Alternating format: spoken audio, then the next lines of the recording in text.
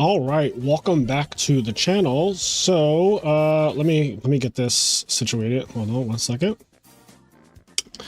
Yeah, today is day 2, so we're gonna be seeing a lot of chaos. I'm hoping for one thing and one thing only today, and that is for spaceships to top this tournament. So Hex is 5-1. That is who we are going to be watching immediately, because I'm rooting for him. I don't even know who he's playing, but I'm rooting for Hex over here.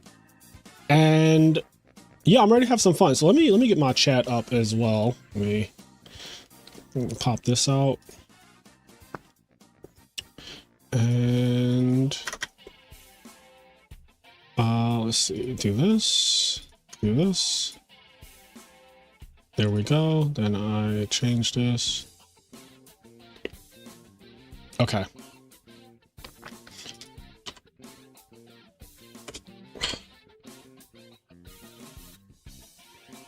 All right, here we go. Oh, he's playing against... Oh, is this like Disaster Dragon? Turn 1 summon Infernal Dragon. Once returned during the end phase of this card attack, destroy this card. When this card on the field is destroyed or sent to the graveyard, you can destroy... Well, you can tribute 1 monster special summon this card from your hand. Oh wow, when this card on the field is destroyed and sent to the graveyard, you can tribute 1 monster special summon this card from the graveyard. So you can deck dev this thing.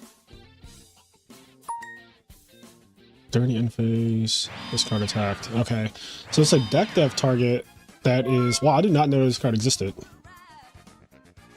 I genuinely didn't even know about that.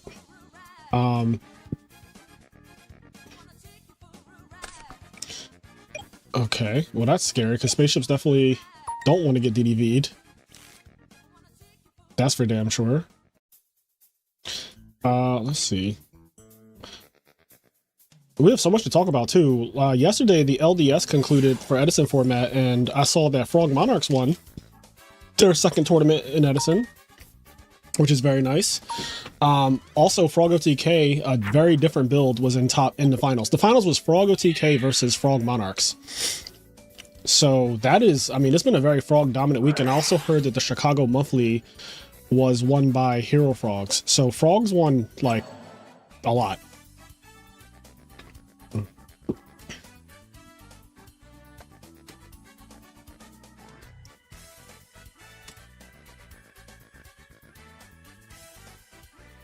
Who attacked into the Jade Knight?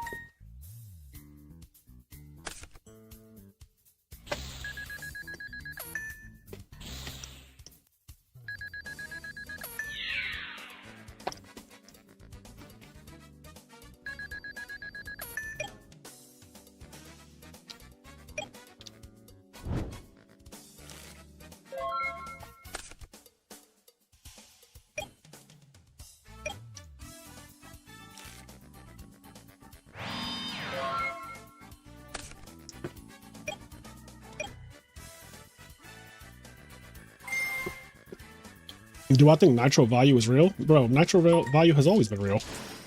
It's just not as good as regular value turbo.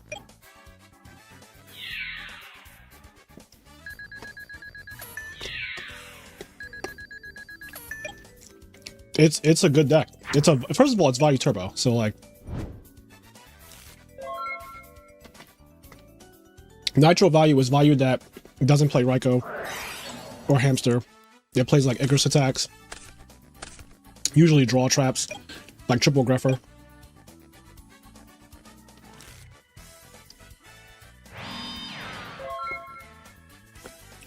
How do you find out where Edison events are being conducted throughout the year? There's a bunch of different places. I think that all information is kind of scattered about the internet.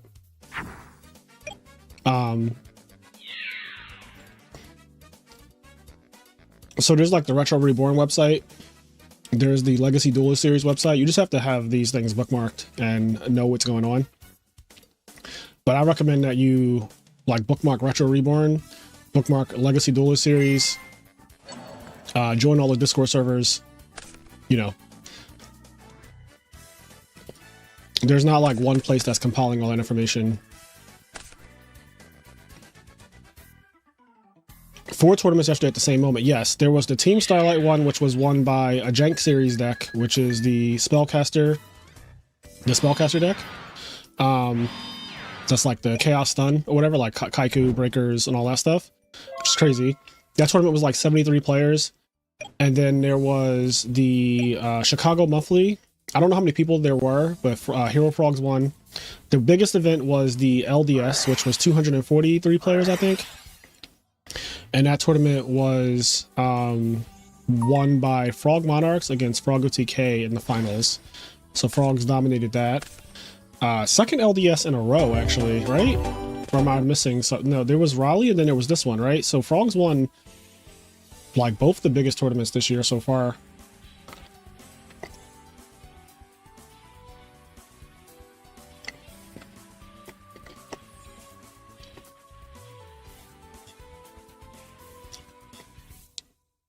Zombies are still tier 1.5, yeah.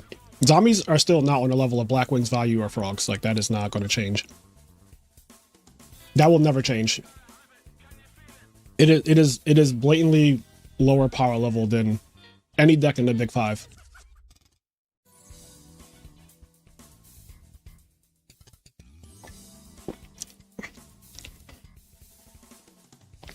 I don't celebrate St. Patrick's Day. That's not like a holiday for me, Alex.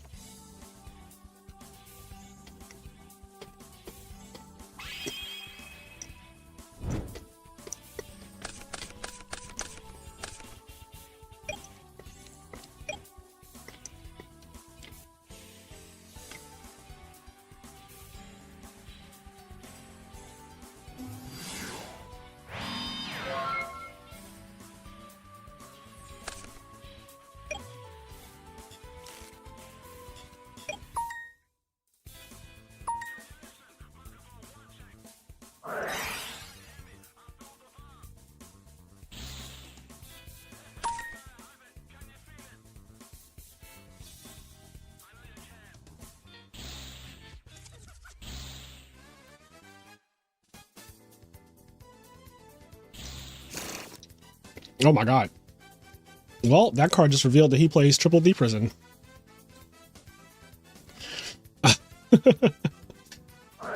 That is a lot of information right there.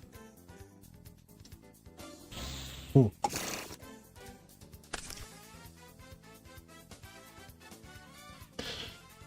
Ooh, okay. I'm finished my very small breakfast. I just had a like a kind protein breakfast bar thing. The banana chocolate one. Ouch. So he didn't have the honest. That deep prison, he was relying on that deep prison to beat over the or to stop anything from attacking the Blue Thunder.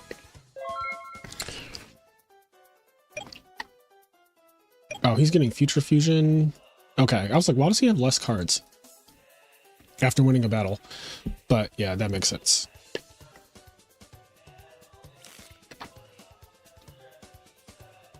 So at the very least, you know, Future Fusion can't be activated while this card's on the field, so that's something. And neither can this dragon come out that's in his hand. So right now, it's just a Drago and 2 back row, but the problem is, like, once you clear that Drago, the fucking floodgates are opened. Literally, because this is a floodgate.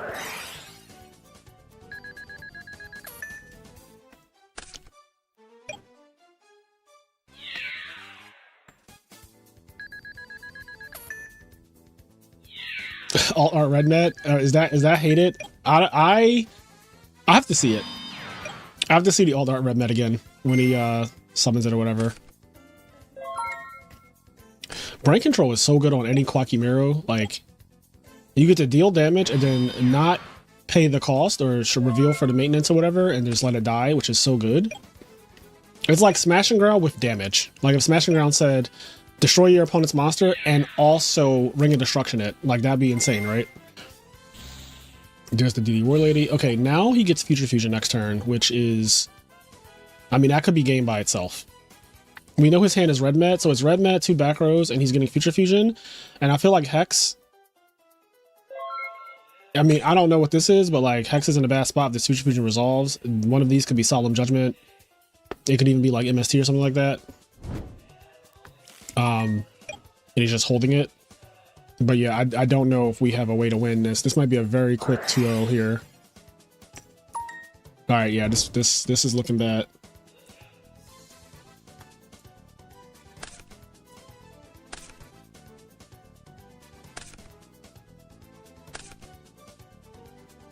Oh, we're only doing one red med? Oh, we're doing no red med. Wait, what? Oh, so he's just gonna go like summon and banished for red med in his hand? I am very surprised about this future fusion. I kind of thought, I don't know if I've ever seen a future fusion not send a single red med to the grave. I know he has one in his hand, but like there's theoretically 2 more in his deck. I guess he's just valuing like, I am going to, this is bad. I feel like it's like, at this point, it's like Heavy Storm or bust. Heavy Storm plus kill that face down monster or bust, because like it needs to be all of that.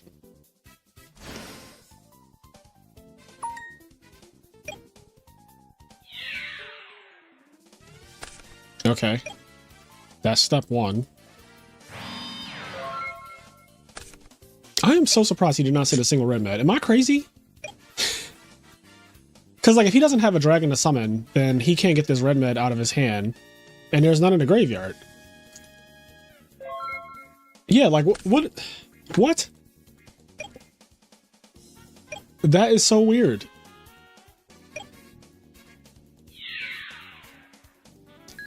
Okay, now Raiden is summoning a 5,000 attack monster next turn, so like,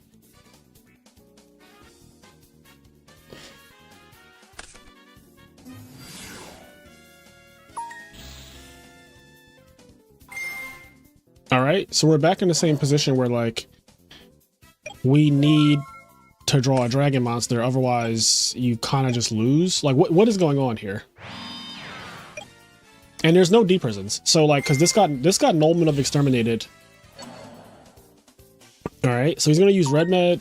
He's gonna use Red Eyes Wyvern to bring back Red Eyes Wyvern, which is ass.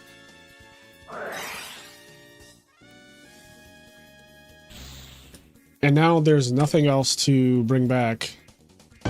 Yeah, like, what did I just watch? I am that nothing about that made sense.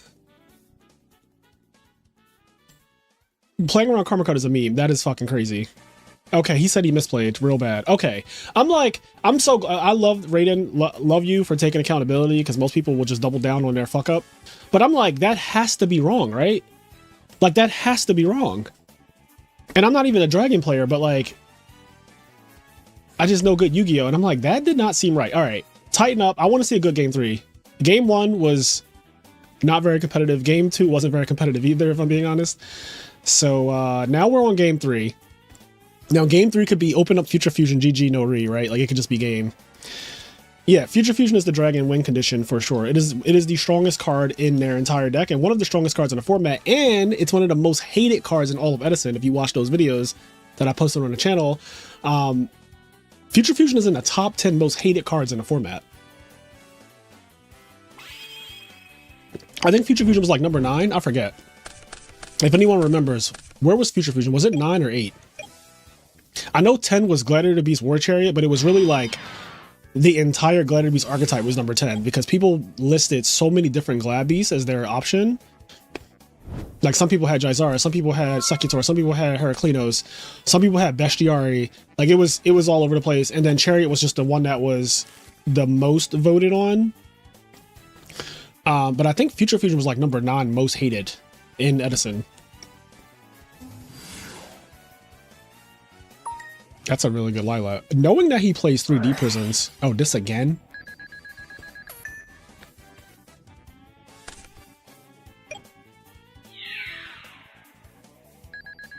There's no way. I'm not attacking with the Lila. That's crazy. That is crazy. He just has reads for days.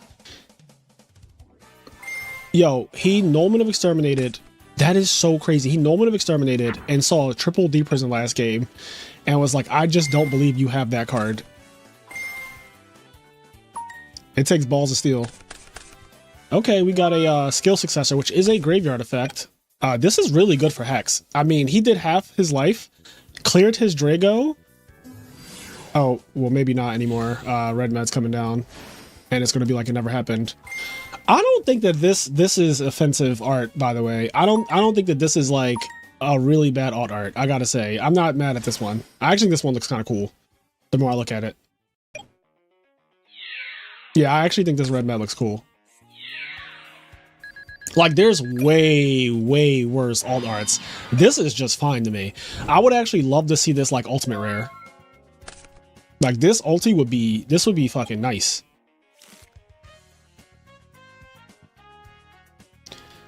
Future was number 9. Thank you, US.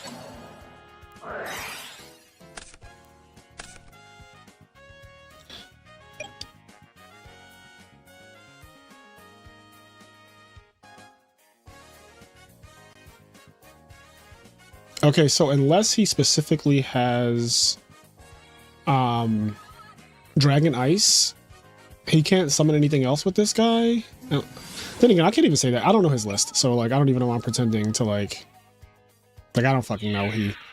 Oh, really?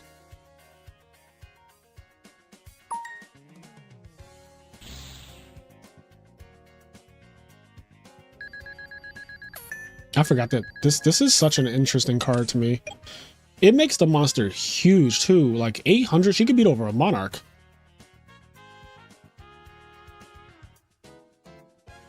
Yeah, I don't like that it's gold rare in real life. I will not play it gold rare. I'm sorry. And I don't like asking Konami for anything, but I am once again coming to you asking, can you reprint this Red Med as like a better rarity? Because that ain't it. Like the rarity the gold rarity ain't it. I think the card art is fine. I actually don't think this is a bad alt art at all. I think that people just kind of are exaggerating every alt art can't be bad. Like, let's start there. Like, you can't just be like every single alt art is bad, because that's just ridiculous. It might be game this turn, by the way.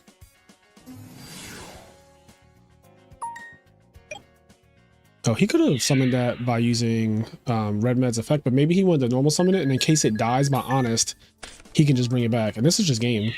Like, there's nothing that stops this from being game. All right. Well, Hex drops down into the X2 bracket, unfortunately. So it looks like Dragon's top, though. It looks like this is Disaster Dragon, I think. It looks like Disaster Dragon is going to top X1 going into the last round. I'm pretty sure that, like, well, if they win, obviously they're in. But I think even if they lose, depending on where Raiden was 11th. That's actually a little low for X1s, it looks like. Yeah, that's actually a little low for X1s, but I think he'll be fine. I think Raiden will be in top cut no matter what. Because he'll win this and then still be X1. Yeah, he'll top. So this deck will top. I think Raiden is like guaranteed in. Don't take my word for it though. But I'm pretty sure Raiden's in no matter what. Panda is playing Daji Roma, so let me get out of here.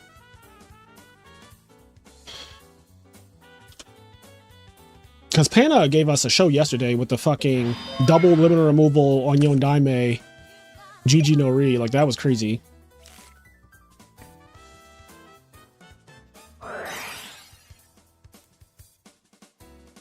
Big heavy, not the little one.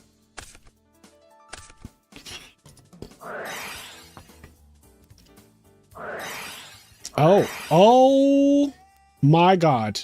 Oh my God. Oh my God. Bruh. Swallowed up. Have you ever been swallowed up? Have you gone through a time of swallowing where everything was overwhelming and you... What the fuck, bro? Heavy Storm, triple terraforming for Gear Town, special summon fortress, kill you. Like, what the fuck? It can't just be, that can't be your hand, bro. Your hand can't be heavy triple terraforming, kill you. Like, that can't be your hand. That just can't, that's not allowed to be your hand, bro. That was so absurd. Oh my God. Chat, that was wild. That was wild. Every time we watch Panda, he's like limiter, kill you. Triple terraforming, apparently, kill you. Like, what? That was nuts.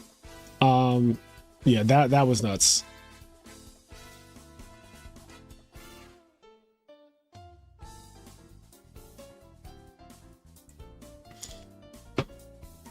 Almost beat Pan our first round, but he top decked the Cyber Dragon against my Machine Field in game 1, and in game 3, 2 DD Crows for my 2 Pot of Avarices. He's the main character, bro. Heavy, Triple Terror, and Double Fortress. Crazy. That was a crazy hand. The man was playing Balatro. What's Balatro? The swallowed up audio. What's up, Paul? How's it going? Were you at the regional yesterday? Did you make it out the regionals? Did you play in the regional? I saw that there was a Philly regional that was actually 633 players. So crazy. So many people. Panna, Panna, you have to teach me how to cook, bro. You're undefeated, right? Big Panna 7-0. So Panna's guaranteed top cut. You have to teach me how to cook. I need to know what your schedule looks like this week. I need to know what your schedule looks like this week.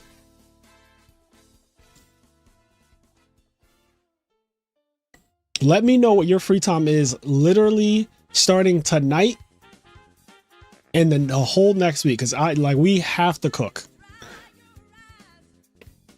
Start at 5-1, then lost 3 straight. Damn. Start at 5-1 is so good. Philly Regs was fun. Only went to sell cards and say hi. Panda the Chef needs to be showcased ASAP. Panda has been showcased already. This is going to be his second time because he's that much of a good sous chef.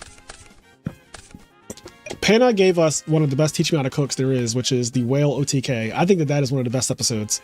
I think that's one of the best episodes to teach me how to cook because it's a deck that no one has ever seen before, and we actually beat Value Turbo and like, I forget what the other deck we beat was or other decks, but I know we beat Value Turbo, and that to me is enough.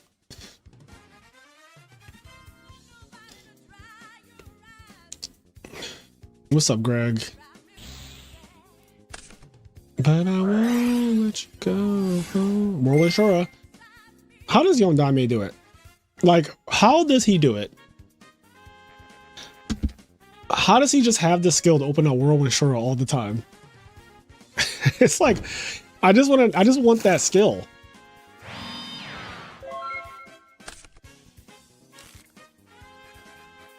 Who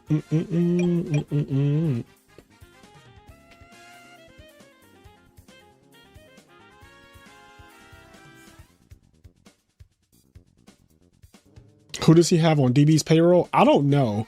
But yeah, his hands are often like Dust Shoot or Whirlwind Shura or Whirlwind Shura Dust Shoot. I've seen enough replays and I've seen enough of this tournament. Yesterday, it was like Whirlwind Shura Dust Shoot, Whirlwind Shura. I'm like, whoa. Like, it's unfair because he's also one of the best players. So it's like one of the best players, also savagely lucky. Like, it's just not a good, like, that combination is so broken.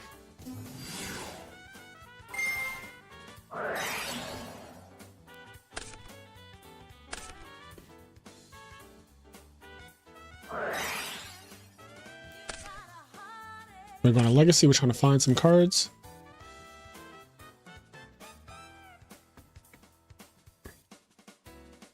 Even the Italians who know him say he always draws like this. Yeah, some people are just the devil. That's what I call it. Like, some people are literally just like, bro, you're the devil. Have any cards performed well that were surprising this weekend? Haven't been able to watch. Spaceships starting off X1, 5-1. That was a surprise. Did not expect that on my bingo card.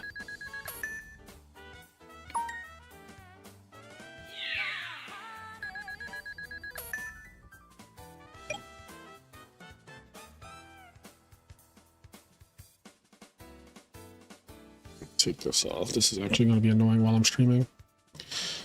So put that there.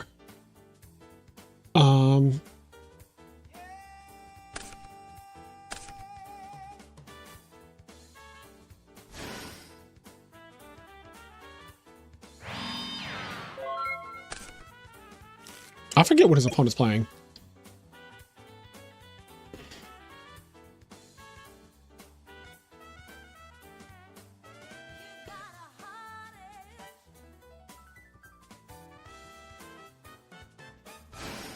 Okay, Cyber Dragon.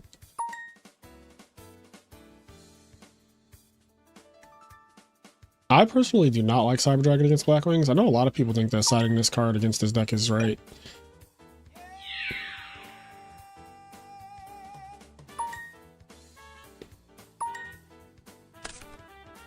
Yeah, no. Like, yeah, fucking no, bro. Yeah, no. Cyber Dragon's ass. I don't know who like I need to call up and inform the whole world, but like, unless you are contacting, I am not a fan of this card. I just need my cards to do more than be a vanilla monster. Like I need it. Like if you are not specifically contact fusing with this thing, I think this is just a bad card. I'm sorry. I am not one of those people that is high on Cyber Dragon stocks. I have not believed in that card. I think you side Cyber Dragon in decks that can't deal with machines. So like I know Black Wings and Vayu both have a problem with like mocking the decks, so they need it.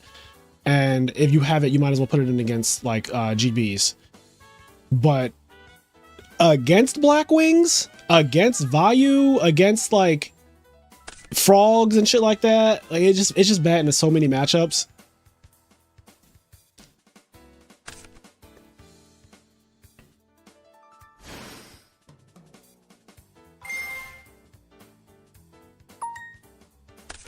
I also low-key don't really like it that much against GBs either. And I know, like, you know, everyone's like, oh, GBs can't deal with a big monster. That's not true. That's like, that narrative has to stop. The GB decks of today can absolutely deal with big monsters. The reason why I don't like it against GBs anymore, because one, they play Prisma. So they could just fucking Prisma send Cyber Dragon if they have it. So that's one thing. Even outside of that, though, you can't summon it if you have a monster on the field already. And so if you are in a weird spot against GBs where neither player has a monster on the field, you can't get the Cyber Dragon out of your hand to defend yourself so that they can't attack you. So then you take an attack directly, and then you're able to drop Cyber Dragon. But at that point, they might have a Laquari that's 2100, or they Secutor you and end the game immediately, and you're just holding a Cyber Dragon. So even against GBs, it's only really good like, I'm going second, I have Cyber Dragon, I'm playing against GBs, he opened up like, I don't know, summon a GB, sets him back row pass, and you're like Cyber Dragon attack. And like, that's the most value you get out of it. But in the middle of a duel, Cyber Dragon can be really, really bad. It's just like a very high variance card because of the fact that you can't use it if they don't have something on the field. And like, GBs go through periods where they don't have anything on the field because they're waiting to, like, to draw, you know, a monster, or they have a monster but they're not committing it yet for whatever reason. And sometimes they'll like spend a turn setting a trap stun or a compulse. That way, if you bottomless or deep prison their one monster, they get it back. I've seen Simpson and the good players do this a lot, where they won't just summon into your field until they can guarantee protect their monster. And obviously there's nuance to everything, but like, I've never liked Cyber Dragon against Black Wings. I think that, because like, look at this. So imagine right now, right? You have Cyber Dragon against what's happening right now. Like, would you want to draw Cyber Dragon at any point right here? Or like at any, honestly, at any point, like period? I don't know. I have not seen that card do well against Black Wings.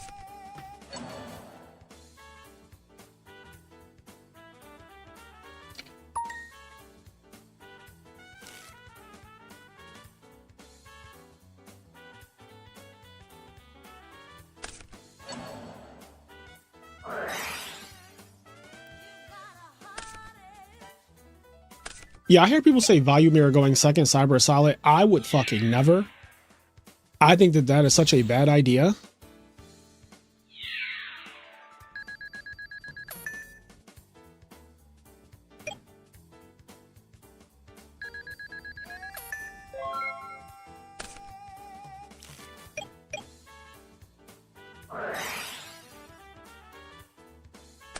Damn, 100 life points to 9,200 is crazy work. How did he get that high? Android has been on the, I guess she's been on the field for 2 turns, but he played brain control. Did he play brain control? Oh, he pitched brain control. I guess. I'm assuming. It looks like. Okay, it's time for the desperate value play. And although in this case, this is just the good value play because like this steals Brionic or Android. Oh, wait, what? Is Plague in his hand? Oh, no. Oh, he has... Wait, what? Is that a misclick?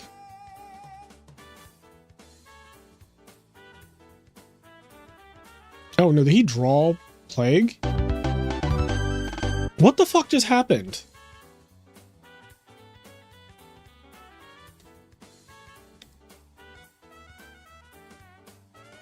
What? Bruh. What was that?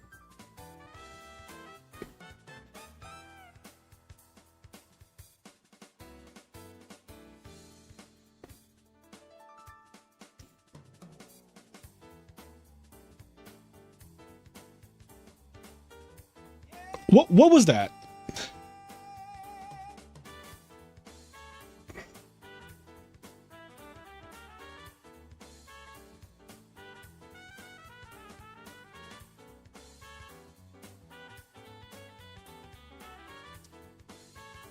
What was that? What was that duel? What was that duel just now? Like, what was that duel?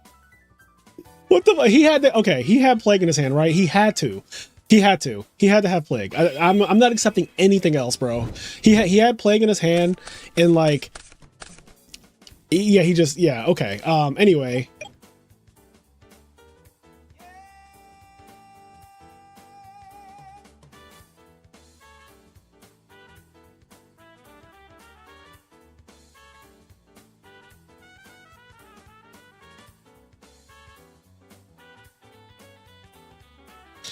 I'm going to assume the best.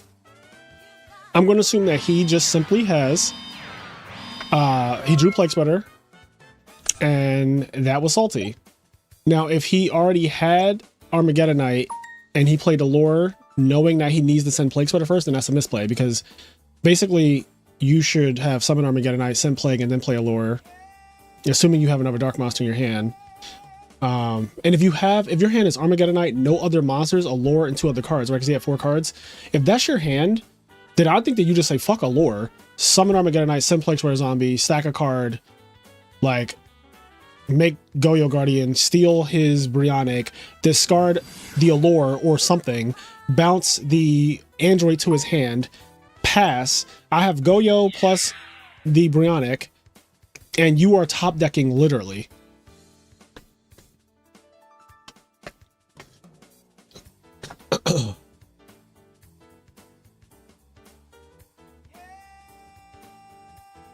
So I don't know. Depending on how that situation shaked out, that might have been a misplay. I'm actually very curious. I want to see the replay after this duel, because I'm genuinely curious on what just happened.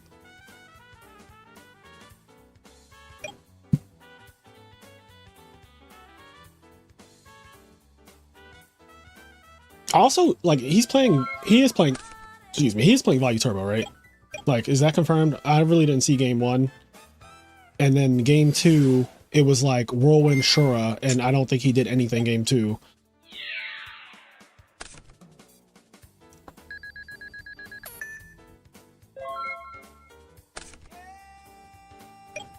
It's a very even game. Very chill, calm game right now.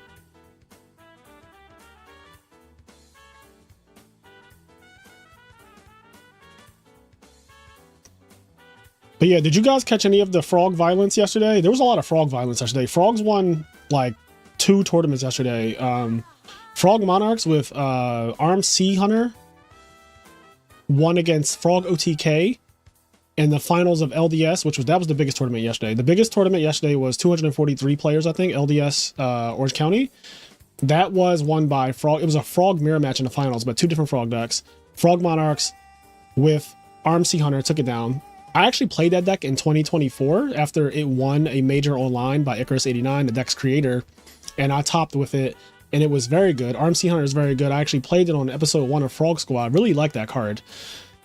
So there's that, and I think that card gives you a better GB matchup too, because it's an 1800 monster that like negates things. It's actually really, really absurd.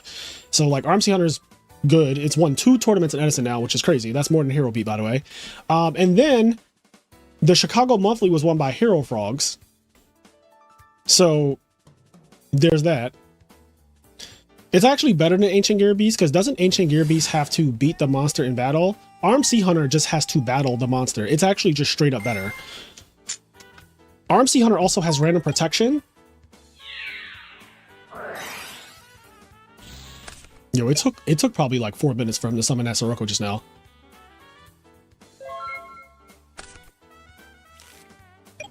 I didn't realize we were on the same turn. Hero beat randomly catching strays. Yeah. Yeah, I saw the Team Starlight event. I think that... So the Chicago Monthly and the Team Starlight event, they were both 7 rounds. I know the Team Starlight one was 73 players. The Chicago Monthly, I'm not sure how many it was, but actually, let me check the Discord, see if I can find out.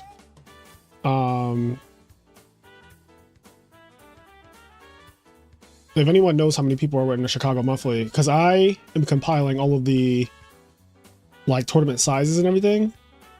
So this tournament here, this is EWCQ12. Obviously, this is a major. The LDS Rally, that's the biggest tournament of the weekend. That is also what, that was 243 players. It's a major. And then we have Team Starlight's thing with 73, and the Chicago Monthly 68 players. Thank you so much. 68 players. 4 Edison tournaments yesterday.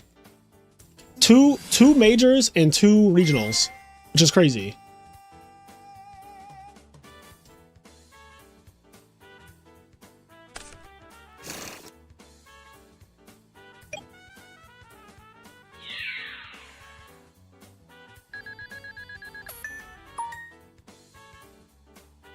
It took 4 minutes to summon a Sirocco. Oh boy, you have no idea what we've seen from Yondaime.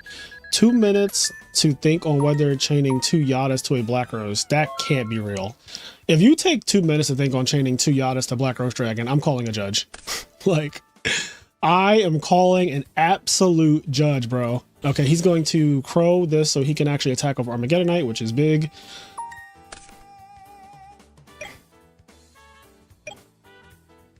Not a Yu-Gi-Oh related question, but where's the blue hoodie with the circles on it you wear from? It's from a brand called Bad Sun.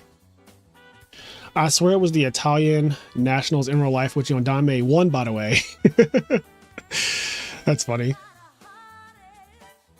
Can we find upcoming tournament information on your Patreon? Well, only my tournaments would be advertised on my Patreon. If you're looking for like all Edison tournaments, I don't advertise all Edison tournaments on my Patreon now.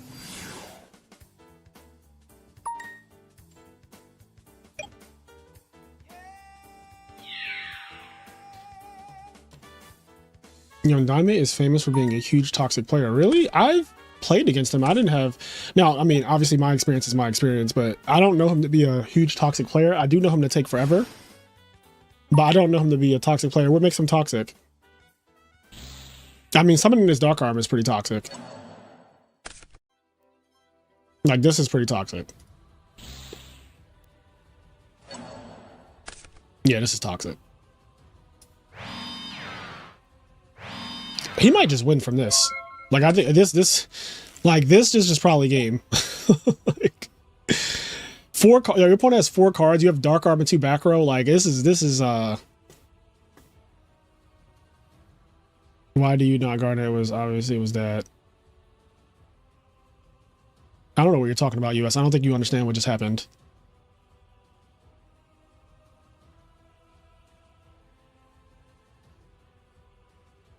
How he acts at tournaments here in Italy. Yeah, see, I can't really speak on that because I've never been to a tournament in Italy before, so I don't know anything about that.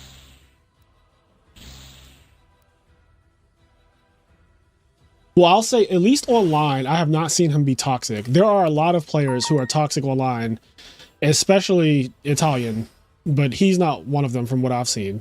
And I've seen a lot of his replays because I respect him a lot. So I watch his replays because I learn shit from them. Because he's like the best Blackwing player in the world at this point. It was like Ludo before him, who's also Italian. Ludo is toxic, but I love him. Because Ludo's just kind of funny. But Ludo was toxic. But like, Yondaime is now the king of Blackwings, and I don't see him being toxic on the internet. I'm gonna need some proof. And it can't just be like one incident either. It has to be like a consistent thing of you being an asshole for no reason.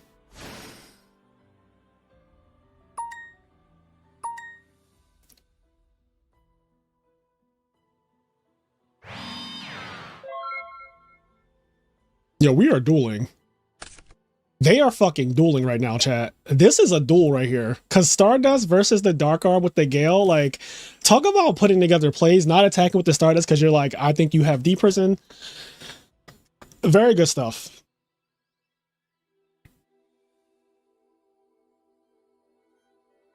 The question is, does Yon Daime actually have D prison though? Because if he doesn't have D prison and he just has like draw traps, obviously you don't know, but it would feel so bad to go back and if you lose this game and you go back and watch it and you find out that like his back rows just weren't real, that would just hurt so bad.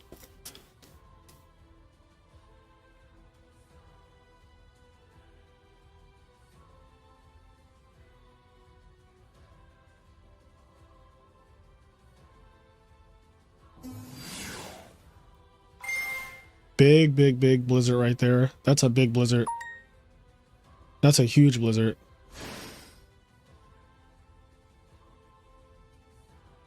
Because he's so low to 2600, like he's really low.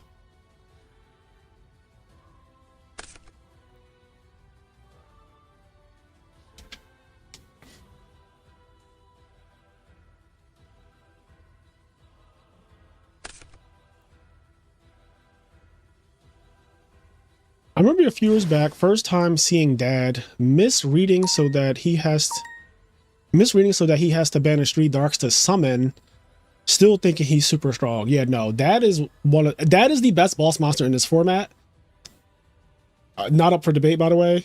That is the best boss monster in the format. I think Absolute Zero is number 2, which I also don't think is up for debate. And then the rest of them, you can have them. You can put JD and Christia and all the other ones wherever you want. I don't care. Dad and Absolute Zero are number 1, number 2, and it's not close. But Dad is ridiculous. Like, Dad is so outrageous. Dad's also on the most hated cards in the format. Dad is in top 10. I think Dad was number 6, and I think Substitute was 5. That is the 6th most hated card in the format, I think. Or no. Was Dad? Dad was, yeah, I think Dad was 6, and I'm sorry, I think Substitute was 6 and Dad was 7, something like that. Because top 5 was the other video, and that didn't have Dad in it. Dad is not in the top 5 most hated, but he's in the top 10 most hated. So I didn't get to play when Dad was at 3. I should rephrase that. I did play during the time that Dad was at 3. I did not have Dad. And the people around me didn't have triple Dad. So I didn't really experience the format at its like peak of what it felt like to just get destroyed by someone who has 3 dark arms. Cause I'm sure that shit was not close. Like my locals, we were children. So we did not have triple dark arm dragon money. They were not 500, but they were expensive.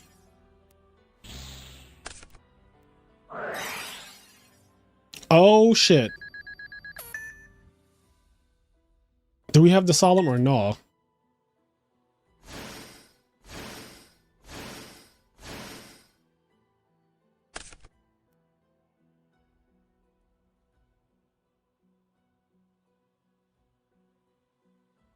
This is huge. This is huge. So okay, I want to see what he's going to do here. Dark Arm was 1400, right, chat?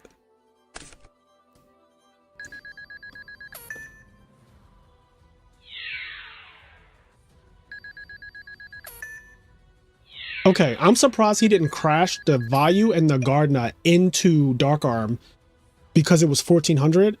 And then he just takes, what is it? Gardna crashing in as 800 life points. And the, okay, he could do this. This is fine.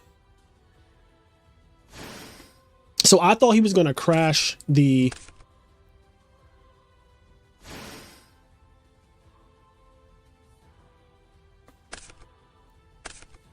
yeah, yep. Okay, so he gets these all in the grave. Where's Plague Spreader at? Plague Spreader is, did he just stack for Plague? I thought this would be banished, right? Or no? I thought he just stacked for Plague, or did he summon it? I didn't.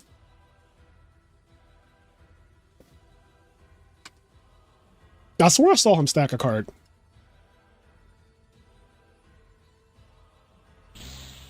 Okay. I was about to say, like, I'm like almost certain I saw him stack a card. So, because it would be broken for him to get the Plague Spreader back in this situation where he has like Sirocco plus thing to make a level 8 next turn. Like it would basically be game. All right, and then that's GG. Yep, you get Hamster, and then he just has Vayu Engrave live. Okay, very, very crazy fucking duel there. Summoning that Stardust by Infinity Soul with the Gale, not attacking with it was so smart because it denied the ability for Dark Arm to then pop that return and everything. Which was huge. Like, it expertly played by Infinity Soul, honestly. That was so well played. That was so well played. Yeah, I really, really like seeing that. That was some really good gameplay. And now I'm going to watch separately because I don't want to show... I'm going to watch separately the replay because I want to see... I just want to confirm that one little thing.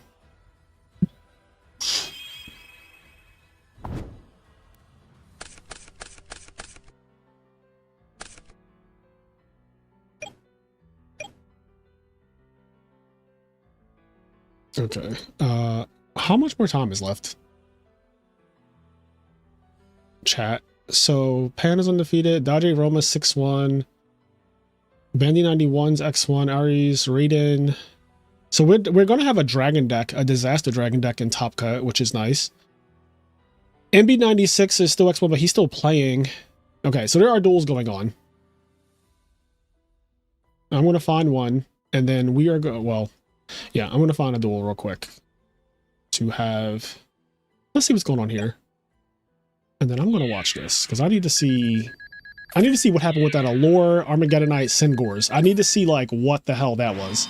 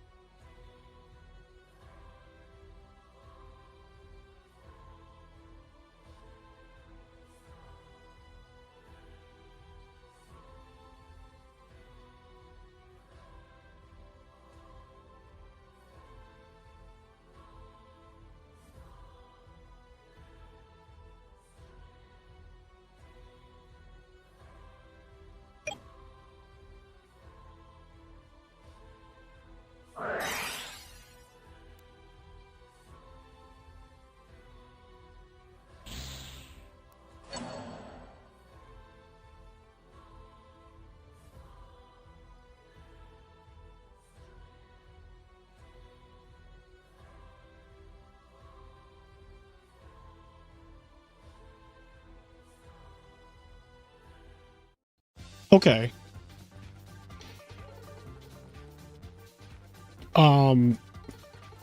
He did not. Now I'm really lost. So he allured into Armageddonite, but Plague Spreader Zombie is just factually not, like, it's not in his hand. I'm looking at there's no Plague Spreader Zombie in his hand. He just sent Gores to the grave with Armageddonite, and I'm not sure why. And I feel like this was game if he just sent Plague Spreader Zombie and then just made Goyo and take the Brio and bounce the Android, then your opponent's top decking. You could even choose you could even choose to just not take the Brio and just leave Android versus Goyo Guardian if you're like not trying to have a Shora come off the top or something. But I'm not playing like that. Yeah, I guess so. He's at 100, so you lose to Bora Shora actually. So you probably can't take that. But you at least attack over it, and then you could just pass. And I don't know what happened there. That is, siding out Plague Spreader Zombie would be a choice. Like, I don't know if people are doing that. I don't think you should be doing that. I cannot imagine doing that. I think that is, I don't think, I'm not an expert on Value Turbo, but I think I have a good handle on Value Turbo, and I just don't know that we're siding out, like, the best tuner in the format. Like, I'm just not sure that we side out, like, the best tuner in the format.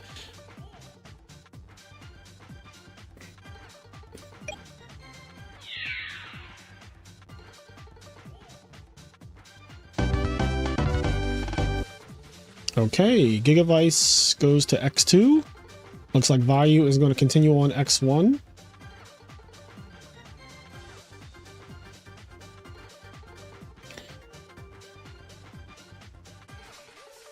So we're almost done, right?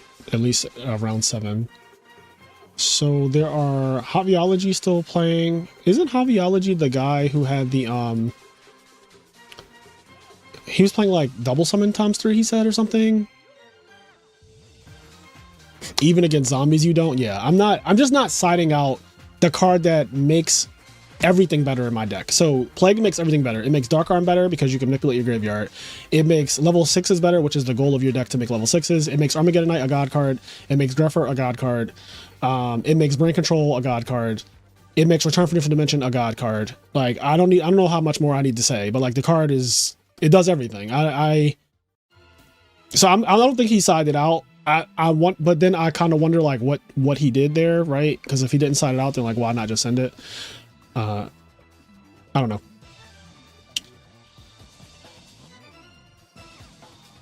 I don't know, chat. I just don't know. The big win is 6-1. Yes, come on, big win. Is he playing Diva Hero? Is he on Diva Hero still? Because you know me, I'm a big Diva Hero fan.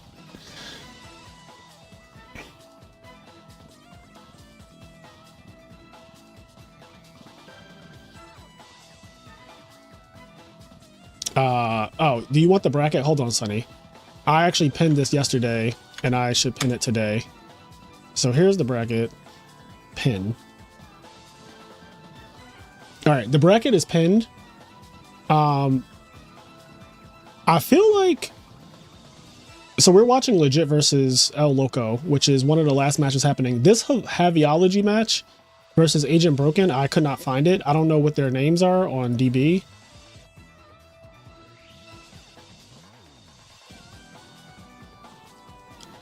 Like, I don't know if one of these people... Who's an unrated? Like, I don't know if that's them or any of these. I don't think any of these are them, though, if I'm being honest. I don't think any of these are them personally. So, I feel like somebody just didn't report. Diva Hero, pretty sweet. I'm on the better Diva deck, though. Agent Orange is like Agent Orange on DB. Yeah, I didn't see Agent... I feel like they just didn't report.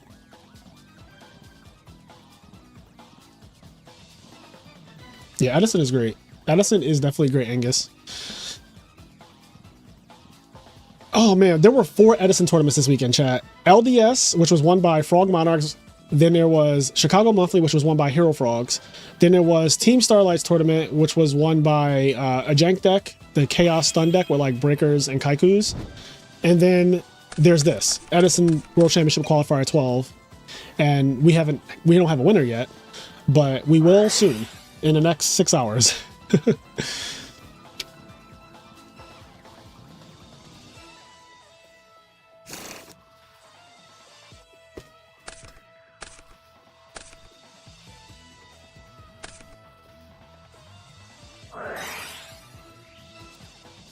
Well, you featured the Disaster Dragons. I already did. I literally started off watching Disaster Dragons. That was the first thing that I featured. My logos was also yesterday. I won with Hero Frog for the frog statistic. Nice, Chill. Thank you. Good cook, Chill. Anyone I'm rooting for?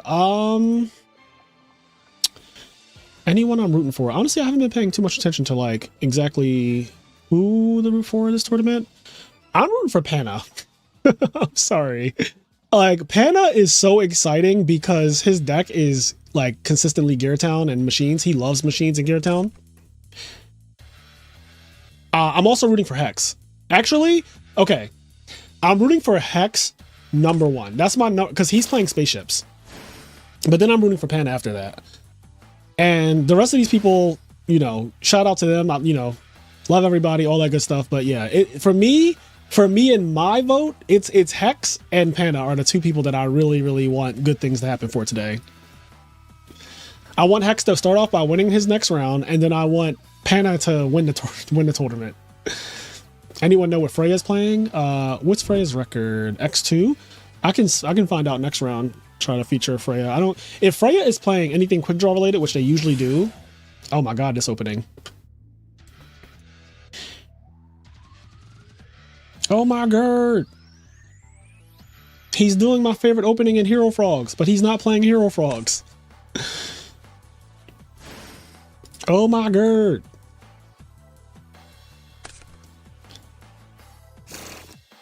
There were 4 tournaments for Edison, 2 regionals and 2 majors.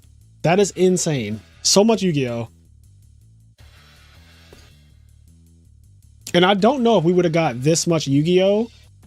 Well, I should say, I don't know if we would have got this much Edison if Konami stayed in the picture. I feel like with Konami stepping away, they created a void, like a hole that just sucked in people who were like, I kind of wanted to start a tournament series, but with Konami and RBET, I felt like there was no need for another one. And now, with them out of the picture, it's like, well, multiple people have decided to start tournament series, and it's amazing because now we just have so many options to play. Like, so many options to play. And all I ask you to do is support the people who are hosting tournaments. There's going to be an RBT in Paris. I don't know if there's going to be an RBT in the US. I don't think there's one scheduled, but I do not know. You would have to ask Keegan or go to his Discord server to find out information on that. There is going to be a Retro Reborn tournament coming up, though, that I will be at in San Jose on April 10th and 11th, I believe. Let me go to here. So I will be at San Jose for this event.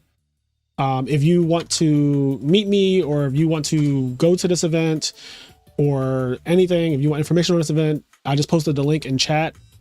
But yeah, this tournament has a first place is a what is it? SJC Dark End, which is thousands and thousands of dollars, right? Great prize for first. That is one of the best prizes that we have. Konami literally gives this prize away for Genesis as well. So yeah, Dark End Dragon, first place. Second place is First Ed Ghost Rare Stardust. I looked it up. That card is also well over $1,000. Then you have like Ulti First Cyber Dragon, which is also over $1,000. Dual Terminal Brionic, Ulti Swap Frogs, Ghost Rare, Unlimited Honest, like plenty of shit. I will be there. I will be commentating, not playing. I am the commentator for all future Retro Reborn events. So you guys will see me live commentating, which is going to be different from the commentary that I do on the channel, because on the channel I don't say a lot of things because I don't want to coach the players. Whereas in person, because they can't hear me, I can say literally anything. So the commentary is going to look a little differently in person because I don't have to police myself on not coaching. For example, yesterday we were watching a match, and me and Stenger are watching it. I see game, like 100%. Dajé Roma had game, and he missed lethal. Like he just didn't see it, and his opponent got another turn. And then after the duel, Dajé Roma ended up still winning. But his opponent got another turn. And if I would have said, like, oh, he has lethal here, he can do this or this, like, then he just does it, and then he wins that game, that turn. But he missed lethal, and that is the exact type of thing that I want to make sure that we keep the integrity of the game, because people are listening to the stream, and it's not anything wrong with that, but you just have to be careful because they don't necessarily see everything, because we're all humans. And so I just don't want anybody to, like, find game because I told you what to do. Morning USA. What's up, Stango? I was just talking about us. Nathan, thank you for the sub. What about how yesterday we weren't just like oh game Yes, game, there's game on field. like he had, so his field was arm wing, I think, with like Plague Spreader Zombie, and he could have synchroed and made a level 8 and then banished to summon Armor Master and swung for game, but he didn't see it, and he attacked, his opponent lived, and his opponent got another turn. And that, you know, that could be the difference between winning and losing. But if I was just like, hey, he has game, because I knew he had game, I was like, oh, that's, you know, that's game. I don't have to say that, but I saw it immediately, and he didn't do it, and that's, you know, that's a part of the game. But in person, when I see game, I can literally be like, oh, it's game right here, if he just does this. And I can say exactly how to do it, and that's going to be really fun. What's up, Echo? How's it going? What a beautiful chocolate man. It's his turn 1, by the way. Can I just say that 2 new friend requests on the top right is ruining my immersion? Oh, hit that X button. I didn't even notice it. When I tell you My immersion. When I tell you that I didn't even slightly notice that was there, Stango, like at no when point. I tell you my immersion, like my immersion was all gone with that going on.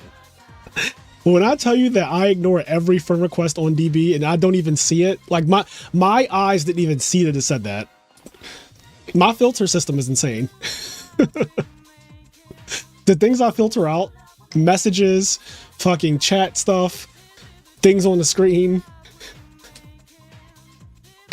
See, that's the thing, is that I know you filter out the ridiculous chat messages, but I laugh at them because I know you read them and I know you want to say something.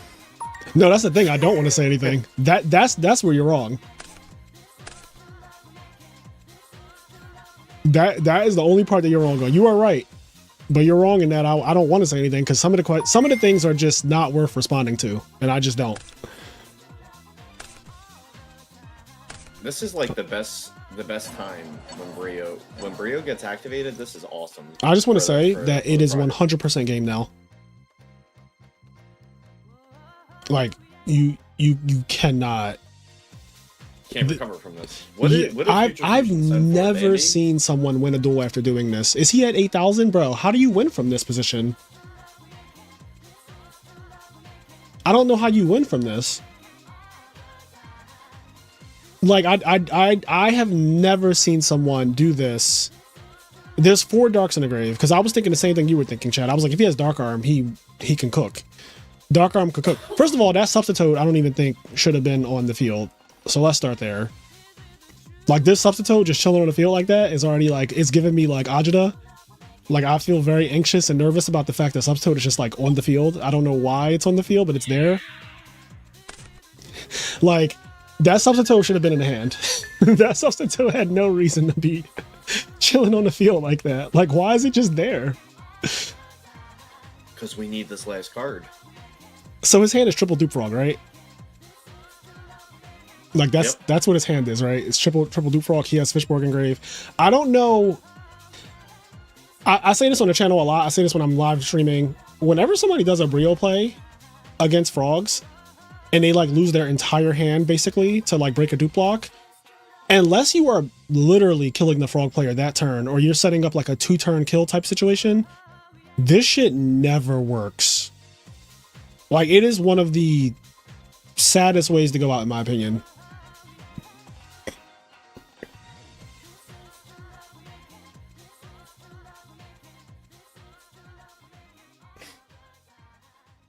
Crazy. We're looking at this graveyard. It's already too late. Just looking at this gravies. Oh, is he trying to play for time? Because like I would tell him to hurry up. Like, bro, you have 1 card. Like, what are we doing? Like trying to stall for time right here is crazy.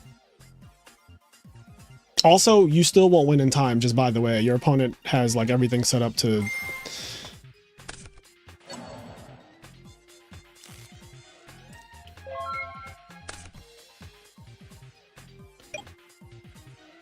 Yeah, I'll be at Vegas. I'll be in Vegas in May. That's the next tournament I'm playing in. I'm not going to be playing in many tournaments this year, like I did last year and this year. I've been taking a step back to do more commentary and stuff. So I'll be commentating. Future Future's already done his job. I'll be commentating Retro Reborn tournaments, so I can't play in those. And then I will be playing in LDS tournaments. So I played at Raleigh in January, and I'm going to be playing in May. And I don't know I don't know after that what I'm going to be playing in, but I think there's supposed to be a Legacy Duelist series. That is an insane card to draw right there. That is not fair. I'm going to be playing in there's supposed to be a Legacy Duelist series in Houston, I think, and I'll be playing in that one because I love Houston. I've only been to Houston once, and it was such a good city. Frazier likes the cowboy hats. I do. Whoa, whoa, whoa, I got my boots on the ground. Try being an Edison player in the UK. It's terrible, barely any tournaments and barely any locals. Oh my God, all right. Is there a go next? No, there's no go next, okay. I mean, it's game 3. You just got to sit there and just... Sitting here is crazy. You gotta sit there. So basically if he just finds like anything, it's just I mean, he doesn't even define anything. I just feel like it's just already done. You know, no, there's nothing that needs to be found this turn at all, actually. Yeah, like it could get bad if he finds Toad. Obviously, like it's really bad. But like even if he doesn't find Toad, we know his hand is like Death Frog already, which is just too much. Death Frog, Dupe Frog with a fishboard in the grave. Like we have plenty of plays without it. We're just waiting at this point. It's just like a sec. A foregone conclusion. What do you mean sec? Yeah, what do you? No interaction. I would ignore him.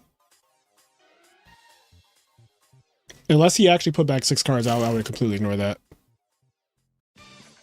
That's fair. Yeah. If you put back 6 cards, then obviously like that's an issue. But if you put back 5, return substitute, return swap, return dandy, return dandy again, return substitute. Yeah. Put back, mill something out of your deck, shuffle, draw 2.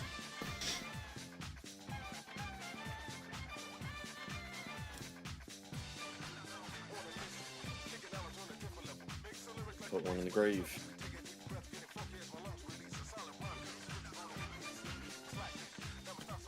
Oh, okay.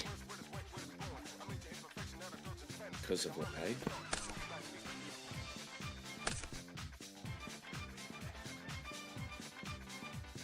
So the log will show you duplicate things.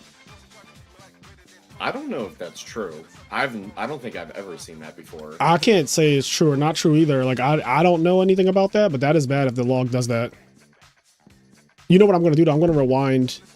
I'm rewinding right now because this is on YouTube. Just watch it yeah, I can just see exactly what happened on screen.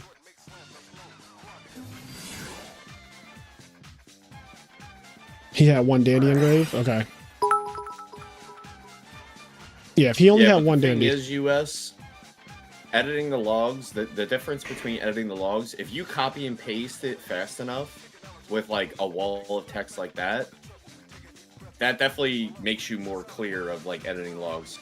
And also for a log like this, because this is actually public information on both ends, both people can verify it. The only logs that you have to really worry about is shit in their hand, because you can't actually see what card that they do in their hand.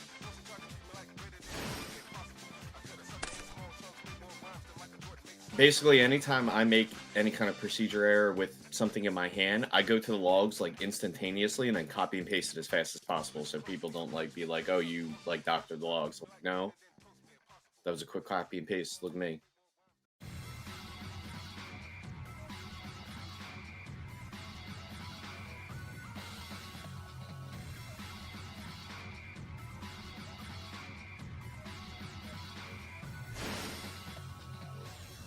All right.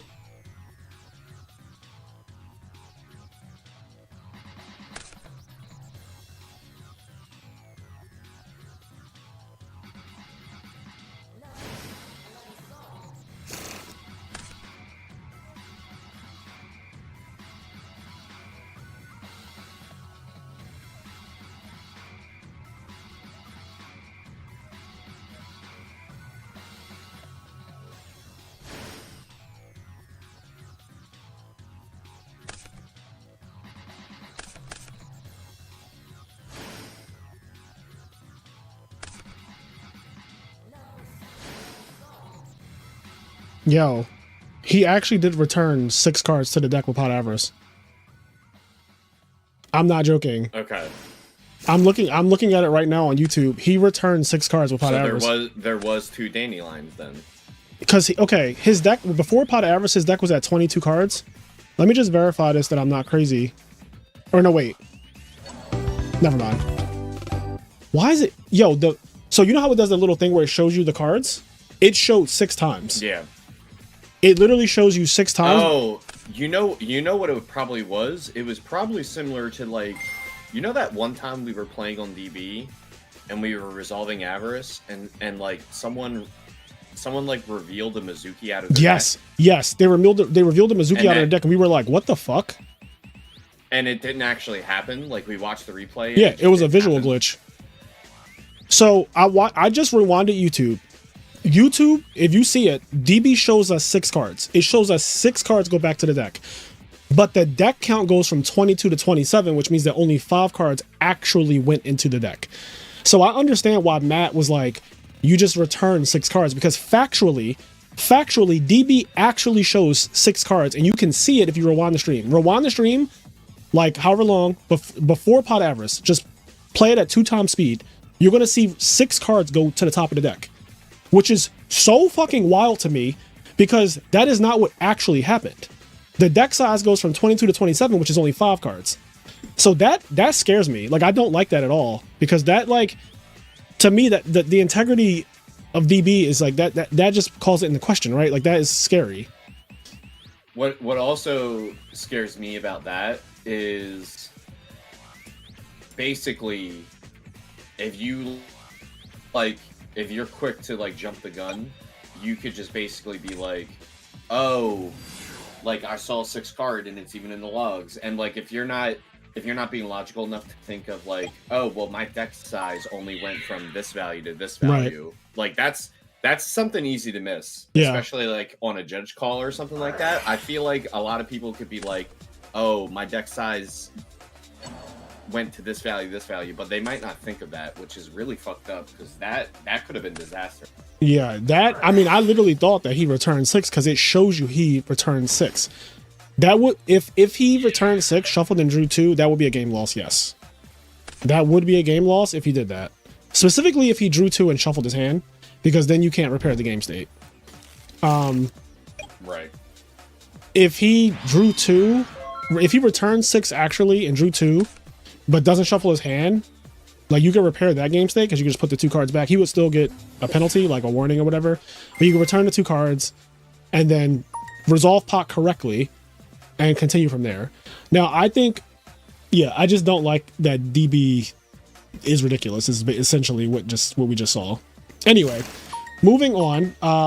We wanted to watch Freya this round, I believe. So, oh my god, Pana's still undefeated. Yeah, oh, you needed to see what Pana did round 7. Triple terraforming, heavy storm, summon fortress, kill you. Like, he's not playing fair, bro. He's also coming to teach me how to cook. For the second time. I cannot wait. All right, I know I want to watch Hex, because Hex is who I'm rooting for with the spaceships. But I also want to see if Freya is cooking as well. And I also don't feature Freya very much on the channel because I don't know, is their name actually Freya? See, I don't know what their DB name is, but I have a little trick for that thanks to Stengo.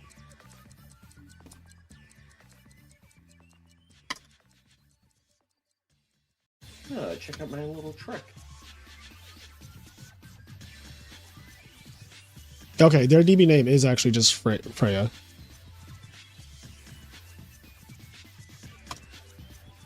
But who are they playing? They're playing like Red Gamer? Something like that? Yeah, Red Gamer. Alright. This duel still hasn't started yet. What I will do... The finals is being played today. Yeah, I mean, it's Sunday, so yes. Yes. Yes, it is in fact... It is in fact Sunday, so yes, the finals will be played today.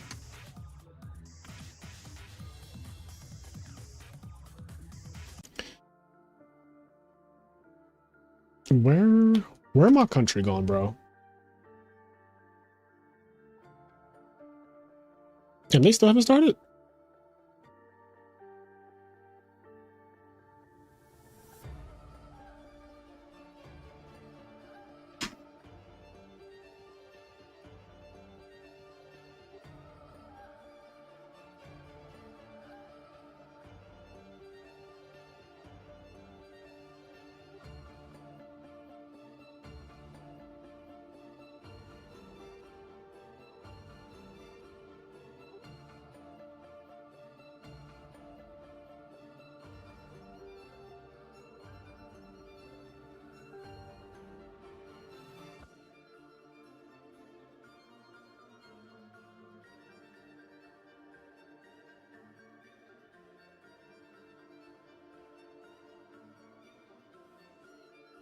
All right. Oh.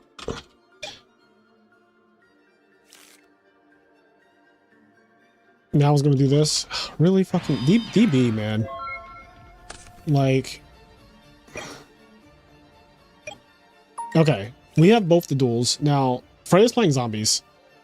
I'm good on that. I'm gonna watch this one because Hex is playing a far more interesting deck.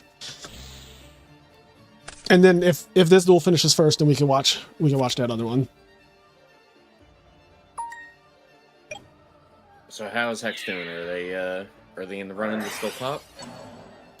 Yes, they are X2. They need to win this though. Yep. So they MST'd on the attack. Okay. I saw DB just do the whole fast forward thing. Yep. Anyway, there's a command on DB where you can discard a random card. I don't know how you do it, but apparently that's the correct way to resolve things like Spirit Reaper and Don Zalug and Delinquent Duo and all that. Like there's a command that discards a random card, and apparently it takes precedence over somebody rolling a die or whatever. Now, where do you know this this precedence thing? Cameron Saunders, who's one of the top judges on DB, was explaining it to somebody very recently, because they were okay. So there's a situation where a guy, like let's say he Spirit Reaper attacked his opponent, and his opponent like not intentionally but basically ignored the card that got chosen and used the command to discard a random card. And then the guy was like, well, that's not the one I picked.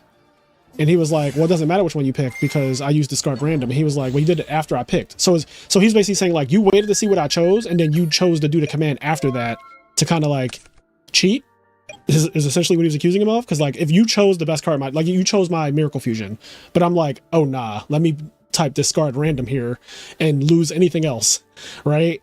He was saying that he did that, and then they posted the logs, and then Cameron was looking at the log, and he was like, he used the command at the same time that you picked, basically, and the command takes precedence, and it's the correct way to do it over like, I think because I think I might not be right about this. I think he rolled a die, and it was like, well, I'm not going by, because when you roll the die on DB, it literally freezes all actions. It does. So like he could have typed in slash. Yeah, that's what it was. He could have typed in like. He rolled a die. Random. He rolled a die. And that the guy also typed slash random. So the die has to roll before the slash random command goes through, because it's just DB stuck until that whole animation of the die rolling happens. Then as soon as the die ended and it was like 4, a card got discarded from the guy's hand because he did the discard random thing.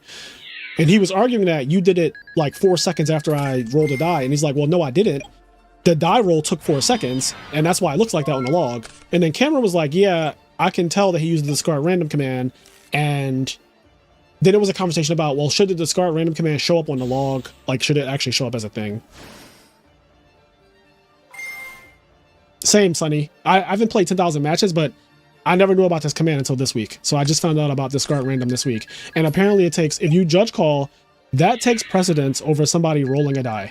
And the reason why rolling a die does not actually matter is because Cameron was like, well, the die could mean anything. You could be like 1, 2, 3, 4, 5, 6. You could be like 1, 2, 3, 4, 5, 6. You could be like odd, even. The die could be anything. Like only you know what the die is going to pick. The die does not represent anything. Also, at the same time, the die is not a clean thing when you don't have specifically 6 cards in your hand. If you have 6 cards in your hand, like, it's still not clean though. Because what are you going? Are you going left to right? Are you going left to right, or are you going right to left? Yeah, exactly. There's no way to say what the die does. Only you know what the die does because it's in your head. So, like, you can't possibly know. If you roll a die, it doesn't mean shit. Like, technically, it doesn't mean... So when I play in real life, right, and you guys see me roll a die to pop a back row, like, I go MST. I don't play MST, but let's say I played MST. I roll a die and I pop a back row, or Unifrog, better. I use Unifrog correctly, because you should.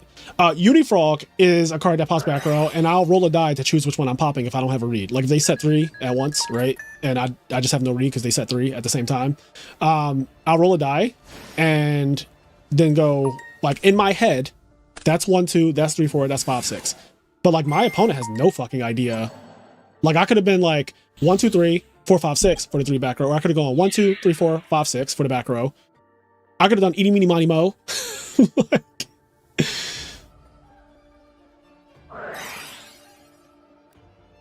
it's so true. Sometimes I have 5 cards in hand, and then my opponent rolls a die and rolls a 5 and picks the middle card in my hand. You're like, what math got you? What math got you to the middle card? That's literally just like, at that point, they're not even using what the die is telling them, because I feel like what most people would do if the die told them 5, they would go left to right to your hand and then back to spot number 1. Yep. They would just go back to the first card. I mean, what Alice just said, what's crazy to me is when people roll a die when all cards were set at different times. Yeah, I think that only works if, let's say turn 1 they set 1, but then turn 2 they set 2. So now you're like, well, I'm popping one of the new ones because the first one didn't do anything. But those 2 new ones might be real, or they might be something I actually want to hit. So then they'll roll a die between those 2 choices. And that can make sense. But if you just like, if 1 was set turn 1, 1 was set turn 2, 1 was set turn 3, and you roll a die for that, it's like, whoa, what is happening? Yo, GG has been reaping. It's literally been turn after turn of just Spirit Reaper effects. Yeah, zombies are out here ruining lives. It's actually been 3 discards. 3 discards of Spirit Reaper. I think 4, actually.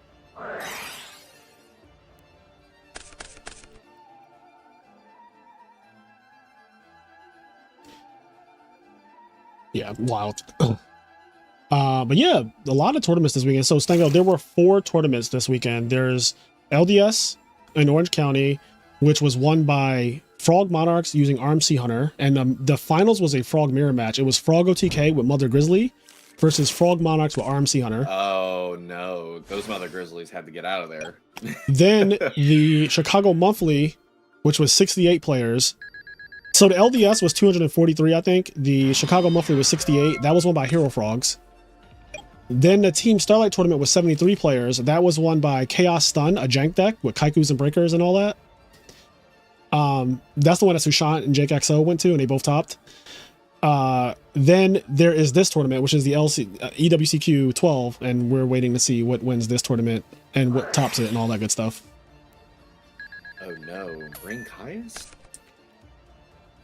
Why is GG no Re so low? They didn't solve them, they're just naturally low?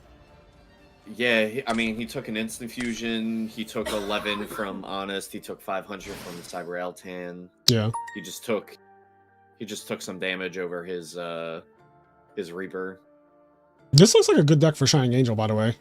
I don't normally say that, but like, just thinking about how this deck operates, like all these cards can be, like, first of all, you get Honest, which is the best card in this deck. And then you also have like J Knight and the Lord British and all that stuff. Lord British. Zombies should be a really bad matchup for spaceships, pretty sure. You just don't want to be playing aggro against recruiters. Yeah.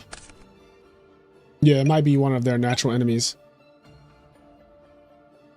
You know, it's funny, Damaged Up, the first builds that I saw of Frog OTK or Forgs were playing Mother Grizzly. If you go on the channel, when Alistair and Adam first came on the I Am Nerd channel years ago, the build that they were playing was using triple Mother Grizzly at the time. So that is like a part of the deck's history. So seeing someone play it in 2026 is not something new. You just have to know the history of it. Now, my thoughts on it are that I don't fucking like recruiters, so I just won't be playing Mother Grizzly and Frog OTK anytime soon because I am not trying to lean harder into like getting deck devied. So there's that.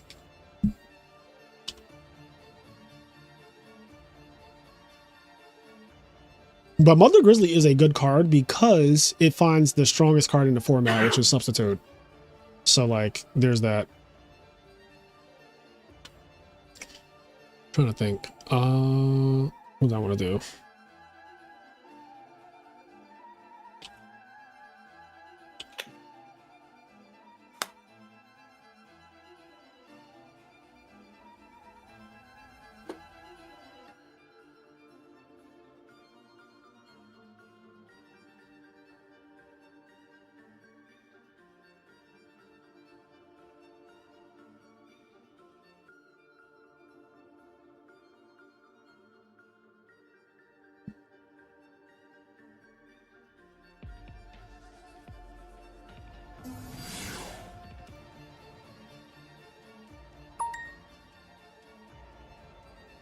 That video is so long ago. I actually don't know how to find it. Like oh wait, here we go.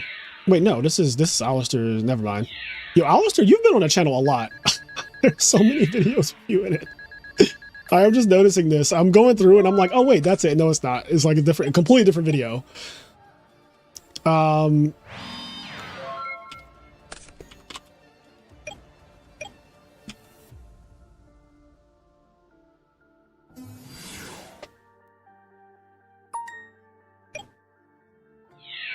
Zombies are so back, by the way. At least 3 zombies still in the tourney. And the last round is crazy.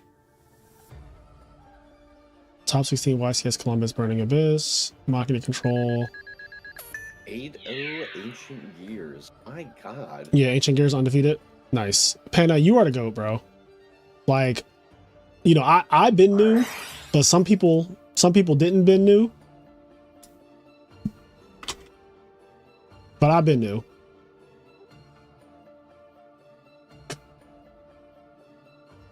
I'm trying desperately to find this fucking video. And I am failing over and over again.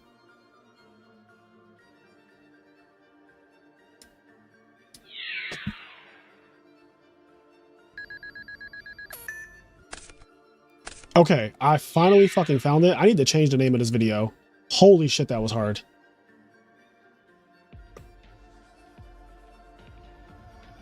Wait, is this it? Okay, I found it. Oh my god, I found it. Jesus Christ. Okay.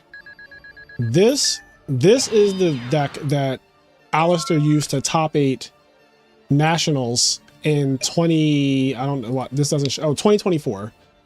Using triple Mother Grizzly, triple Trap Stun. So again, wait, Beal's Frog. Well. Well. Hold on. Hold your horses, chat. I just found a Beal's Frog in Alistair's deck. I'm assuming this is Alistair's deck, right? This is you? You weren't supposed to remember that. Yo, I didn't even know, bro. This is in the archives. No, you started the Beals that you hate so much. That is hilarious. The Beals that you hate. Yo, you live long enough to see yourself become the villain, they say. Delete now. I'm actually going to do something different. I'm going to change the name of that video so that it's easier to find. Let's start there. Because I had no business struggling to find that video for the last like 10 minutes. Yeah, that video is getting its name changed. I don't know.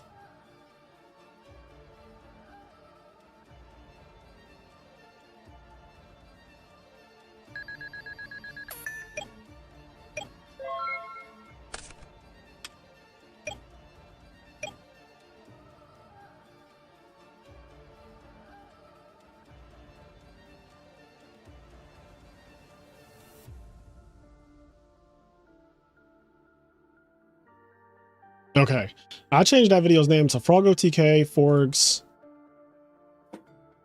featuring Alistair UK Nationals top 8 deck profile, because like I struggled so hard just now finding that. This was early days. This is before I'm a little bit better at naming things on YouTube now, but man, looking at old videos will really humble you, won't it, chat? Because Jesus Christ.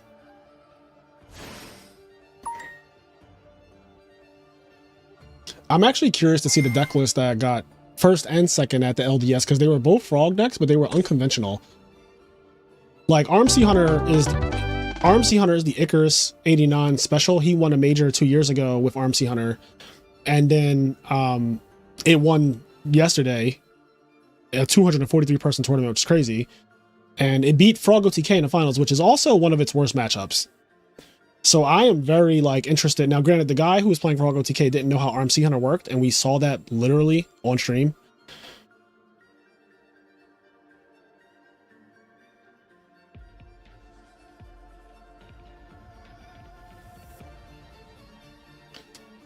Someone just ditched 4 with a lure in the last round against me. Damn. Damn. Desperate times. Desperate times, chat. Put Beals in the video title? That's crazy. Putting Beals in the video title is so unserious. But yeah, this video from a while ago is actually just showing us that Beals was in fact started by Alistair himself. So there you go. It's right there in the side deck chat. Beals Frog's favorite father, Alistair. Mm-hmm. Everyone, Father of the Year. Everyone, give a round of applause. Congratulations. Crazy, crazy times we live in.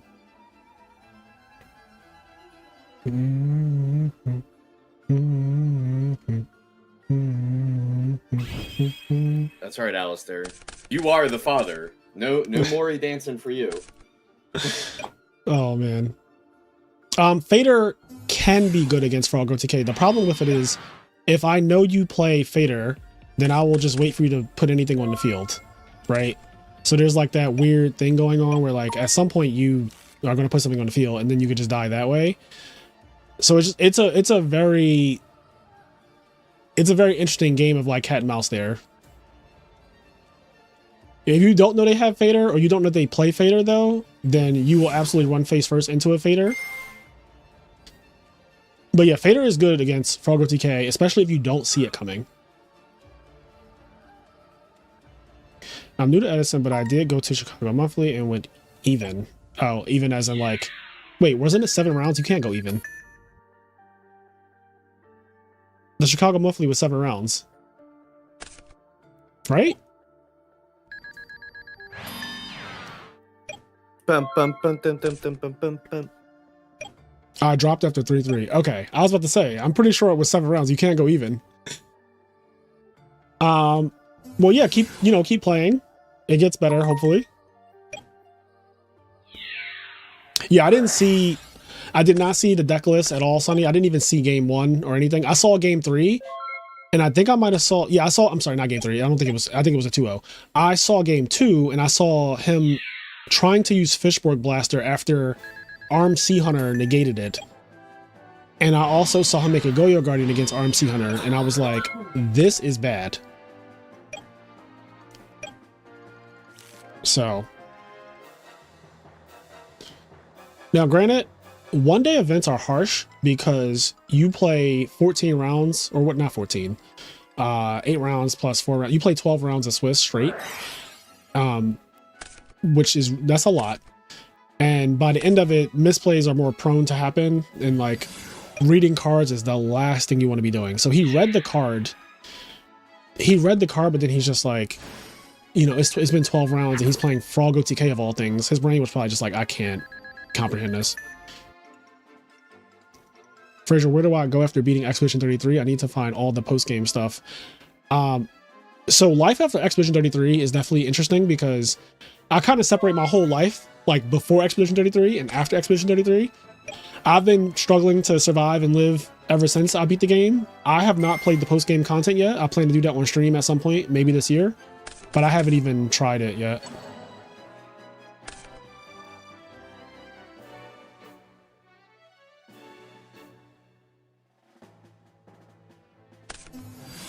I think what I like most about Armed Sea Hunter is that it gives you a better GB matchup. It is an 1800 monster with 2 really good effects. Which is interesting because let's say they summon Laquari and he's 2100. If he attacks over, for whatever reason, if he attacks into the Armed Sea Hunter, like, I think it's negated. Like, I'm pretty sure, like, if there's another guy on the field or whatever, and Armed Sea Hunter's conditions are met. If you ever get the land an attack with another water on the field, it will negate it even if he dies. Yeah, even if it tries to tag out. So, like, you could, and basically what I'm saying is you could bring back Treatment Frog, summon Armed Sea Hunter, and attack into a guy, and they, like, tagging out doesn't do anything. They could pay the cost. Tagging out is a cost. I don't think anything gets summoned in that scenario.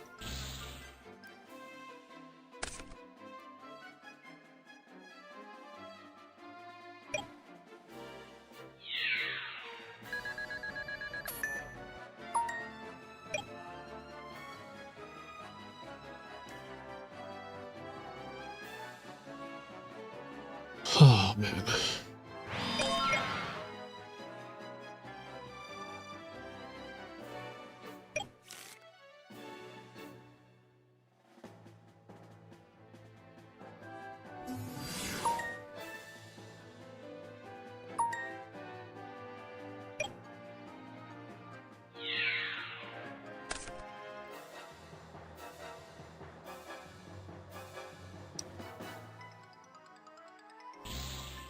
Oh, skill successor.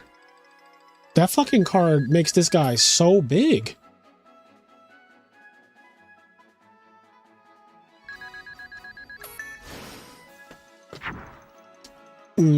That's not what I said, Sonny. I said if you bring back Tree Frog and summon RMC Hunter, you could like attack into it.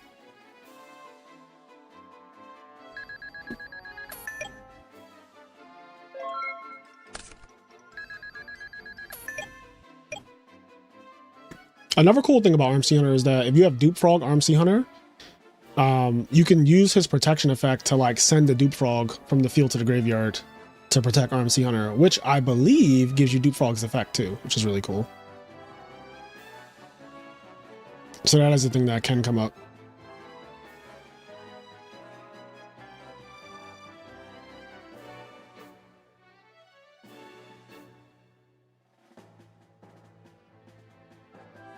But yeah, having an 1800 monster that's just like has really good stats and an effect, like 2 good effects, it's kind of nice. For example, another thing that you could do with RMC Hunter is you can attack Heraclinos, and Heraclinos' effect is now negated forever. Like it just had, you can now start playing spells and traps freely, and your opponent can't do anything, which is crazy because if they don't realize that and they use Heraclinos' effect and pay the cost to pitch a card, that is still legal to do. It just won't negate my card. So think about how crazy that is.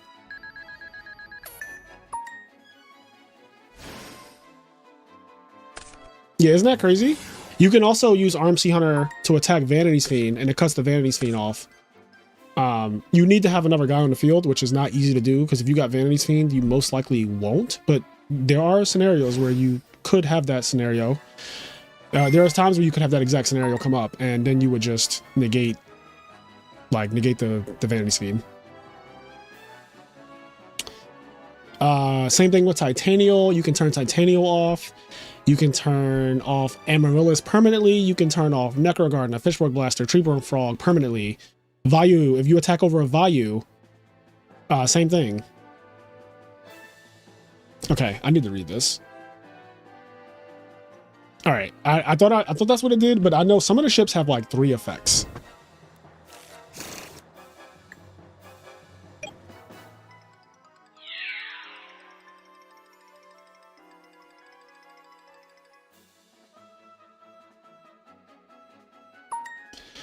Yo, doing the damage thing, if you don't have Honest, is crazy. So I feel like, yeah, I like that Hex. I like that Hex is like consistent. You kind of have to be to mix up the game, but I really do hate when I'm playing against like Blackwings or fucking Lightsworn players, and they're just like, I attack over their guy, they don't have anything, and they're just like damage. It's like, bro, I already attacked. Like, what do you think I'm going to Book of Moon your guy before damage? Like, it's not happening. I also don't play a deck that would do that. Now, if you're playing GBs, I understand, because GB plays triple Book of Moon. They play like Shrink and all that shit. They play Compulse. There's a lot of things they can do when they attack, right? But like, I'm playing Frogs. I don't believe in Book of Moon and Frogs. I think fucking Book of Moon is ass. So like, you don't gotta worry about that. 3 effects is Lord British. Isn't there one more that has 3 effects? It's like Lord British. You're right. It is Lord British, but I feel like there's one more ship that has that effect. Like three different things.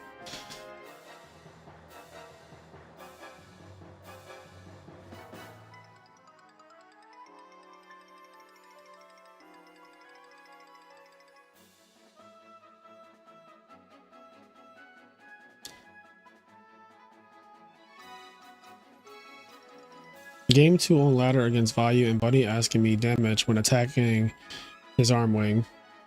Yeah, like a Vayu player asking you damage calc is crazy because it's like, what are we doing? Like if you're playing a 1 collude or something, then just let me know I shouldn't have sat down. Like I just won't sit down, you know?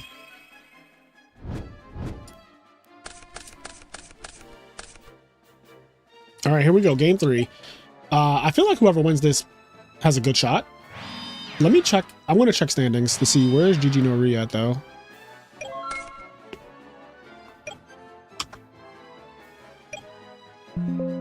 Oh, is that not their name? Oh, that is not their name. So their actual name on here is... Oh, God. First I have to find this player's name and figure out who his opponent is. So who are we watching right now? It's not the big win. Hex, JJ94. So JJ94, if he wins, he 100% tops.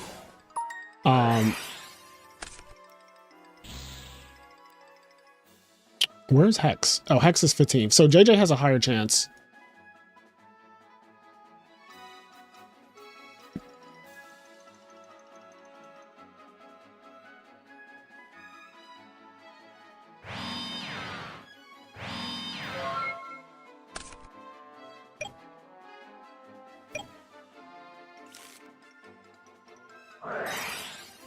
Oh my god. Oh my god.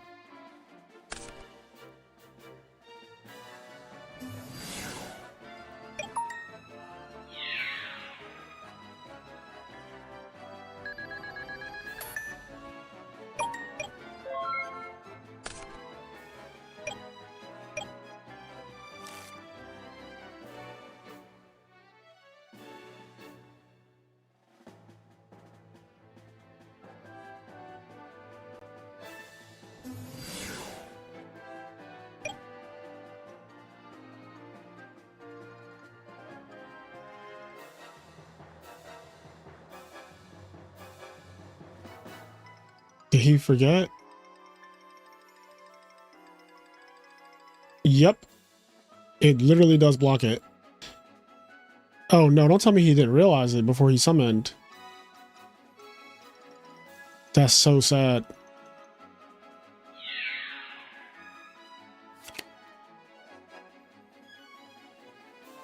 Yeah, Kaiku is really strong against randomly skill successor because you can't banish it. I didn't want to say it, but when I looked at his graveyard and I saw it there, I looked at the Kaiku and I was like staring at Kaiku's last line. I was like, ugh.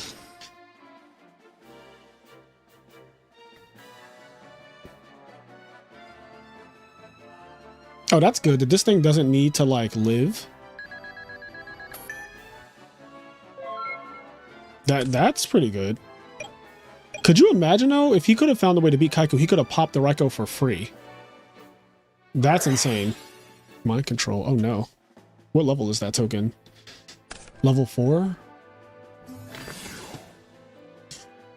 Oh, this is getting bad. This is getting so bad.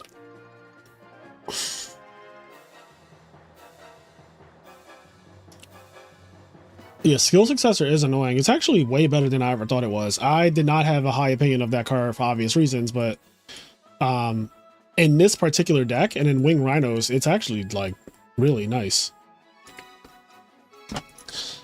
Like it's the reason why he's even this close to topping. Mind Control, a Space Fighter token for synchroing, was not my bingo card. Mine either. It wasn't on mine either.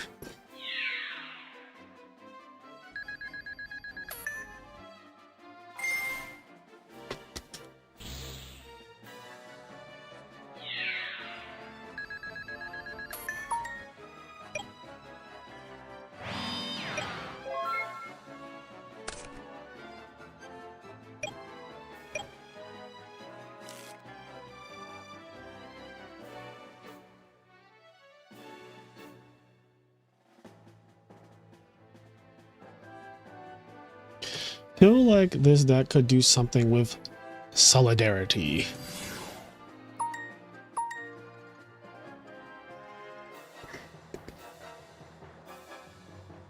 I don't think so, right? It plays Honest.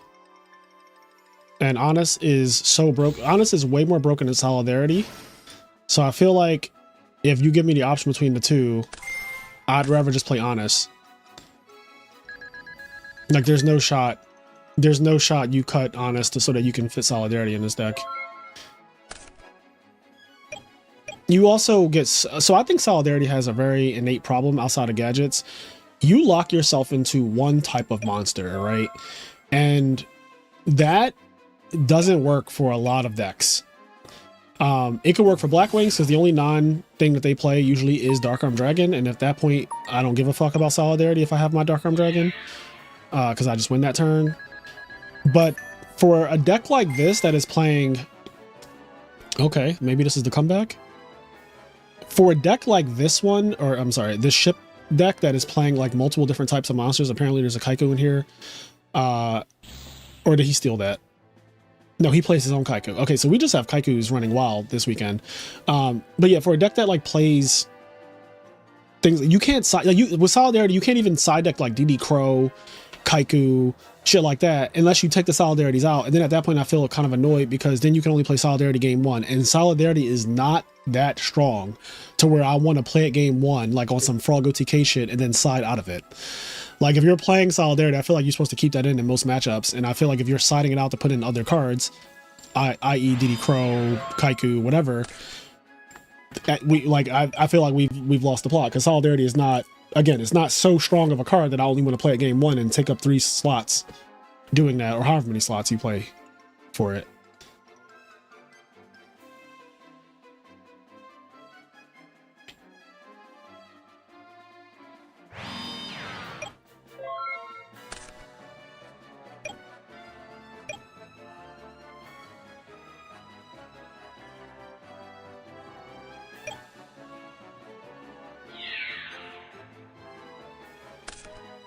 Goblin Zombie F.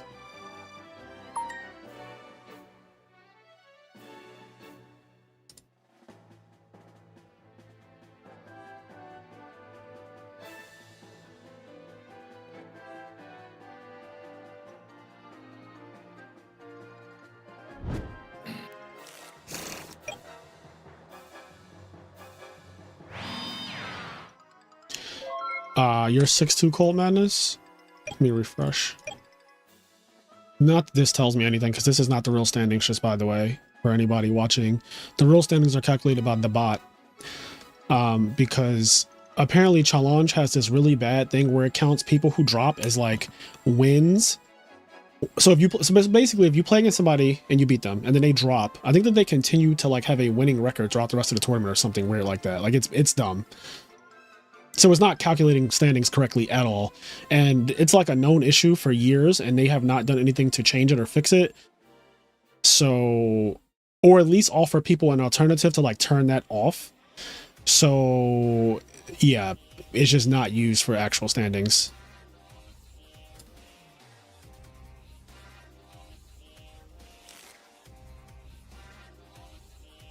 Now,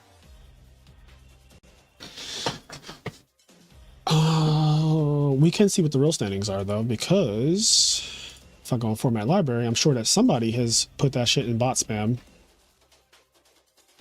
Where's the bot spam? Where's the bot spam channel? Here we go.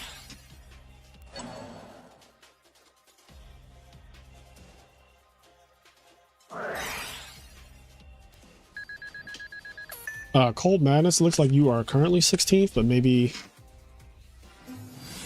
somebody's doing standings again right now. So let's see. Cold Madness, you are currently 16th place, but the round still isn't over yet, so obviously things can change. But as of right now, you're in. As of right now, this very second, you are in. You just have to watch these last 2 games conclude, and then we'll have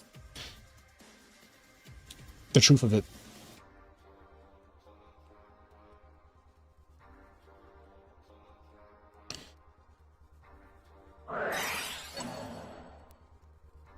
Yeah, TJ, I've just been kind of watching the duel. I haven't really had much to say. I'm just curious if ships are going to top.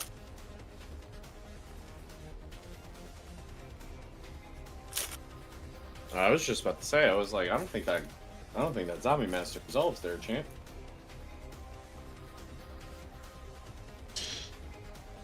What did he do? Chain Book of Moon to a Zombie Master effect. It definitely does not resolve. Goblin Zombie. Yeah, it 100% does not resolve. You can. So yes. Well, also, it's not even a rolling. It's literally on the card. Oh yeah, it is also on the card. It's just straight up on the card. Yeah.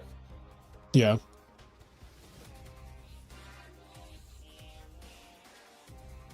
If Zombie Master is flip face down, leaves the field, the target is not summoned. It's right here. So it says it right here. If you guys are watching the stream, this is edisonformat.com. Great place to get rulings. If Zombie Master is flip face down / leaves the field, the target is not special summoned. Also, you can also go here edisonformat.net, and this also has the thing, because, well, their rulings, you can't exit unless there's a face up. When this card resolves, you can target, discard it. This one doesn't even have all the rulings for it. What is the, at this point, why even use this? Why even use this site if they're not going to have the actual...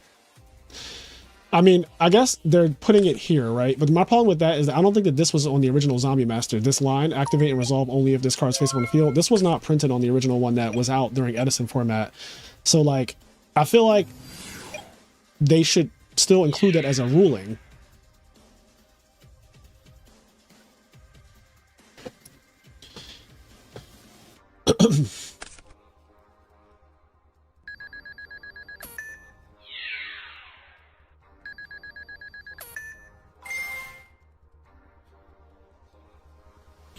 This Kaiku is doing far too much. Yeah, he's leaving him with 3 darks though. Yeah, I just saw that when I saw the last dark get banished. I was like, this is kind of scary now. Yeah, I don't like that.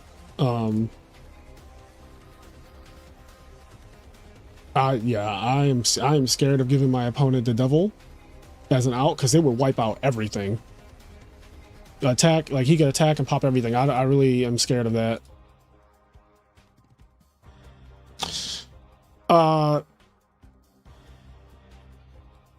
Yeah, the problem is that the reprints are not what you should really look at, because the reprint of fucking Raiko, for example, makes it not target essentially. So like, I don't really, I don't think the reprints, I don't think the reprints are like a good idea, because the reprint for Goyo Guardian says it needs an Earth Tuner, right? You follow what I'm getting at?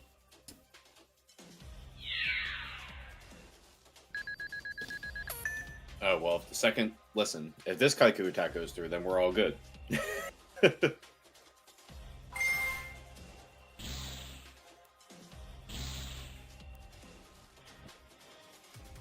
So we're getting you out of brain control range again with the... No, it's 1600, right? Oh. I don't know about that. Also, I would have put this in attack mode if brain control was a concern, right? Also, wouldn't you banish like one more thing just to make Dark Arm? Oh, I guess they do play Instant Fusion, so I guess that's also another thing we're cutting them off of. Yeah, I'd rather just put him off of. Like, brain control is much more. I thought that was torrential. My heart dropped. I was like, oh no. You started hearing the music? I was like, oh But no. what is a man? What has he got? I was like, oh no, not this.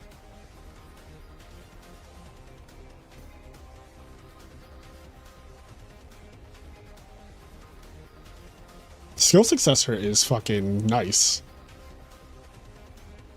I'm about to pick up some super rare Skill Successors. Fuck that. Like, how much are these worth, chat? It can't be a lot.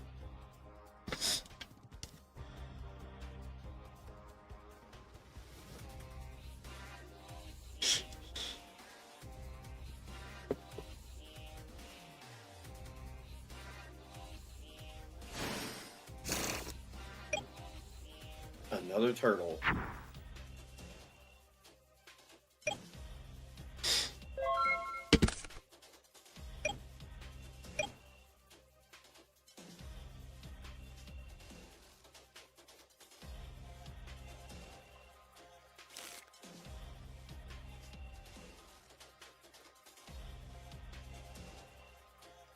All right. So my sponsor is just a funny guy. He got me a quarter zip made. No. Oh no. The devil's here. You want to talk about the devil? Oh no! We got punished for not removing the dark again! Oh my fucking bro. No, bro. No, bro. No, bro. It's actually crazy because we literally could have removed the last dark. I've been saying it for turns. But Frazier, it wasn't even supposed to matter. We got another Kaiku attack through and we didn't banish again. Oh my god. Oh my god, bro. That is heartbreaking. Wow. This is how ships go out. Wow, bro. That is so sad. His deck gave him everything he needed to win this game. 100%. He had everything he needed to win this game. He said, he drew the dart, the dead. I mean, it was clear as day. Like, you just needed to banish one more thing. Oh my god. That is, somebody said he went out with the ship. That is just, talk about kicking somebody when they're down. See you around, Space Cowboy. That is so fucking unfortunate.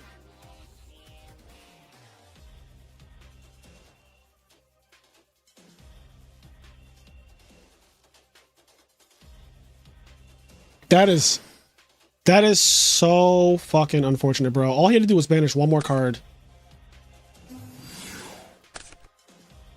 Wow. Wow. I was bricked with 2 Kais for mad long.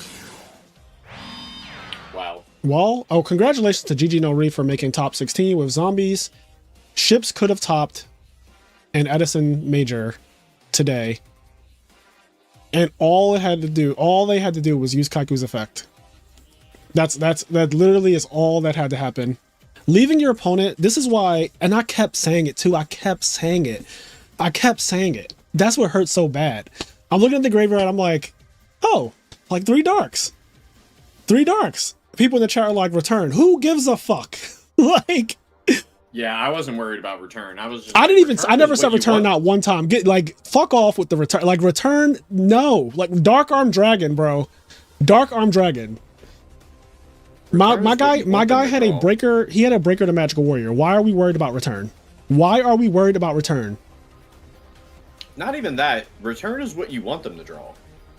If I have breaker, I especially want you to have return. Yeah, because then they literally have to use the return to live, and it's like a below 2% win rate to win from that position. That's so crazy.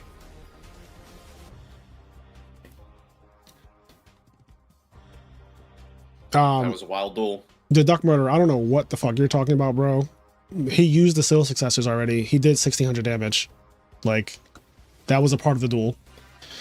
That was literally a quintessential part of the duel. He dropped him to 1000 with double Skill Successor. That is crazy. Now you're lying. Then how would you know he has skill successors then? If you weren't watching. You're not making sense. What you just said literally doesn't make sense. How would you know he has skill successor if you didn't watch? Like, which one is it? Either you watched it or you didn't. Oh, that was crazy. That really was.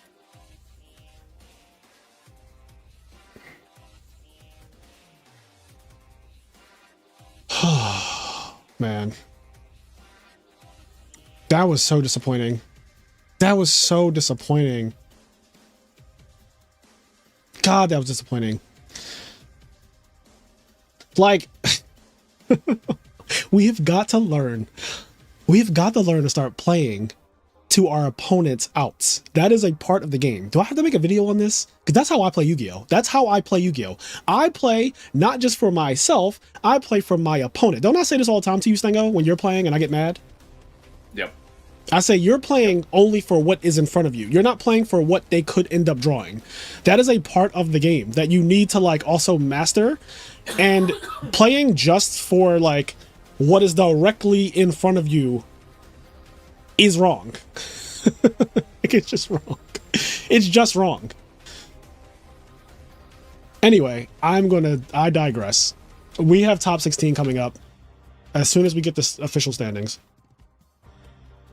Damn, I really wanted to see ships top. That would have been this would have been a perfect weekend. I got frogs winning 2 tournaments.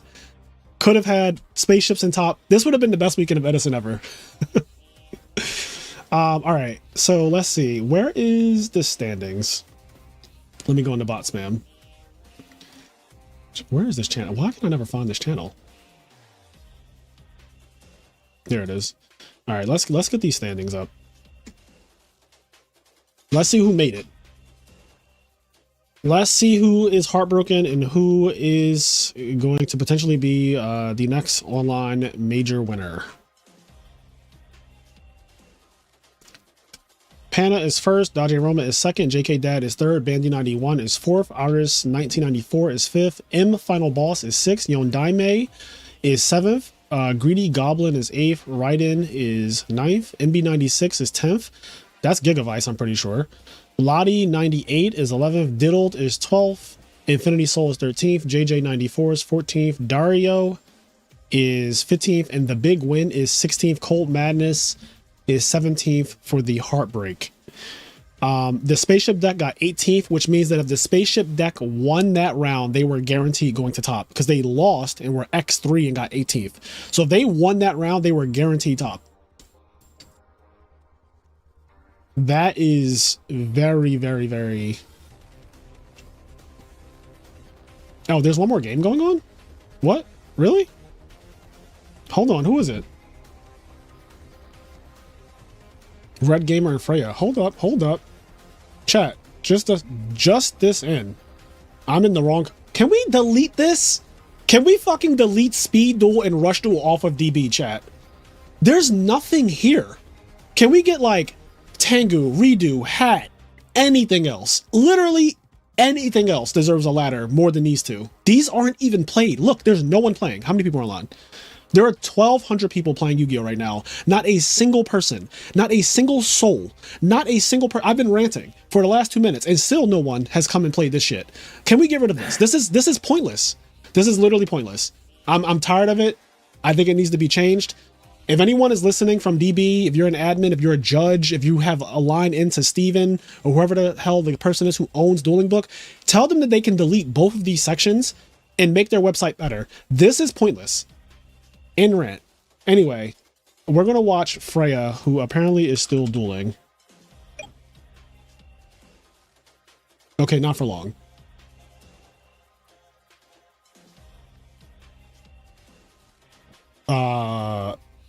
Weird field. But yeah, I can't. Like, I can't. Is this Return? What happened? Oh, Return actually is... Are they playing... Okay, they're playing Black Ones with Return. Fire. Not the first time I've seen this. I think GYBU was also doing the same thing when he won one of my tournaments. I think the second 1K or something. I just want like DB to delete Rush Duel and Speed Duel. They're not even real. Didn't Konami discontinue those? They're not even real in real life.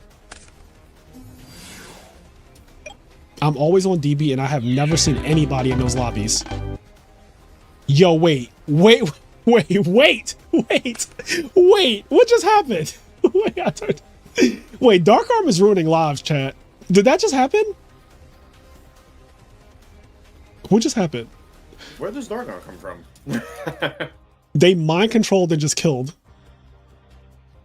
That is so crazy. So wait, if they pop their own Dark Arm, was this one of those things where if they pop their own Dark Arm, they would have won? Like, is this that situation? I feel like this is one of those situations where like you pop your own Dark Arm or something like that. I don't know. I wasn't really paying attention. Well, congrats to Freya on going X2. So potentially topping as well. I don't know what Freya's position was going into 25th, but this isn't real, so I don't know. Actually, you know what I can do? I can look at the standings again. That's what I can do. Freya was... You keep reminding yourself of the same thing. I know. So Freya was 22nd a second ago. There's... I don't know. I don't fucking know. There could be hope. Who knows? All right. We are...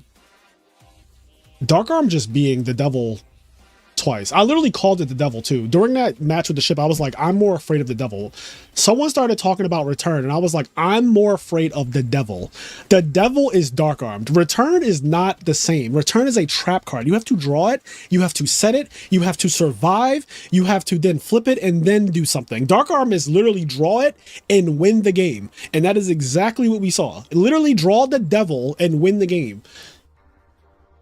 There's no counterplay. There's no counterplay. Dark Arm just doesn't have counterplay. Return has counterplay. You can, I've Rise of People's Return, which is one of my favorite things. I've Breakered it, I've MST'd it, Heavy Stormed it, Unifrogged it. There is no counterplay. Dark Arm is just like, hey, I'm the devil, I'm here, and I'm collecting souls. Not soul collecting. Dark Arm is also one of the top 10 most hated cards in Edison format. Return is not.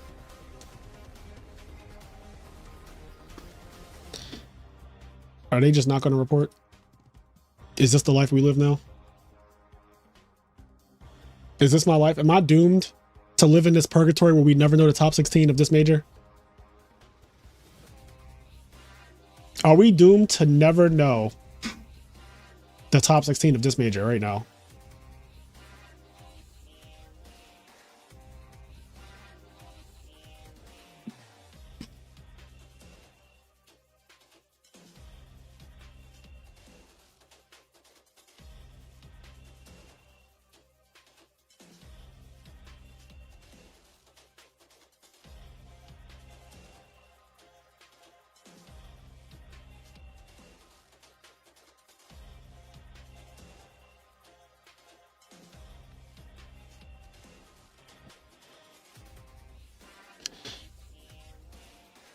Oh my God, can somebody please manually do this? Can I do it? Do I have the power?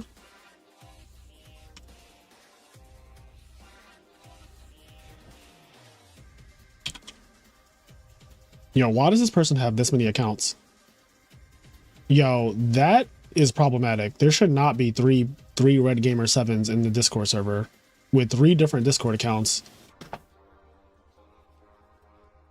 That's actually like so bad.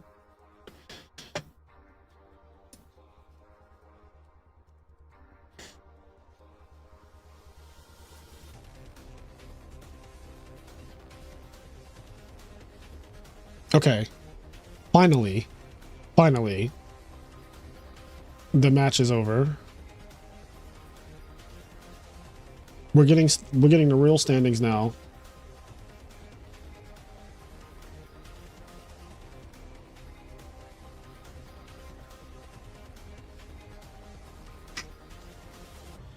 All right, here we go. So your actual top 16, this is done at 109, I want to say.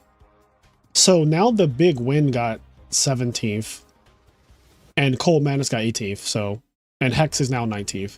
So Panna, Dodge Roma, JK Dad, Bandy 91, Aries 1994, M Final Boss, Yon Daime, Greedy Goblin, Raiden, MB 96, Freya, Lottie 98, Diddled, Infinity Soul, JJ 94, Dario. That's your top 16. Okay.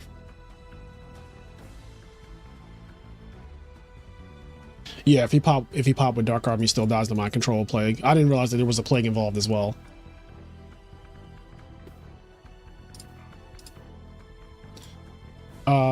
Man, what a crazy 2 rounds. That I felt like those 2 rounds were more intense than all 6 rounds they won. Right? Like, I feel like way more happened in those 2 rounds than everything that happened rounds 1 through 6 yesterday. Let me get the, wow. I'm still blown away by everything that just happened. Anyway, we have our top 16 bracket, chat. Here we go. It is going to be right here. I can close this old bracket. We have the new bracket. Freya is playing, oh no, Panna is playing Dario. Greedy Goblin is playing Raiden. Bandy 91 is playing Diddled. Aris 1994 is playing Lottie 98. Dodge Roma is playing JJ 94. I love how people just all have their fucking year they were born in their name. Yondame is playing MB 96. Like, why does everyone have the year that they were born in the fucking in their names? Boomers. Like, yo, Dame's playing MB 96. JK Dad's playing Infinity Soul, and M Final Boss is playing Freya. I want to watch Panna. So we're going to watch Pana because Pana is currently undefeated. I want to see if the undefeated curse strikes or if Pana runs all the way to the finals. Man. Also, I guess I'll put up on the screen that we're in top 16 though.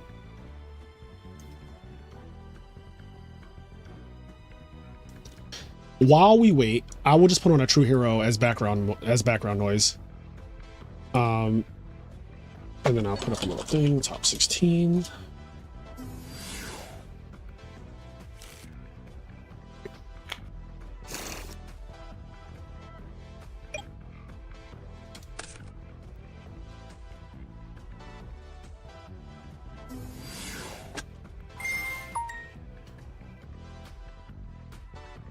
Oh, they can start. Apparently top cut is untimed. Good luck. That is what Jazz said.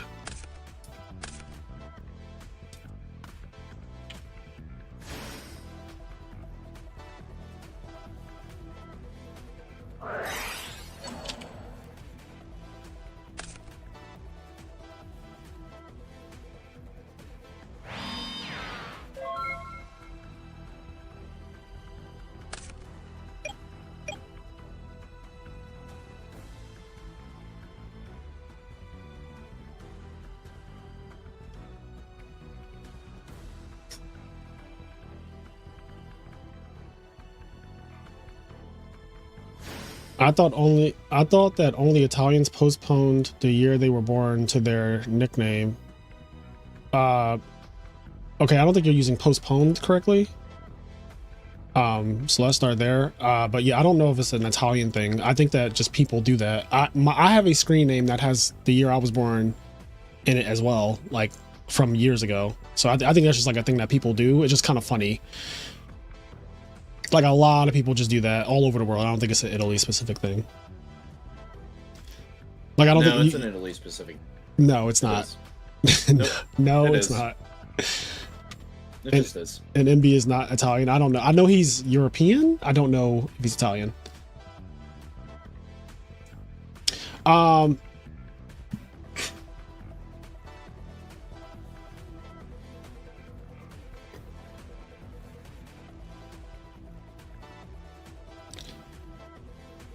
Who are we we're watching Pana, right? Is Pana just not? Is Pana not playing? God, I hate Dueling Book, man. The fact that I'm gonna say this again. The fact that Dueling Book is all we have is crazy. Oh, we're getting Water Arted. We're getting Water Arted with Treeborn Frog. That's not good. Also, damn, now I'm conflicted because Pana's playing against the Frog player who I don't know this Frog player, but I kind of want Frogs to do well too. Because then it could be like Frogs won everything this weekend.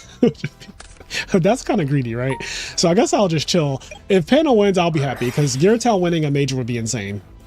Okay, for every Water Art, there's a Trap Dust Shoot. It's not true, but Water Art is just far more ignorant.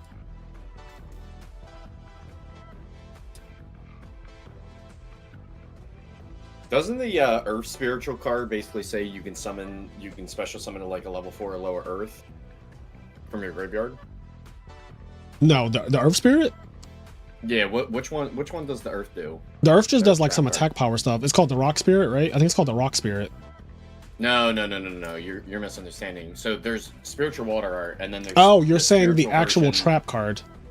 Yeah, there's a spiritual version of Earth, and I think it summons a level 4 or lower. Okay, yeah, I don't know what it does actually.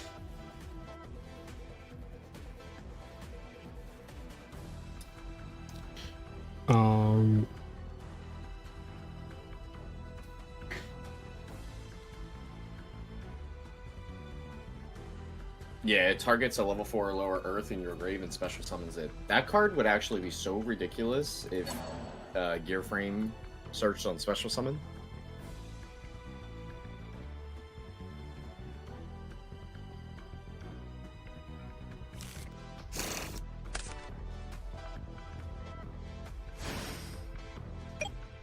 Wait, is my bot spam channel and my Discord server not visible or something?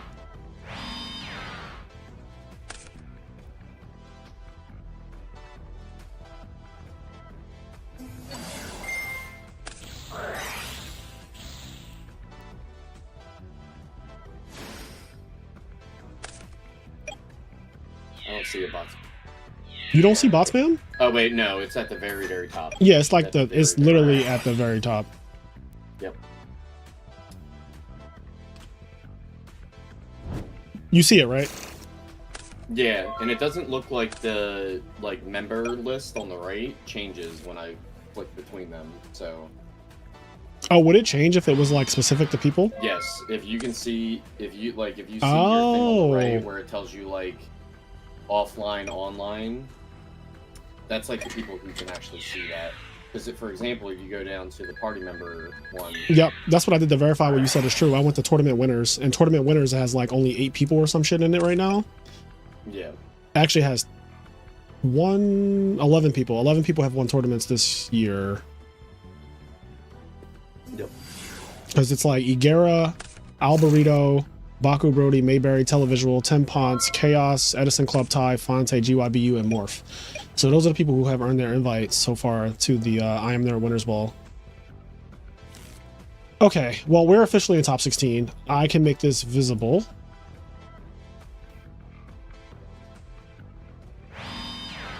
Yes, Peter Chang's deck is still my default deck right now on this account.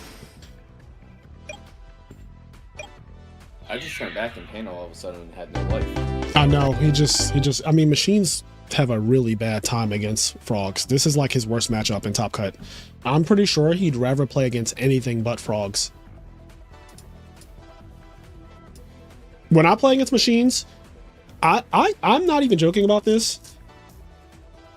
I might be undefeated playing hero, like regular hero frogs, Frog OTK, Frog Monarchs, Dream Frogs. I don't know if I've ever lost playing like not a meme frog deck against machines ever in this format so far. Like I want to say I'm undefeated against. I had to beat one at RBT Chicago in round 7, and whoever won that was guaranteed the top. Because I remember after that round I was like 4th in Swiss. So even if I lost round 8, which I ended up losing round 8, I still made it.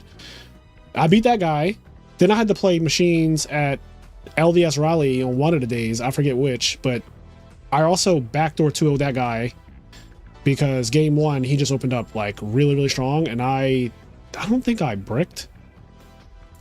Oh, I remember what it was. We were like in a very small, like a really close game state, and he drew trap dust shoot, and I did not expect that his back row was trap dust shoot, and I salvaged, and he ended up flipping dust shoot and winning because of it. And I was like, oh wow, I did not expect that, and I could have set like, I don't know, something to play around it, but that wasn't even a part of my brain at all. Like, maybe I should consider that he just drew trap dust shoot and set it, and I should set a card in my hand to play around it when I play salvage. So he won game 1, and then games 2 and 3, I just literally destruction.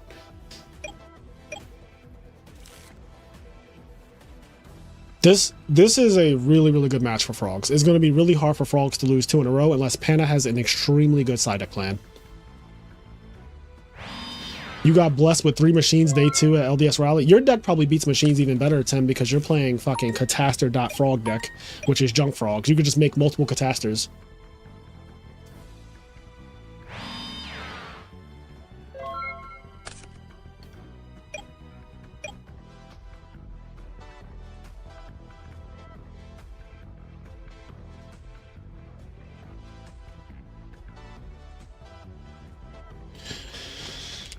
Oh boy.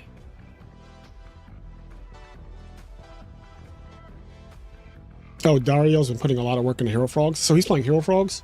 Nice. I don't think that's what I say. Yo, Tim, I say the same thing. I think that out of every deck in a format that you could give me, like a real deck, not like, I don't want to, like, you know, Six Samurais is not real, whatever. Out of every real deck that I could play against, I will take 8 straight rounds of Machina. I will take 8 straight machine decks before I take like literally anything. I don't want to. Don't give me 8 straight Vayu, Blackwing, Lightsworn, Frog, GB. Oh, I won't make it through 8 straight Blackwing. No one will. One of them will get me. If not multiple of them. Yeah.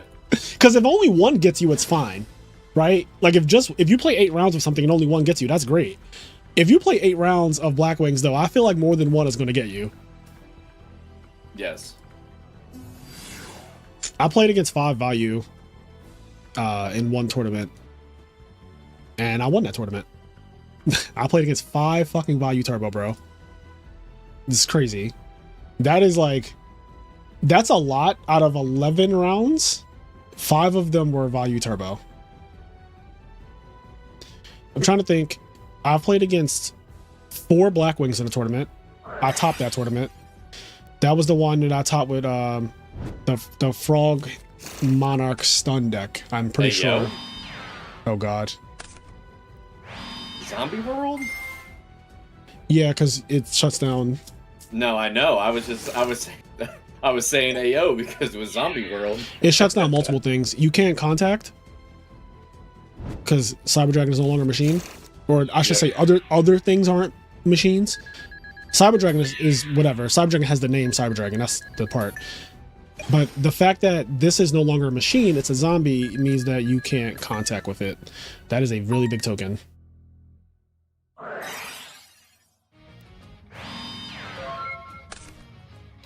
All right, Heavy Storm, or Heavy Storm ruins lives. or bust.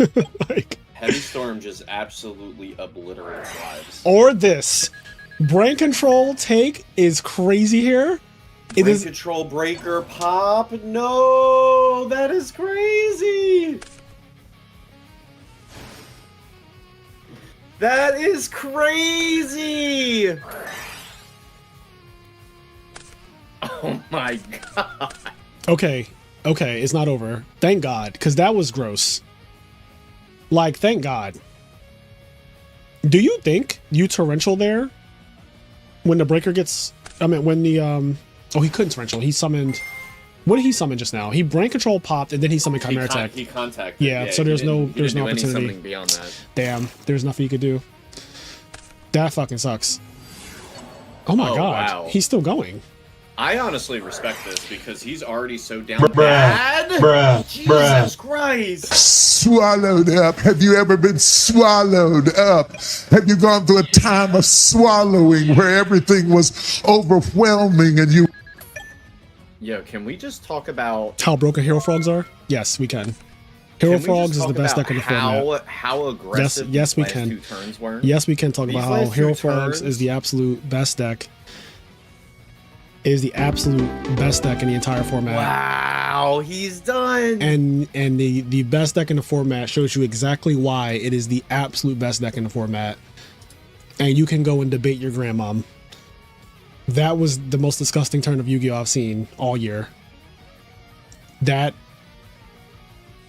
He said, man, I don't even side Cyber Dragon. Exactly, because Cyber Dragon fucking sucks.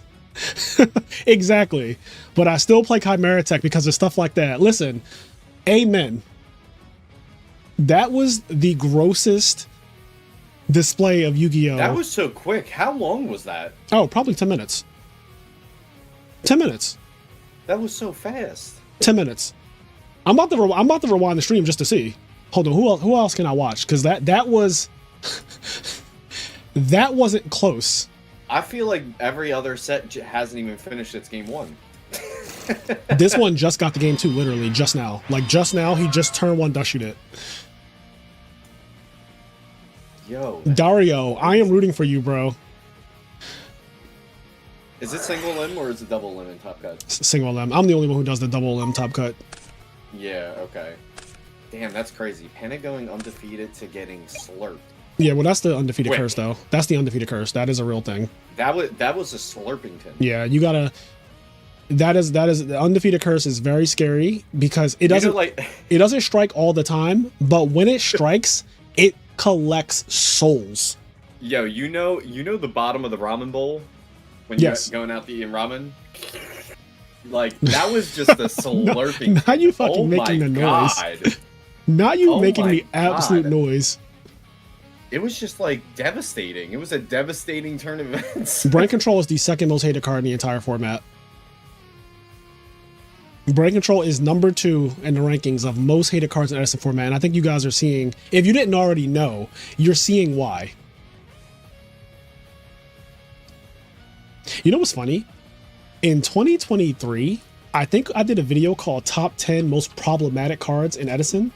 I'm going to look at that video to see what my list was.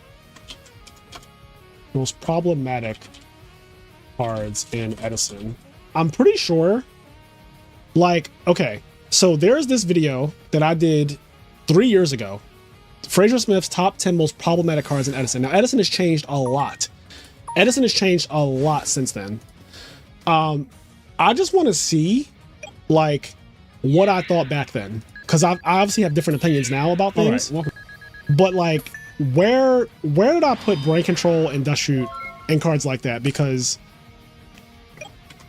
all right, okay, I'm gonna be honest, chat. My list even back then was kind of nice. Number 1 was brain control. Number 2 was trap dust shoot. 3 years later, I do a video called top 10 most hated cards. And number 1 is dust shoot. Number 2 is brain control. So all I'm going to say is I kind of was right. I've been right for 3 years, basically. Like, I've been right for 3 years. I did a video 3 years ago, bro, on February 2nd, 2023. It's been over 3 years, actually. It's been over 3 years. I'm gonna link this video if anybody wants to check this out. I did a video over 3 years ago, top 10 most problematic cards in Edison. And I had dust shoot and brain control as number 1, number 2. And now I surveyed everyone and was like, hey, what do you think is what's your most hated 5 cards? And after tabulating the data, brain control and dust shoot are still top 2. Like, that's just funny. It's not funny because it's, you know, it's kind of fucked up. Those cards are still that much of a problem. Like, we haven't figured anything out to make them not. But yeah, just that's actually crazy.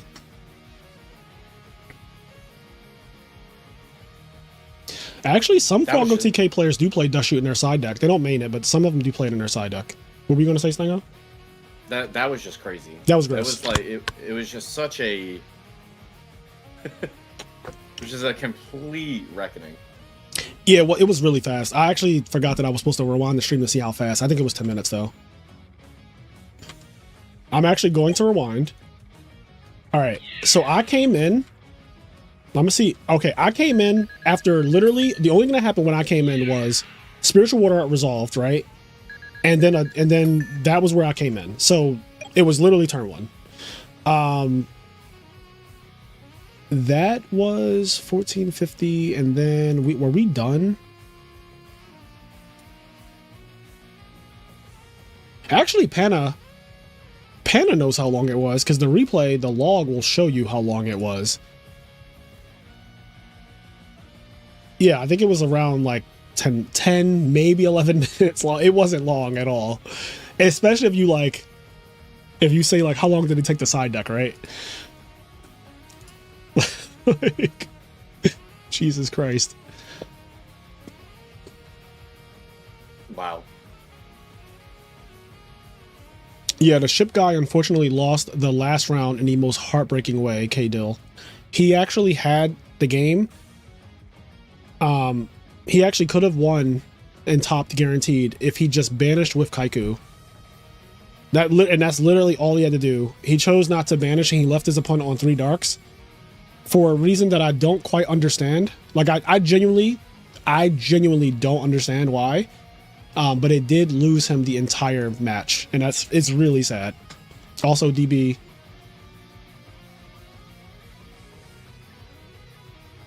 Like, seriously? Who were we watching just now? Who was that? I don't even know who that was. Oh, it was MB96.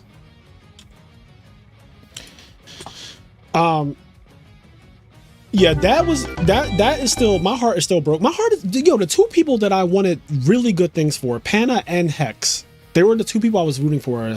Like, tragedy. Fucking pure tragedy today.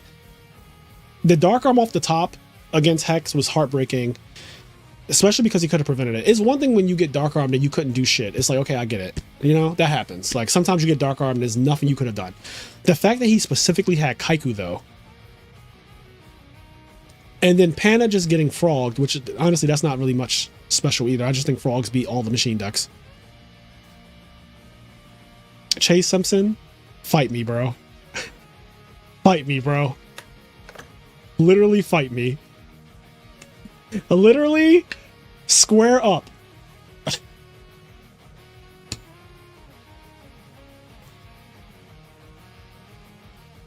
Pana has some crazy spice for frogs. I wish we got to see the Venom Swamp.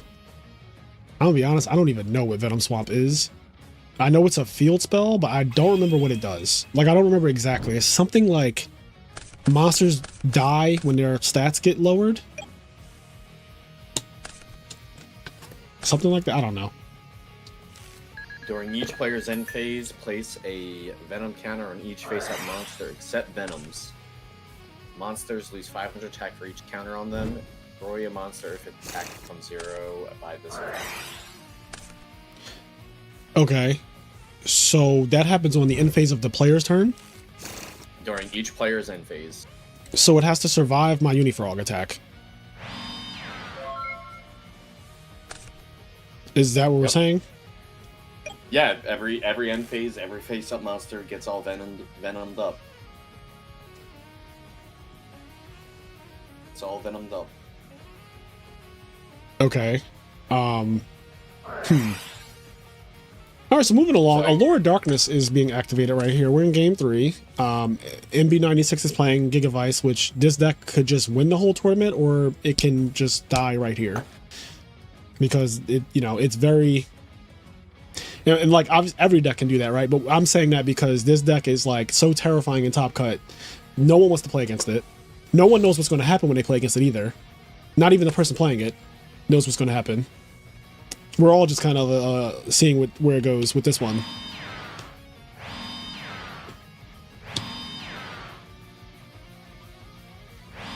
Yep. Said it all, right? Because, like, the alternative is you die with cards in your hand.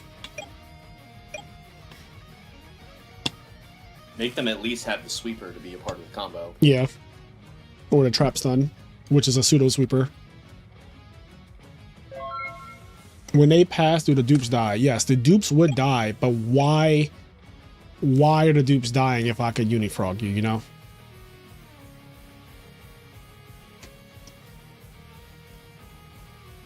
Yeah, I guess really the only point of it is that it's just an out to a dupe block. You basically just play it and pass, and like it wipes the field. But it doesn't even really seem that good. Because I don't like. all the cards. Yeah, but I don't like that. You're playing it and then you're passing, and they get to play their entire turn before it does anything, which means that they can very easily get Unifrog to attack it.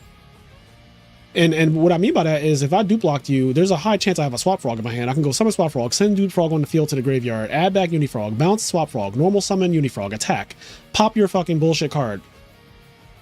And now I still have a dupe plus guy and anything else that I might be having. And that is like the basic level. It could get so much worse if there's a Substitute involved, right? Because then I keep the dupe block, bring back Treeborn Frog, summon Substitute, turn that into Unifrog, and then you have that problem to deal with. Which is like the Frog OTK / Dream Frog version of it.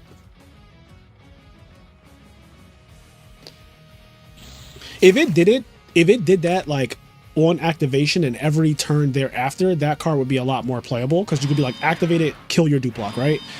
You know what I mean? Like if it was like on activation, give everybody a Venom counter, then kill everything that has 0 attack. Something like that. But then I also think the card would kind of be ridiculous if it did that, so. I don't know.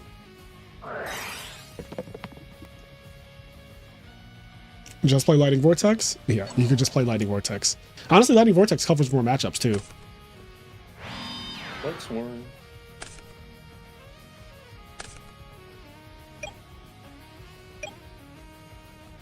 Honestly, hitting a Reckless Greed is not even bad.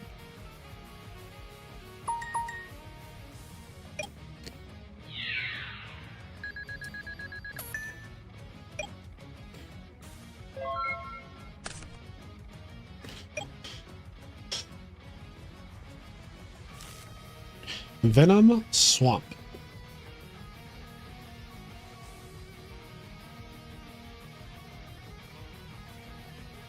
So who's Dario playing if he... Dario's playing Raiden. Raiden is the dragon deck, I think. That's another good matchup for frogs. Raiden is the god of thunder. Raiden is the god of thunder.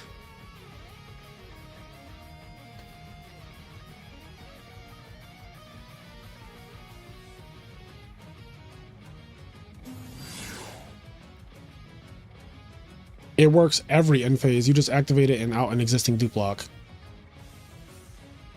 Okay. That is a lot better than okay, that makes a lot more sense. You don't activate it and then pass and it doesn't do anything immediately. It does something immediately. Well, Yep, I shouldn't say immediately because it's still not immediate if you have to pass, right? Yeah, it's an in phase. So you have to like, so basically it outs the dupe block for you on your in phase. Okay, that's a lot better. Probably still ass, but it's better than initially thought. Because at the very least, like they're going to get 2 dupe frog effects, right? Does it doesn't prevent that from happening, right? Or is there like some other thing about it that I don't know about? No, no, it doesn't make them miss timing. Swamp still seems sus because like you said, it has to live a turn from Uni Caius, but the main benefit is you play 3 Terra. Right, I do like that. I like that you're already playing field spells, so you play 4 copies of Venom Swamp essentially because you play 3 Terraformings and 1 Venom Swamp. So you kind of have access to it. Okay, it's still probably ass, but way better than I initially thought. I initially thought that the card didn't do it until like the person whose turn it was, they're in phase, their shit gets venomed up. But the fact that it's like, I play it, and then on that end phase, it spreads the illness to the whole field or whatever. I need to read this card. I'm trying to, because the problem is that I don't know. I'm relying on like everybody to tell me what the card does, and that's probably not smart. Okay, the card reads. Wait, what? Why does this card not show the text? During each player's end phase, place 1 Venom counter on each face-up monster, except Venom monsters. Monsters lose 500 attack for each Venom counter on them. Destroy a monster if its attack becomes 0. Right. So I activate it. During my end phase, everything on the field gets a Venom counter. Everything that has 0 attack dies. Everything that has a Venom counter loses 500 attack. I follow. So it is like not immediate, but kind of immediate, because it's not when you activate it. You still have to end your turn, but it will kill all of the frogs on the end of the turn. So that is something. Wait, don't read it. I'm building a jank deck with to play you. You are ridiculous. You are so ridiculous, Quest. I'm loading up jank. Quest is such a ridiculous human. He's like, I'm building a jank deck to play you. Also, jank comes back Tuesday. The Tuesday stream this week will be back to Jenkison. So if you have a jank format deck you want to try out, you know, Tuesday is the day. We're coming back to jank. And we also have a I Am Nerd 1K. There is a 1K for regular Edison March 28th. So check that out too. That is happening March 28th. It's a 1K and it should be a good time. Regular Edison, that is going to have no special rules, no special ban. It's just regular Edison 1K. I want to do 4 of those this year. So every quarter. So for people who like, if you really like competitive Yu-Gi-Oh, you like competitive Edison, and you want to compete for some cash prizes, join the Patreon, because that is the only way in order to play in the I Am Nerd 1Ks, but there's going to be 4 this year. And there's also, we do a bunch of tournaments throughout the year, not even just the 1Ks. We do locals, we do like jank. We did a big jank tournament that turned out to be a 1K randomly. It was like $500, and then we got so many donations that it became a 1K. DDV is already banned in jank. I can't speak for regular Edison, but in my jank format, DDV is banned.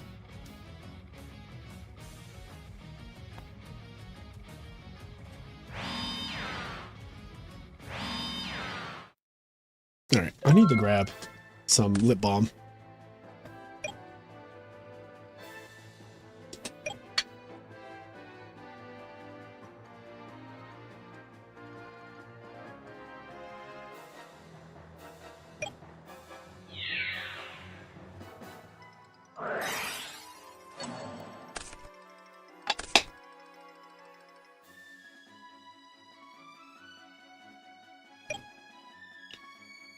Okay.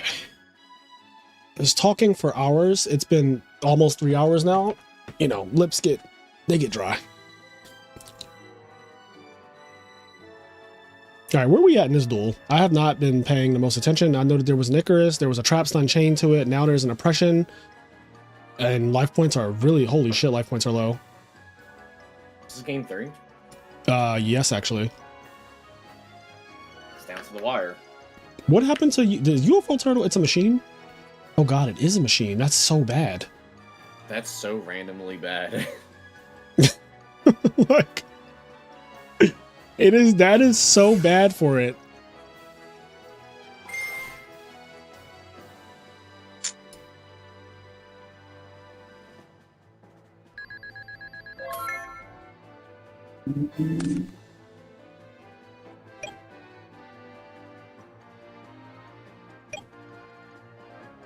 Okay, MB96 went Lone Fire, he got oppressed. Then he went Solemn, his opponent went Solemn. Got it.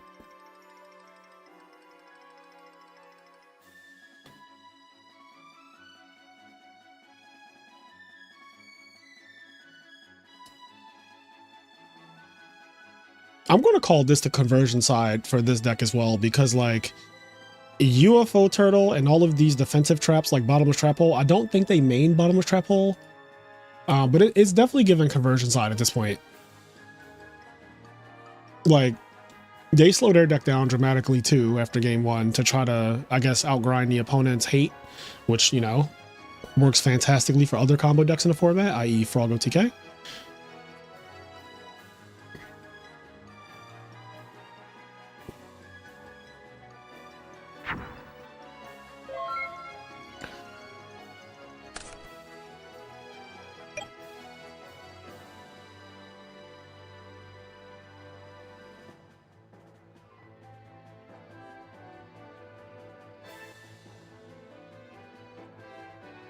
Yo, I played Forks and barely got to OTK people. If it wasn't for conversion, I would have been completely cooked. Yeah, conversion helps out a lot with grinding through a lot of rounds. Oh, we're blatantly activating this into oppression.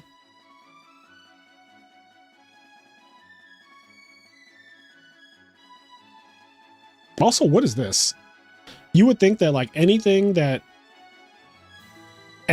he has, he would probably activate it at this juncture. So like, I wonder what this is.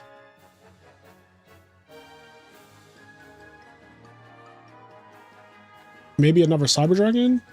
It could be a Sirocco, I guess. But then, yeah, I don't know. A dead Dark Armed? It could always be a dead Dark Armed. That's very true. Oh, he's going for game. Oh, this is getting crazy.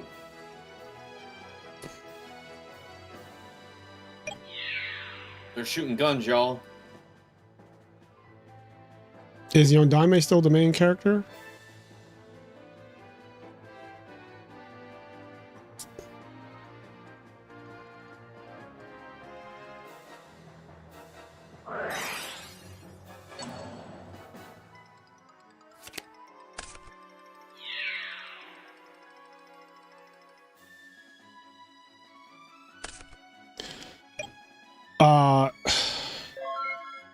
I don't know if I have a read on this being Sirocco, only because I wasn't paying attention to when, like, how the events took place, because he could have attributed that guy for Sirocco and like pumped over Gale. Oh no! Damn. When he drew that extra card, I was like, oh no! Like, that is a concession, unless you're never mind. I'm not gonna be petty. Anyway, so. All right, Gigavice advances to top 8. Could this be Gigavice's first major win? Let's find out. Now, who I really want to see is Dario. Where's my boy Dario? Dario won game 1. Yes, I'm rooting for Dario now. Come on, Dario. Big Daddy Dario. Dario Naharis. Dario is a member of this channel, which means that Dario has access to all of our crazy emojis, like this one. Shit mills. Shit mills. Shit mills. Oh, wait, where is it at? Shit y'all mills. have some shit mills in your life? Everyone has had some shit mills. Everyone has had some shit mills at some point. Chat, put some shit mills in the chat if you've had some shit mills in your life. What are turtles considered? I know they're amphibians. I'm trying to see if I can give you a full turtle. Like their genus? Like what are they? Are they like are they reptiles? Okay, so it could just be a reptile, right? Like it doesn't need to be a machine. Like Konami could have just made it a reptile. We already know this. I just want to make sure that like we already know that Konami misbehaves really bad. I just want to make sure that they didn't need to make UFO turtle a card that you can contact. Is all I'm saying. They could have just made it a reptile. Like for the power level of what UFO turtle is, I don't think it ever should have been that way.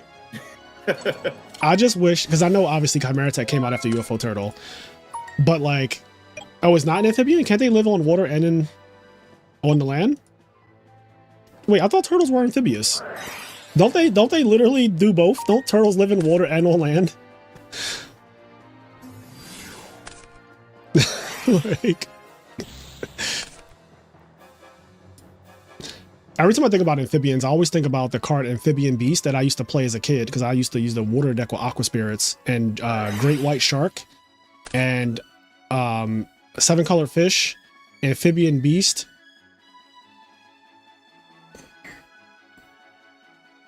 Yeah, the 2400 vanilla. But don't worry, it made sense in my deck. I was playing Legendary Ocean and Umiruka.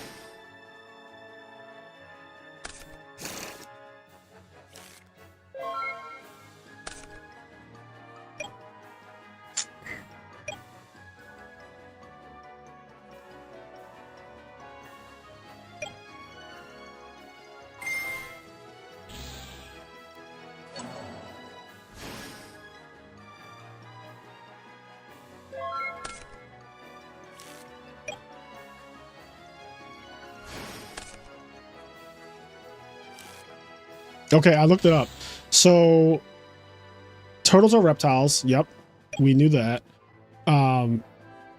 They are not amphibians, because amphibians, frogs, salamanders have moist, permeable skin, breathe with gills and lungs, lay jelly-like eggs in water, and undergo metamorphosis, while reptiles have dry, scaly skin, breathe only with lungs, lay leathery eggs on land, and hatch as miniature adults, usually without metamorphosis, enabling them to live in drier habitats.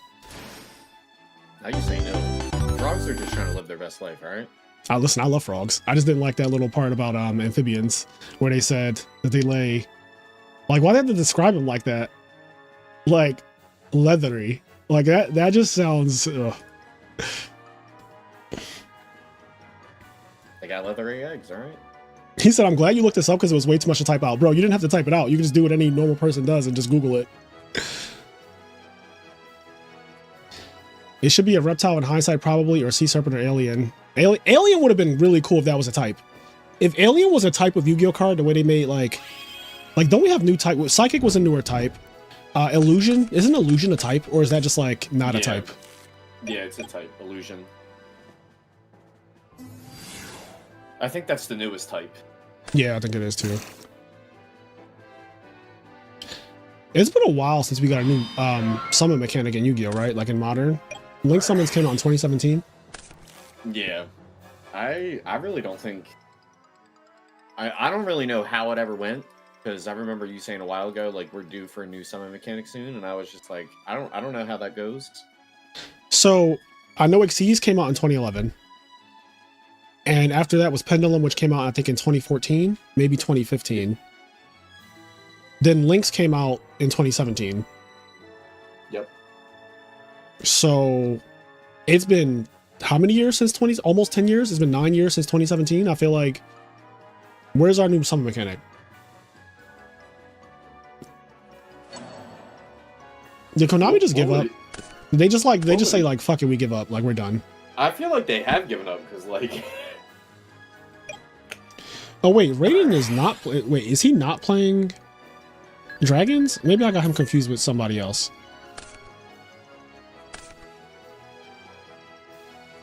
His hand is Book, Double D Prison. No, he's playing Rhoda though. Oh, they play DD War Lady, I think, or some shit. Yo, I didn't even consider. At no point did I think like it could just be DD War Lady is my Rota target. Like, it didn't even occur to me until it did. It just came now. It just came in. It came in hot. I'm coming in hot. So we know that that's book and D prison set. And we could assume that he maybe set Rhoda as a bluff, but like, I don't know why you do that.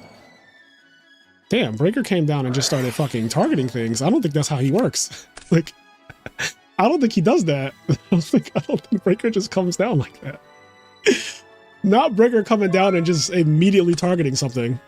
Listen, he's just letting his stance be known. He's like, this is what I want. Can I get what I want? Also interesting, we didn't bring back Treeborn last turn. There was no threat to the Treeborn Frog that I see. Just put the back row in the bag, bro. Yeah, just put the back row in the bag. Gotcha. So yeah. Book of Moon is gone. There's still 2 D prisons that we know about. And whatever he drew off of Upstart and whatever he drew for turn are also possibilities. So he could have drawn more traps. My fear right now, I'm going to say it. Future Fusion has not been seen yet, right? And, you know, there's always that fear, right? Of like, oh God, what if he draws the best card in his deck?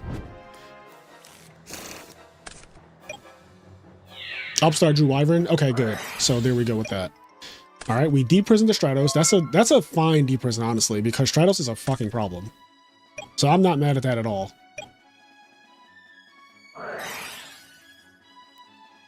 Vanity's Fiend? Oh, Red Med. Okay.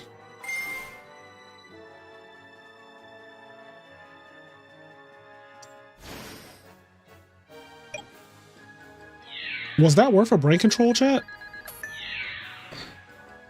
I think there's a Gores. Okay, I'm surprised he didn't have Gores. The only reason I think he had Gores is because he didn't bring back Tremor Frog that other turn. Almost as if to say, I want you to summon a second monster and attack me with both over my breaker that's face down and directly, and I drop Gores. Now, in this position, it's a de-prison set and another random back row. So, like, if you don't win right here, or not win, but if you don't stabilize right here, it's just kind of GG's.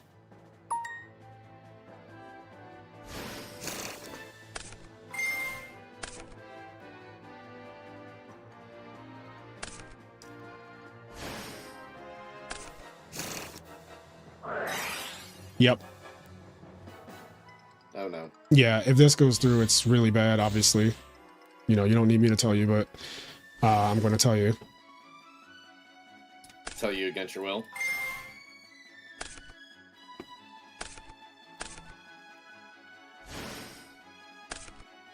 Yo, Dario's playing so fucking well. Oh, he's playing so well. Okay, wait. Hold on, hold. Let's see what's happening here. We went Prio sub on the 0. Yeah, he got rid of the 0 insta. Yup, Unifrog. This is also correct. So we all know there's another D-prison, right? Because he wrote down double D-pris.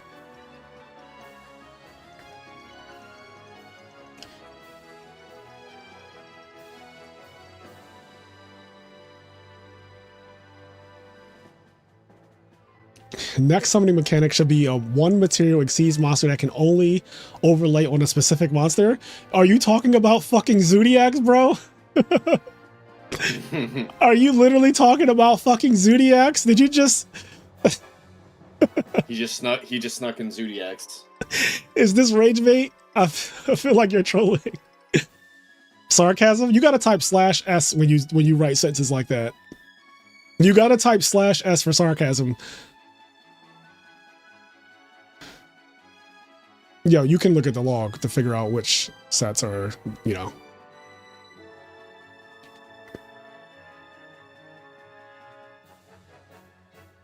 Yeah, like if somebody asked me what my new set is, on DB specifically, I would just tell them because it is in the log and I don't feel like having to wait for my opponent to like look through the log.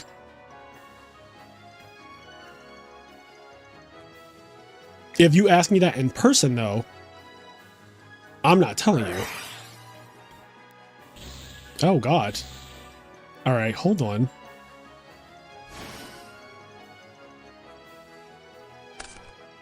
Jesus. Oh no, into Mirror Force?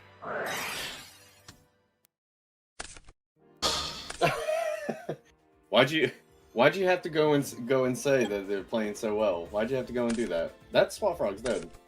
Why'd you have to go and say that?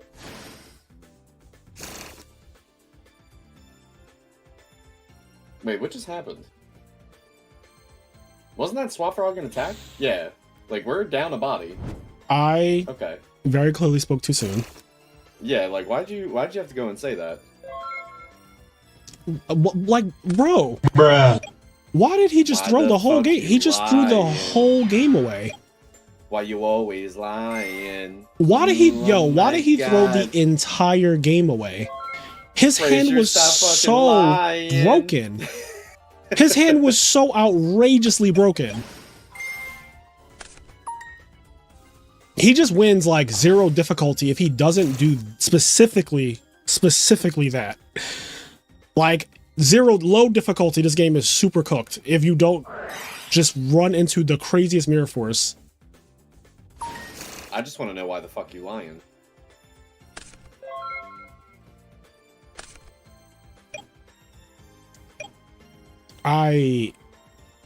Yo, that hand is so... He had double Miracle Fusion 1-for-1.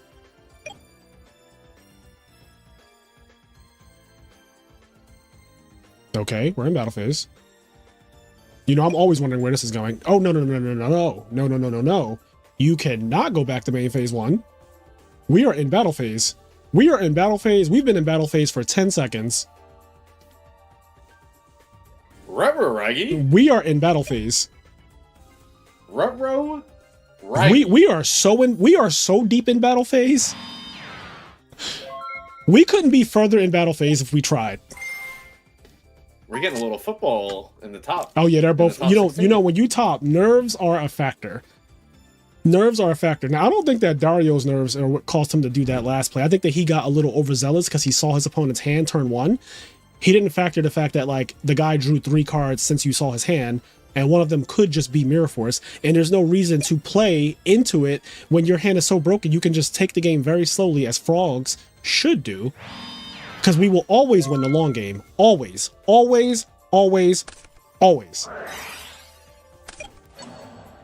Always, I wanna be with you.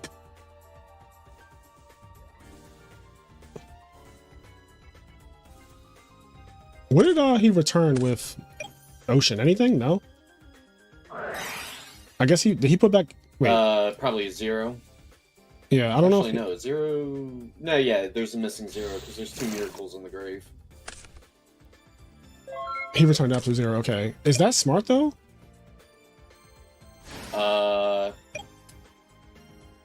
Because like, what other hero was even? well, I just wouldn't return anything. I would just leave the 0, right? Because like, Yeah, I guess technically, if this ocean gets banished, then your miracles are not with the wide eyes.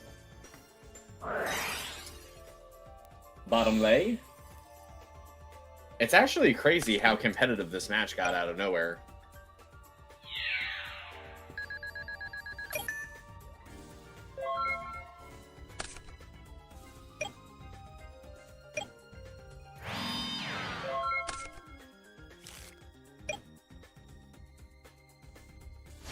yeah, ProStorm said if Ocean gets banished, you don't have a 0 or a hero. That's exactly why I'm saying I don't think it's correct to.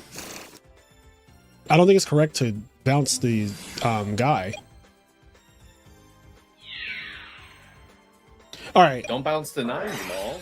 How crazy do y'all think this duel would have been if he still had another Miracle Fusion?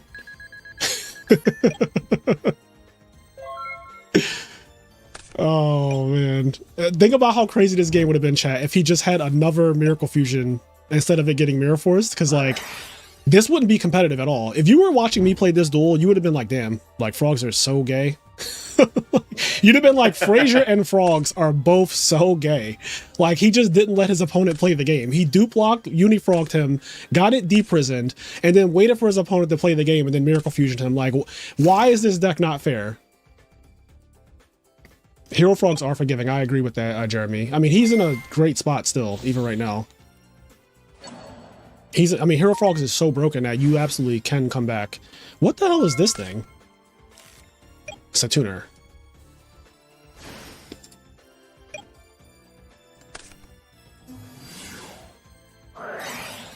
He said absolutely not.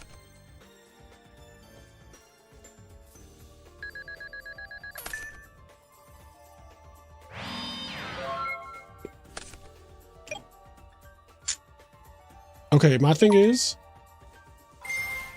so he has to like slowly. Yeah, dragons have a hard time outing the Duplock, but I will say Raiden has some tricks in his deck because there are things that can be done.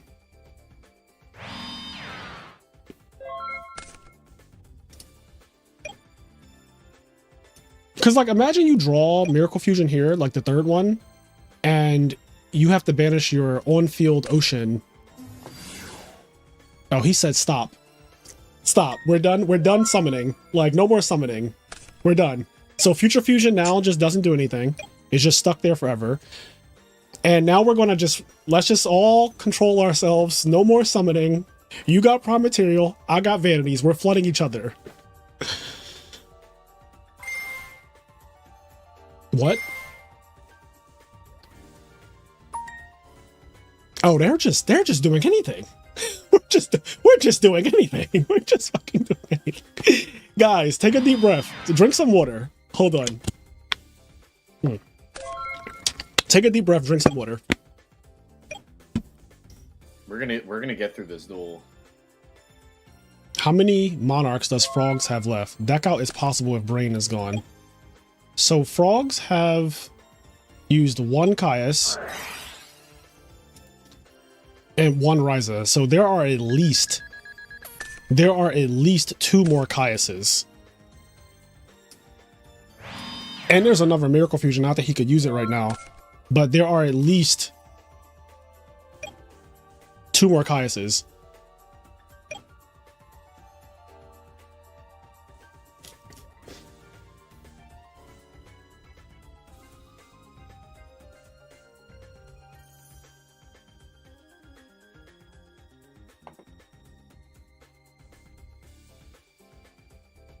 Yeah, it's only 2 p.m. on the East Coast where I live as well.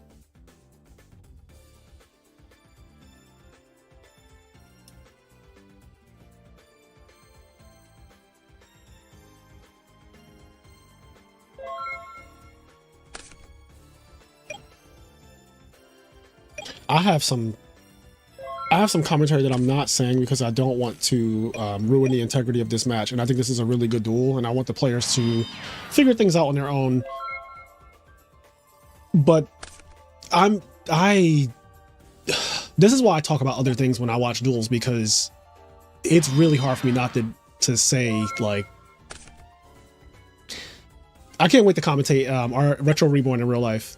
Next month? Next month I will be commentating the Retro Reborn event in San Jose, live commentary. I can say anything I want because the players can't hear me.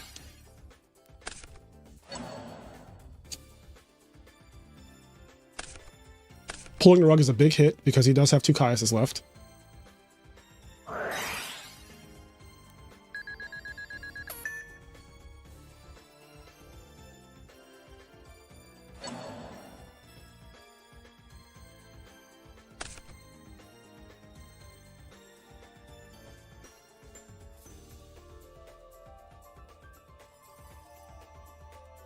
I'm doing commentary, I'm pretty sure both days, but 100% I'm doing the Edison commentary.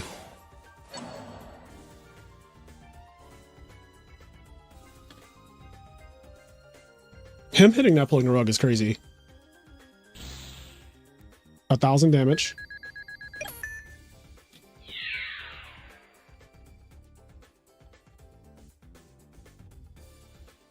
Wow, okay. Dario wins, moves on the top 4. Hero Frogs beats Dragons. He gave me a jump scare. Dario, you gave me a jump scare that duel just now by running into that Mirror Force, bro. Just know your opponents can draw new cards after you see their hand with Dust Shoot or Water Art. They can draw new cards.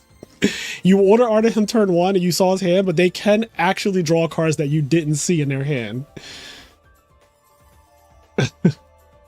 Oh, that scared me. Because that duel shouldn't have been close. That duel should have been a fucking systematic takedown of dragons. I would have showed you exactly what is wrong with the dragon deck.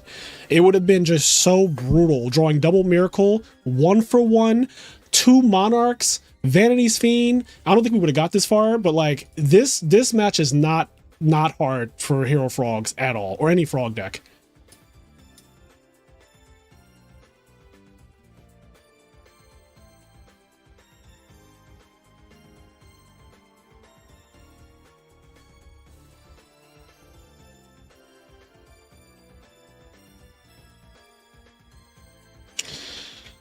Oh man.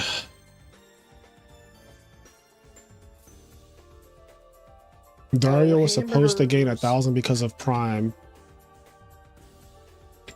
What? Why would he gain 1,000? Dario was supposed to gain 1,000 because of Prime. Huh?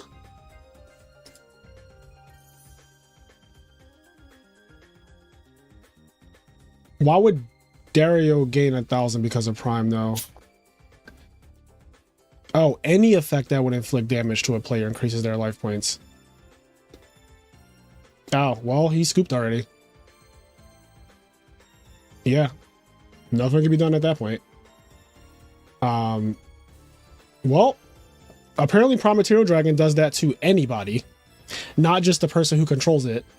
So I got nothing to say about that one. He should have tributed the Prime Material Dragon for Caius then, and still killed him. Because to be clear, the Prime Material Dragon isn't doing anything either. Like, it isn't actually doing anything because you don't have a hand. So you're not even getting the protection effect. Not that you need it because this card is already in the graveyard. So yeah, this whole duel was a bit scuffed. I'm not going to lie. Anyway, moving right along, who else is playing? Because that was crazy. I'm going to watch MB96 because he's my teammate. He's also part of Ring of Destruction, and he's playing Gigavice.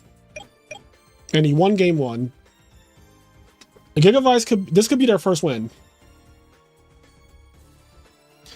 All right. Here we go. What's up, chat? How y'all feeling? That gave me one of these moments. Wait, where's my emoji? Oh, there it is. See, we would have never got to the point where I brain control Prime Material Dragon because the duel would have ended before then, I promise you. That duel, oh man, that hand was so good. That hand was so good. It was like Water Art, 1-for-1, double Miracle Fusion, Ryza, Caius, Vanity's Fiend. Yeah, that was a wild hand. There was a breaker in there too, wasn't there? There was like a breaker.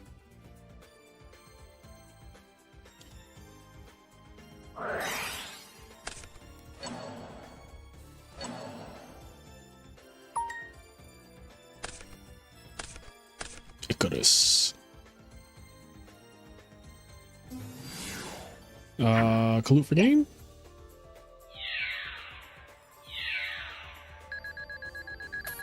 Yo, Diamond here. How is it that I watched you and your viewers saying I always open Shura plus Whirlwind? Just look at replays. Like, I watch a lot of replays and you open Whirlwind Shura like a fucking madman. It's actually kind of wild. I mean, it's a good problem to have, but you know, I think yesterday and today, every match I watched I saw Whirlwind Shura at least one set out of every single game that I watched. Okay, well, Marco, guess what? Nobody fucking knows that. Only you know how many times you actually opened it. I didn't follow you around the tournament watching every single game you played. I streamed yesterday and today, and both times that I streamed you opened Whirlwind Shura. I don't know your 24 games. I didn't watch every one of your 24 games. Like, don't be ridiculous. Hey, what's up, Dominic? Stream is going well. We have over 300 people here today. No, I'm not going to watch you more often. I'm going to watch you when I want to watch you. And when I watch you, you open Whirlwind Shura. Like,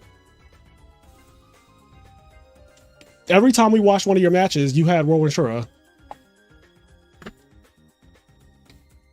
I'll bring you luck, yeah, but like, it's not a it's not a bad thing. Like I fucking open up Stratos 1-for-1 a lot with Hero Frogs. I don't complain about it. And if somebody said Fraser opens up Stratos 1-for-1 a lot, I'd be like, yeah, I fucking do. Yeah, I don't understand the point of this conversation. There is no point to it. I know. Like that's the part. Like there is no like every good player also gets lucky. Like I'm not saying I don't get, like we all get lucky. Ask Sizzle about luck. Like we all agree that you need luck to win. It's not a bad thing. Nope, not at all. Because at the same time, like if you're a good player, you make the most use out of that luck. There are bad players who also open Whirlwind Shura a lot and they don't do well. Now that part, the toxic part, I already said I don't know anything about that. I don't know you to be toxic, Marco. You've been pleasant. We played each other before. You were pleasant when I played you. I haven't even seen any replays where you're toxic. So I don't know where that came from. But somebody from Italy said that you're toxic. Maybe they're a hater. The best players always have haters. I wouldn't take too much. I wouldn't take that word too much. Yeah, too much weight to it. Because I also think that like if a random person, like some random calls me toxic, I don't give a fuck. You know what I mean? Like some random person is just like, oh, Fraser's toxic. Who gives a fuck? Like you're a random. Like, so? Like based on what? Also, sure. Like, I also just don't like. I just think that a lot of times you have to be like water off a duck's back. I don't care. Like you just have to not care. There's people, you can't please everyone. There are going to be people who don't like you for a multitude of reasons. A lot of it is projection. A lot of it is their own insecurities. Like people hate all the time because they suck. They can't do what you do. And so obviously the natural thing for them to do is to hate. That's just life. That's like not even Yu-Gi-Oh! That's just literally life. But I digress. Is this top 8 or is this top 4? This is top 8. Okay. MB96 finds himself in yet another Game 3 situation with Gigavice, the scariest deck in Top Cut, if you ask me. I think this is the scariest deck in this top 8. Unless there's a Frog OTK deck, then I'll put them on the same level of like, I don't want to play against either one of these if I top the tournament. Well, hold on now, Tim. Hating is worth the energy, though. Hating is fun. We got to be real here, all right? If you haven't been hating, you got to try it. Ask James Ark. Somebody tab. Where's James? James, are you here? James, we know you're in here. You're already hating somewhere. You're hating on someone right now. Where's James Ark at, bro? Somebody get James in here. Hating is fun. Hating is genuinely fun, which is why so many people do it. If you go on the internet, just look at how many people are hating. I'm not going to say it's not worth the energy because it is kind of like, you know, every once in a while you just hate a little bit, you know? Like, I said I was going to make a whole YouTube channel on hating, but I think instead I'll just do the hate videos on this channel because like, why not? And they will just be rants. It will just be me ranting about things I hate. Like I hate when my opponent opens up Whirlwind Shura. I fucking hate it.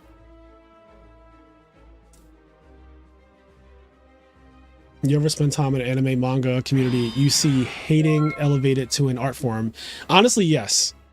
The way people hate on like One Piece and Naruto and all of those, you know, the popular anime, Attack on Titan, like the way people hate on like anything that's popular, if it's popular, it's going to be hated. Taylor Swift, Beyonce, anything popular is going to be hated.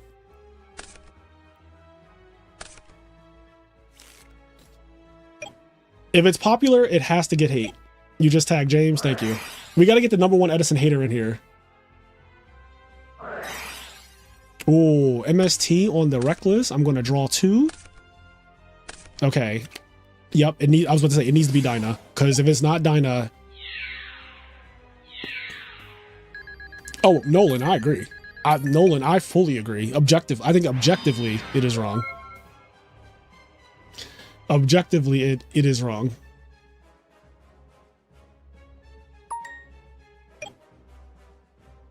No, we're not comparing him to. We're not even talking about Yondame anymore. We're not even. We've moved past that, Chess. We've completely moved past Yondame. Yondame is fine.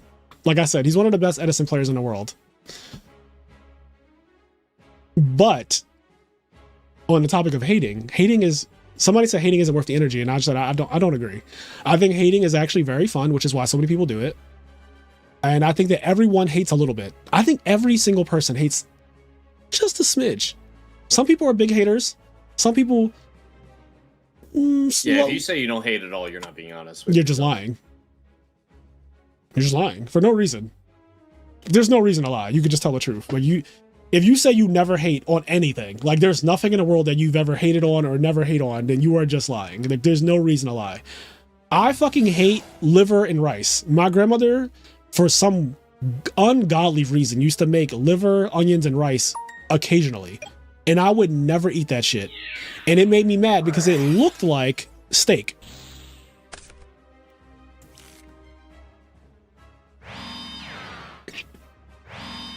I even said to her, "Grandmom, I hate when you make liver."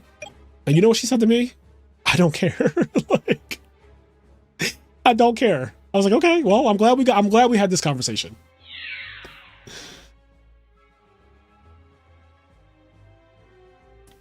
No Mirror Force, huh? So we must have at least a D prison, maybe?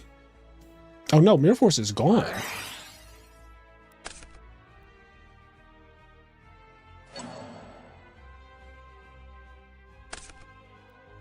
Imagine this man has double collude, bro. You can feel it. I mean, I'm joking. Like, I'm not being serious at all. But, like, just imagine he did, right? You just die.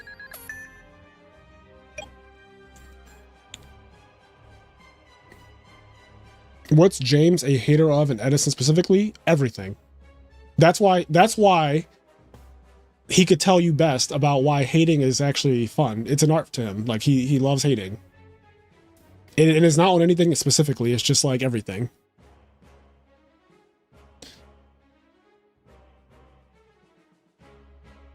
Chicken and sausage gumbo sounds fucking amazing right now. I have not eaten today besides the this little protein thing that I had, this kind protein bar thing. So I am a little hungry. When I topped, he walked up to me and said, "Congrats, even though your deck sucks." See, that's good. See, doesn't that sound fun to say to somebody? See, that is James Ark in a nutshell. That is who he is. That just sounds so fun to say to somebody.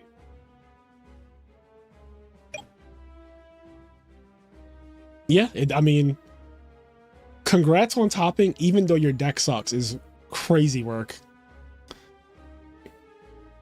Like, damn. Okay.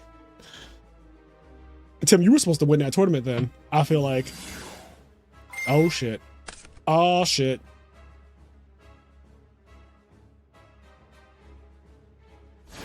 Is it time? Does he have the other card?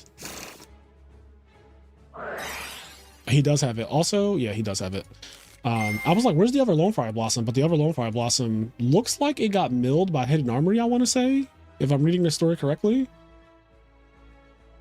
Right? That's what this looks like. It looks like that.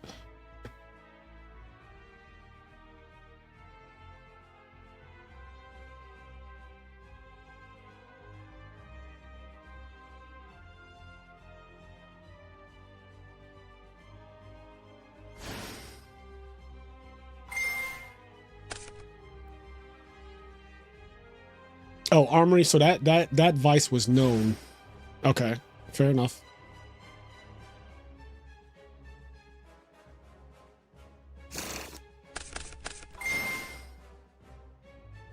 I'm speeding up.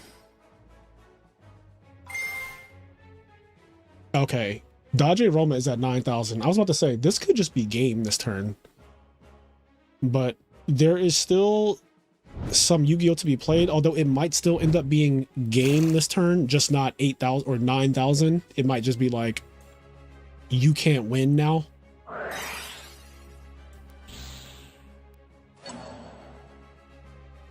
So 66 did not equal 100.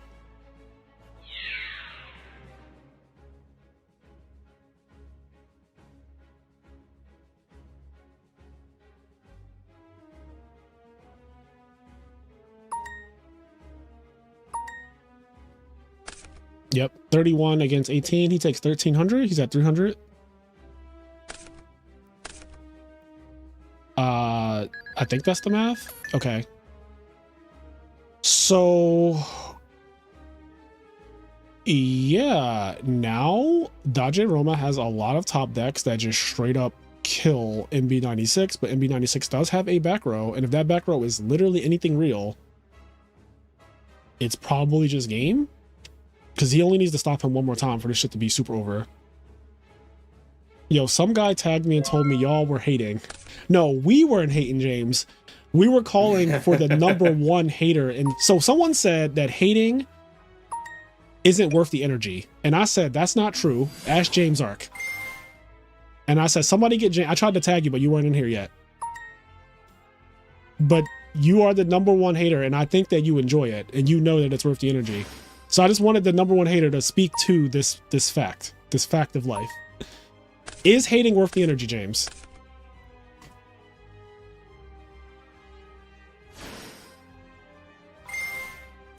Hold on, let me put the microphone. Let me put the microphone out. James, is hating worth the energy?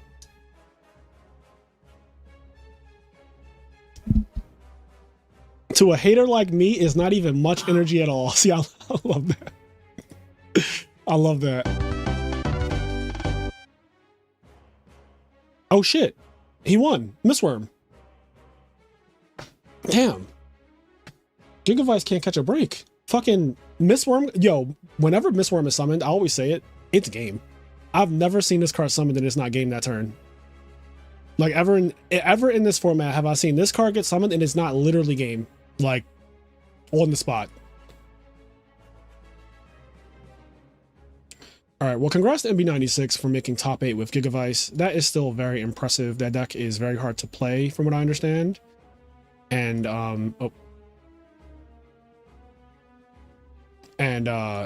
yeah. Oh, so Dario is playing Bandy 91. I actually don't know what Bandy is playing, so I'm going to try to find that now. So, because we know Dario is playing Frogs.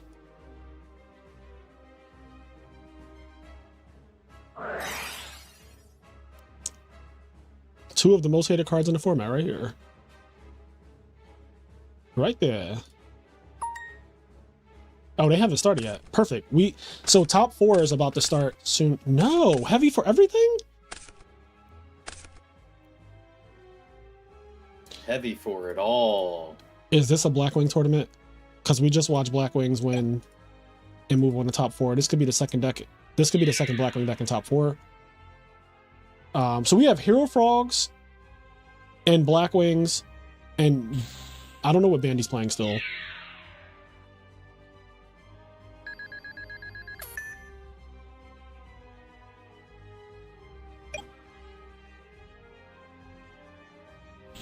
Wait, Bandy's playing Hero Beat? Oh shit. Could Hero Beat win its first tournament? Because if they get a Blackwing bracket, I'm supposed to believe that it beats Blackwings. I've been informed that it beats Blackwing. Junk, swap, swap, swap, and a Mistworm is the most common start to all Frango TKs. Hating is one of the purest forms of human emotion. The ability to irrationally hate on something without any good reason is what makes us human. When we stop hating is when we stop living. I couldn't have said it better than ChatGPT. Like, honestly. Hating feels good. Maybe I should put out my first hating video. I need to just put out the first one, see how you guys take it, and then go from there. I think it'll be fun.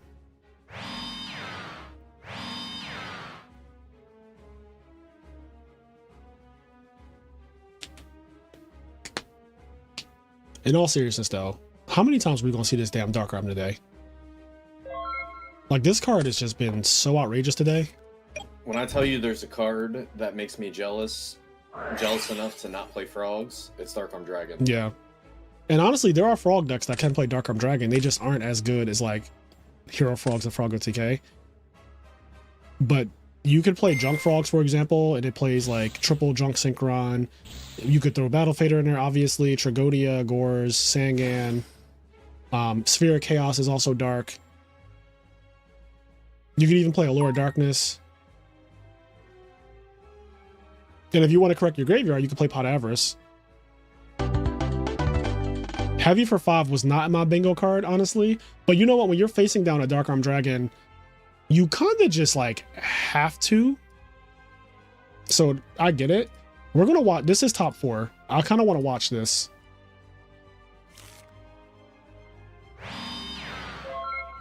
Let me change the tag to say top 4.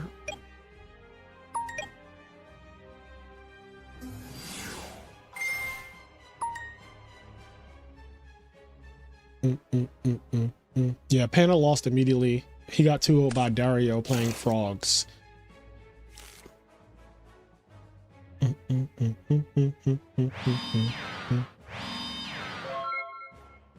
Yeah, without Heavy Storm, this format is... It is very different. It's also like... It's too different to be Edison without Heavy Storm. Like, I would never touch Heavy Storm even on my jank ban list, because then you're just playing a completely different format, like, to the extreme. Like, it's the philosophy of deck building is so different with Heavy Storm out of the format.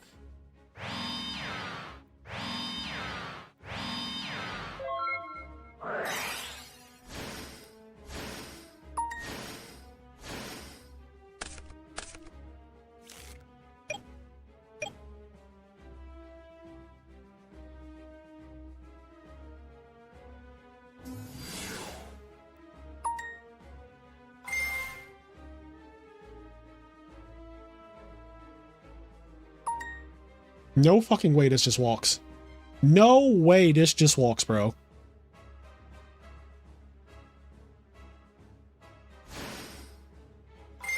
Okay, well that's not... That was what?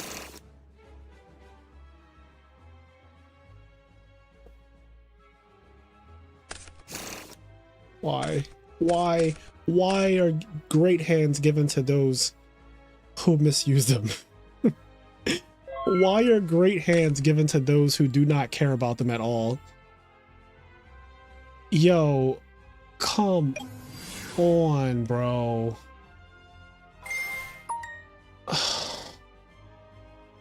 I'm about to cry.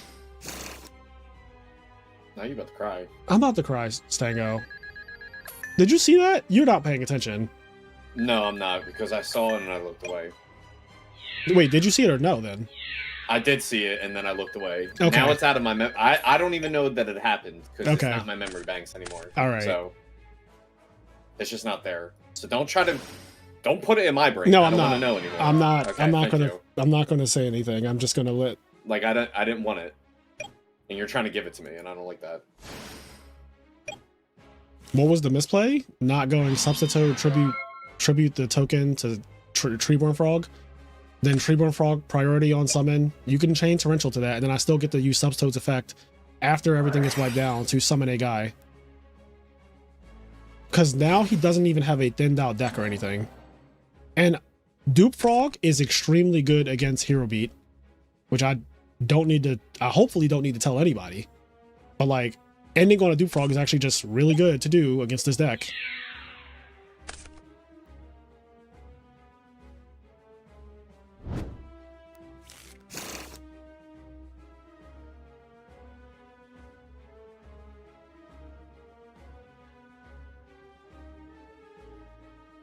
I'm pretty sure that you weren't supposed to even use Substode's effect to summon Swap Frog and send.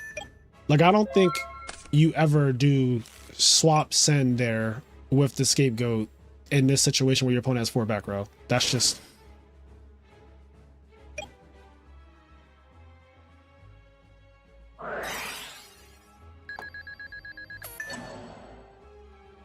At Raleigh, I won a game just going sub straight into Dupe without tree access because Dupe is that much of a house, yeah.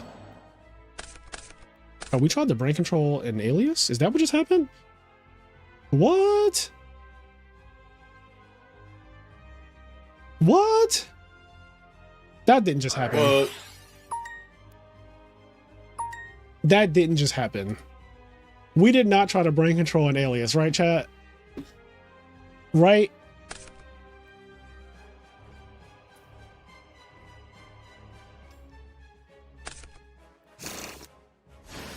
Oh, maybe he was trying to Miracle Fusion it, but like, why would you Miracle Fusion into a Catastor anyway? And you have Future Fusion, so if you needed to play Miracle Fusion, you could just do that? Like, would it always just be Brain Control Catastor attack the alias? You get the same, you get to get the Gemini Spark out the way for Future Fusion, and you kill his Catastor and his alias. Oh, you can't send, yeah, you definitely cannot send Prodigy. All right, well, I'm not a judge, by the way, chat. I'm genuinely just not a judge for this. I'm the streamer. And I feel like at this point, this is like accepted game state. They fucking drawn a card, things have happened. This isn't an I Am Nerd tournament. I am just a streamer for this. I have no power. I am not a judge in the server. I cannot give a ruling. Except like, you know, I can say what the ruling is, but I can't literally be like, this is how this works, you know, or this is what you have to do. You don't have to listen to me, basically is what I'm saying. Like, you don't have to listen to me. All right, well, they fixed it. He put the Infernal Prodigy back. He sent Ocean to the grave. It's fine.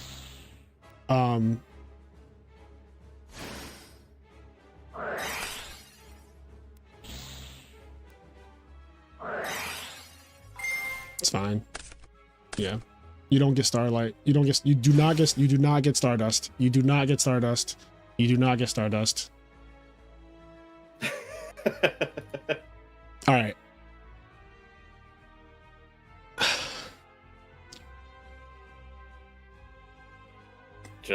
Just keep smiling at the camera. I'm happy.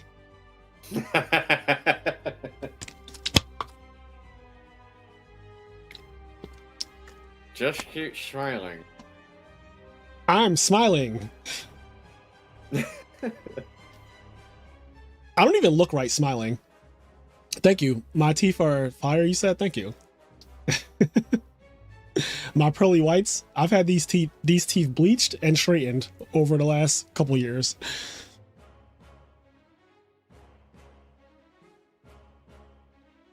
And that's another Necrobinder run down in the record books. Damn. I'm on 5 straight so far. Oh my god. What's his Ascension? 8? Yeah, I'm on Ascension 8 now. He's just, damn, running through him.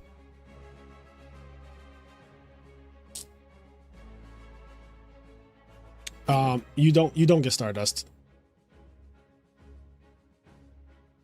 So the reason why you don't get Stardust is because Starlight Road has to destroy the card, and you can't destroy a card that's banished.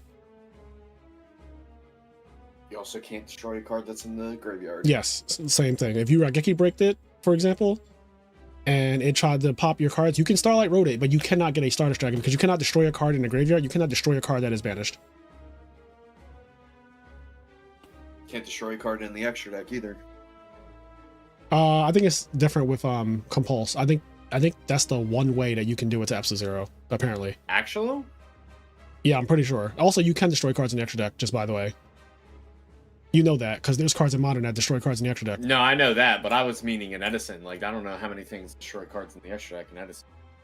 Well, Starlight Road is one of them. Yeah, I'm taking a peek. I actually don't know. All right, let's see.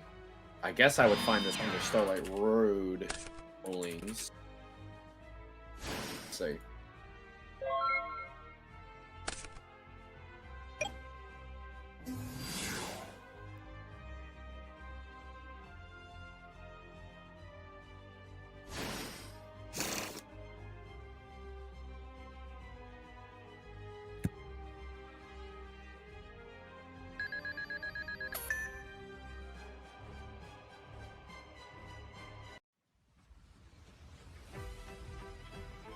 Gale Dogger, pay 3,000 to send a monster from extra deck to grave. Edison legal.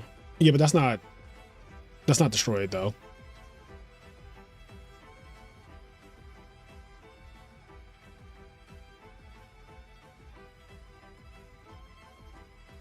I feel like the Starlight Road thing is very common. I'm shocked that he doesn't know. It never shocks me what people don't know. Even there are still things that even I don't know, and I play this format or like, not I don't play as much, but I do a lot in this format, and there are still things that I don't know. Like for example, last week I found out that Karma Cut will not banish Bestiary if you use it on a Prisma that has changed its name to Bestiary. Did not know that until literally last week. So there's stuff that everybody could learn and is still learning or are still learning.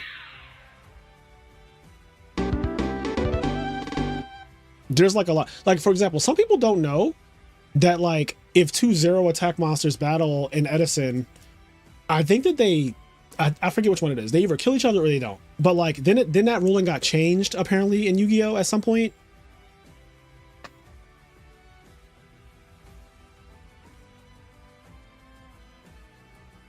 I'm actually going to look it up because I forget exactly how it works, but it's like if you go to, this is why I have all this shit bookmarked, by the way. So there's like rules that are specific to Edison. So here we go. There's a whole page called Edison format rule differences. And one of them is on 0 attack monsters. In Edison format, when 2 attack position monsters with 0 attack battle each other, they will destroy one another by battle. Additionally, an attack position monster with 0 attack cannot destroy a defense position monster with 0 defense by battle. This interaction was overturned in 2011. So that is a huge, like, this is a big deal. Because when I came into Edison, there were 2 0 attack monsters attacking, and I was like, well, nothing happens.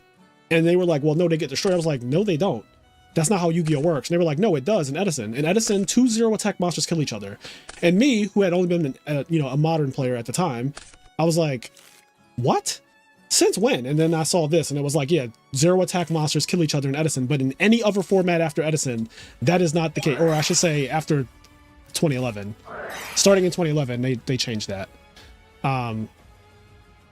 So that's just like there's a lot of shit that people don't know, and I'm not necessarily surprised when people don't know things, because again, none of us are perfect. None of us know everything.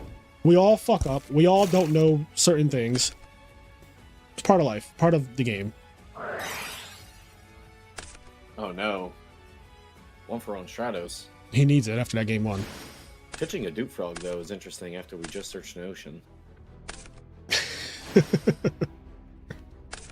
Is it not? I feel like it's no. You are right.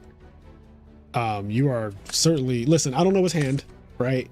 And honestly, Dario, I just play your best. Ignore me too. Mute the stream if you're listening. I think both players. Yeah, just a complete heads up, because you're not going to get anything from the stream except anxiety, because we'll just say something and like you might overthink it. Like, just play your game. Because we don't have perfect information on your hand like you do. You know exactly what you have, both players. I don't know what Bandy has. I don't know what Dario has. I don't know what anyone has in their hand. So, ignore me. Not Hydra saying he don't know his hand either. He's not looking at it. Now he don't know his hand either.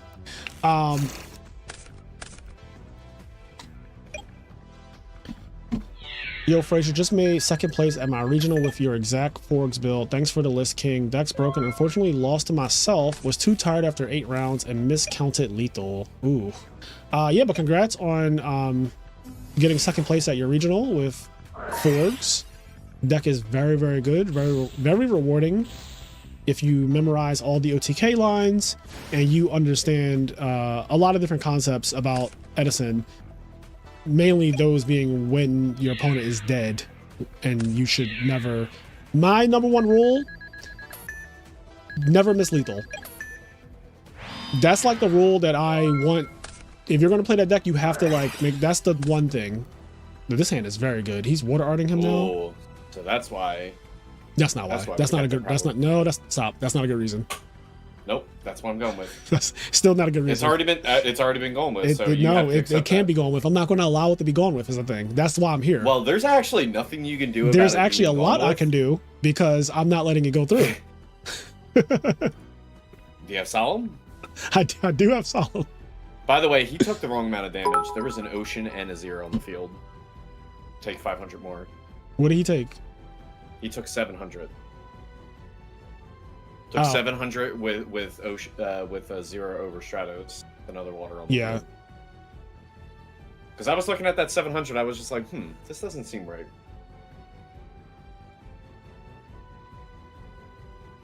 So what do we got? We got Alias, Spark, Dust Tornado, a Diva, and a Rhoda. Okay. The face on Absolute Zero ruling got to be one of my least favorite. Pretty sure knows every. I do not know every card. Perfect recall and knowledge is even difficult for a computer AI that has been trained to do things. We're humans, so we can be expected to know less than that too. Yeah, I agree. Yeah, well, some judges in the Edison YCS has some smooth brains, but star lighting, negating without destroying happens pretty often, in my opinion. Yeah, no matter how often it happens, though, it doesn't mean that everybody knows that. So, you know, something could happen very often and still not be known to people. That is just, and you just have to accept that that's a fact of life. Like, no matter how common something happens, it doesn't mean that everybody just knows it. Stupid question. If a debris brings back a substitute and attributes itself, does its effect get negated? Yes, it will still be negated because it is not a graveyard effect, whereas Dandelion activates when it's sent to the graveyard. Substitute's effect activates on the field. It activates and resolves on the field, and Debris Dragon is negating it. Yeah. It's a little different versus Skill Drain because Debris Dragon basically puts like a condition on the card that it's negated versus like Skill Drain just negates what's face up on the field. I know that seems confusing too, because like you're like, okay, well, I attributed the Substitute, so it's in the graveyard, but the effect of Substitute activated on the field. It didn't activate in the graveyard, and that's the distinction being made here with Dandelion. Alias X. All right. Is there a spreadsheet for forks? Yeah, there's a spreadsheet in the Frog OTK channel of OTK lines. As a Hero Frog player, I dread the potential fork reckoning. Oh, we hit the Mirror Force. That was so good. You know how he likes to run into the Mirror Forces too. Oh, and that's the Dust Tornado. Oh my god, that was nasty. That was a nasty 50-50. So I think we know the last card. I think it's Rhoda in the hand. We're going to game 3? Yeah. That was wild. This is top 4? Oh my goodness. This is top 4. Hero this is Frogs. Hype, right? Hype. Yeah, Hero Frogs about to make... Yo, actually, I just realized something. I know this is slow of me, but I just realized that Hero Beat is in top 4. Yes, that's what I was saying. I was like, this could be Hero Beat's chance to win a tournament. Yo, it literally hit me like a ton of bricks just now. Where have you been? It was like someone was like, you know, like when in the cartoons when they have the piano on the dolly, yeah, and it just falls and hits you in the head. Like I feel like that's just what happened to me. I just saw Hirby, I saw top 4. I'm like, yo, wait, this is actually kind of wild. Someone said, are sideboard guides common? Sideboard guides common. In Magic the Gathering, a lot of deck articles have sideboard guides for matchups. I feel like I have no clue when it comes to deciding a lot of time. I don't think that sideboard guides are common, no. And Yu-Gi-Oh, I don't think they're a common thing. There are some people who give you side deck guides or whatever like that, but definitely not common. Yeah, I think in Yu-Gi-Oh, the most common is siding patterns in Modern. But like Edison, I think there's basically no like, public. That was crazy. That was fucking crazy. That was so fucking crazy. Nobleman, hit pulling the rug. Hit pulling the rug from your deck. Summon Breaker. I know you don't have pulling the rug. Pop back row. Attack. Plus. There needs to be a Stratos right now. There needs to be a Stratos. Okay, that. Okay. This isn't good. I'll tell you what this ain't. The words of Cairo.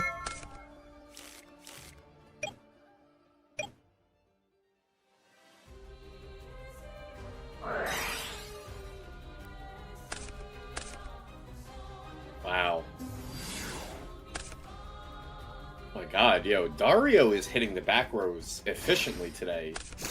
Nobleman for the pulling the rug, Heavy Storm for the oppression to get the frog engine online. Oh no, you know what's happening now. He don't miss. Oh, Dario is playing like a fucking god. Well, also drawing like a god, because clearly there's a Miracle Fusion coming down. Like, you have Crow or no? Do you saw Crow? Yeah, we need a Crow. This has got to be the only time where Crow is good. Yeah. All right. This is like the one time where Crow is like... This ain't good. In the words of the great Cairo, a true hero, I'll tell you what this ain't. Sango? Good. I was letting you wait. I could tell that you were I was anticipating. You were like, oh, I want you to say it so bad. Just say good. I'll tell you what this ain't.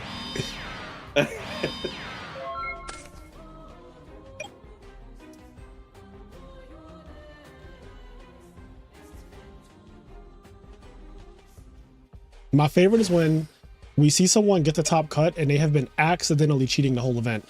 So I won't go as far as to say they've been cheating, because cheating implies intent. So that would mean that they do know what they're doing, right? Cheating, you have to have intent to call it cheating. I would rather use the term like unintentional or whatever to make it clear. But an example of unintentional cheating, I'm going to assume, was the finals of Orlando YCS last year, where Sizzle set a monster and passed, and the guy with Summon Rescue Cat, Summon Sam Knight, Summon Test Tiger, Tribute Test Tiger, target Sam Knight, return Sam Knight to the deck, get Murmillo, and he went pop your face down monster. And Sizzle was like, what? And the guy's like, yeah, pop your face down monster. Sizzle's like, it doesn't do that. Like, Murmillo just does not pop face down monsters. So then after that, he has to pop his Murmillo. Because you have to, Murmillo is mandatory. It has to pop something. Yo, Dario is he's just hit bowling the Hero Frog classics. Like, literally. Well, we know this Oh isn't my getting goodness. stopped. At least by pulling the rug. Like, he can have he can have that, but it can't be stopped. Yeah, that's just not good enough, because he still has the junk. Like, the junk is in the trunk. Not the junk is in the trunk. We need, like, Fossidine and defense right now. Oh, man.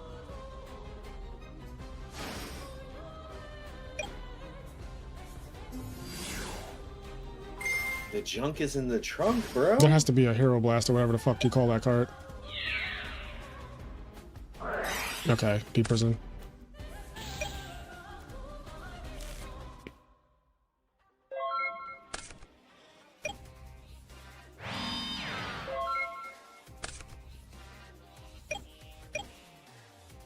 I wonder where is Unifrog at when all of this is going down. Oh, well, speak of the devil. Yo, frogs are so ridiculous. This is just like so unlosable. It's like sick. It's just sick, bro.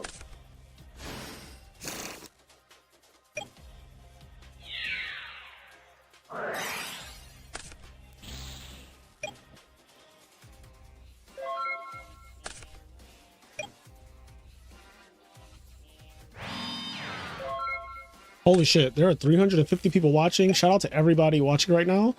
This is top 4, and Hero B is trying to be the first. This could potentially be the first tournament that Hero B has won in Edison format. If they can pull it out. It's having a tough time though getting there. Yeah, but I don't want to completely count it out. It ain't over until the fat lady sings. Now she's starting to warm up her voice. She's in the back right now. La la la la la la la la la la la la la la. Like the fat lady is in fact, she's warming up her voice right now. La la la la la la la la la la la la la la la la la. She's in the back though. She's not. The fat lady is singing, but she's not on stage. She's in the back just warming it up. You know. I smell a brain control. I don't know why, but I.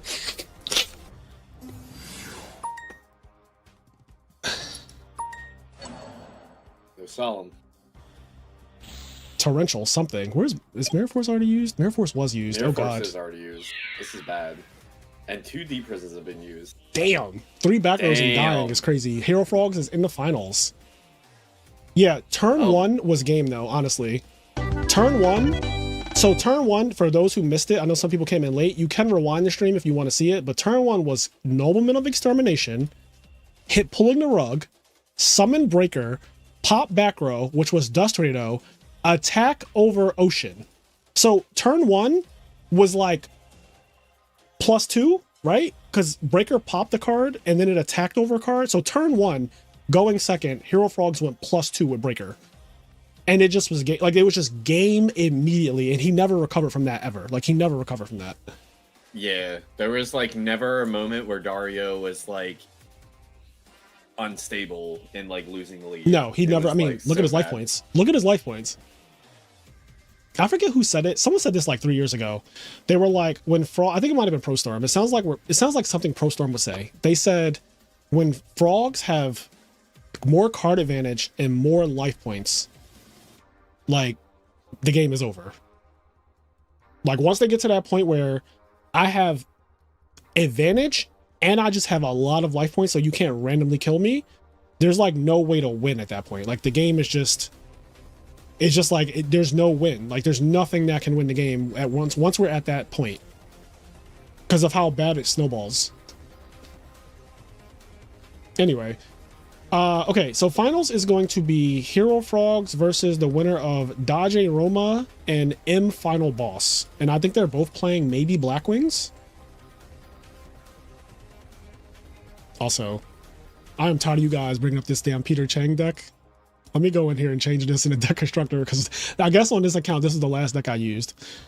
Let's see. What do we want to pull up? What do we want to pull up? We got HT19's deck in here. We got some. Look at the progression series decks, chat. We got the progression series decks all in here. Invasion of Chaos. This was my deck for the Invasion of Chaos episode for progression series. Oh Jesus Christ! I remember when I saw this deck, I was just like, "Yo, this is so far gone." Look at my Magician's Force deck, bro. Anyway, so I'll just put up like Dragon Turbo. Sure, set as default, whatever. All right, top 4, Dodge Roma.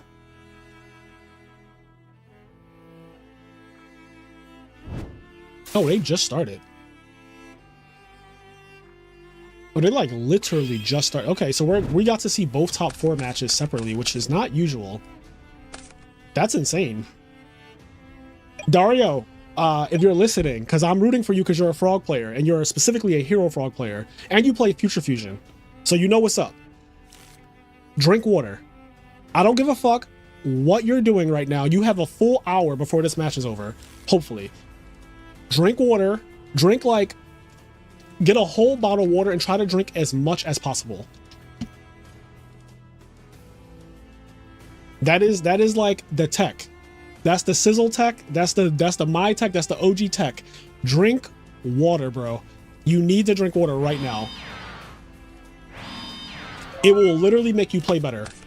Not even objectively, it will make you play better. Job's not done. Job is not done. Do not relax. Yeah. So what do we got? What do we got on the prospective opponent here? So we have like I think Black they're Wings both. or something. I think they're both Black Wings, but I could be wrong. Okay, well, one of them is for sure Black Wing.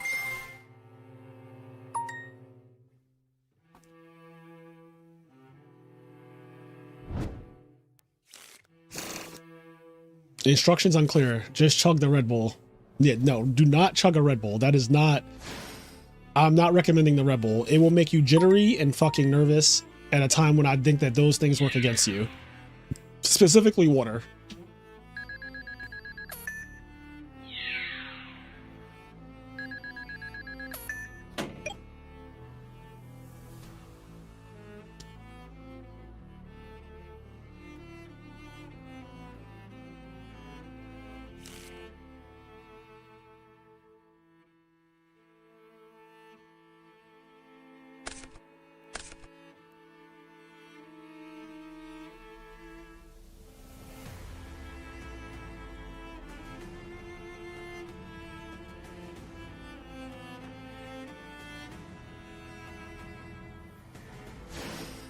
So again, guys, next month I will be at this RRC San Jose. I'll be commentating live, so I can say anything I want because I don't have to worry about the players hearing me and then finding lethal because I told them exactly how to do it. So the commentary will be a little bit different because I'll be able to speak freely because they can't hear me in real life. But I will be the lead commentator at future Retro Reborn tournaments. starting with San Jose. So I'll be at San Jose, I'll be at Detroit, I'll be at Pittsburgh, I'll be whatever other shit we got scheduled for Retro Reborn.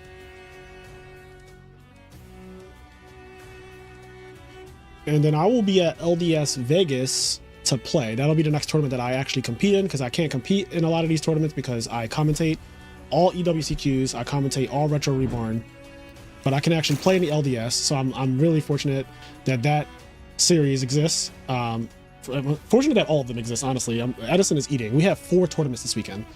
Chicago Monthly, this Team Starlight tournament, the LDS in Orange County, and also this here, EWCQ12. So that is insane that there's like so many. What the hell is this? Are mosquitoes back already? There's no way. But yeah, four Edison tournaments this weekend alone, which is crazy. But yeah, going forward, I will be the lead commentator for all LDS events. Well, 7 Tools is a cook right here. Cook. May we proceed to damage calc. So yeah, if you're going to the Retro Reborn event in San Jose, which I will post the link in the chat so you guys can see that. If you're going to go, I will be there. I'll be doing commentary, which means that I'll have plenty of time to like, you know, I won't be using my energy to play. So that's a good thing for me. Good thing to interact with other people, especially because like I'll be doing, you know, like player interviews and stuff like that.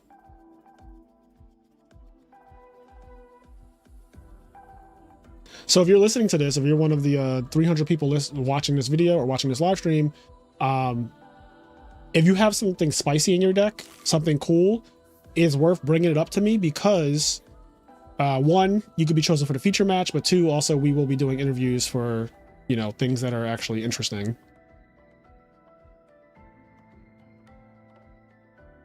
Anyway, back to this Blackwing mirror match, because I'm sure you guys are so excited for this. I'm sure we're all excited to see a double whirlwind Blackwing mirror match in top 4.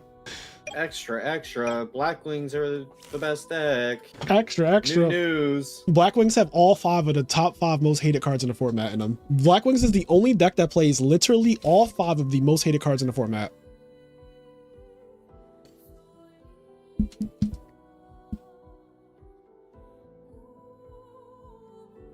Yeah, Lord British was in the thumbnail because Spaceships almost topped. Spaceships would have topped if they did one thing differently, and that is just use Kaiku's effect to banish a dark. He didn't respect Dark Arm Dragon. For some reason, he just refused at any point to respect that Dark Arm Dragon exists.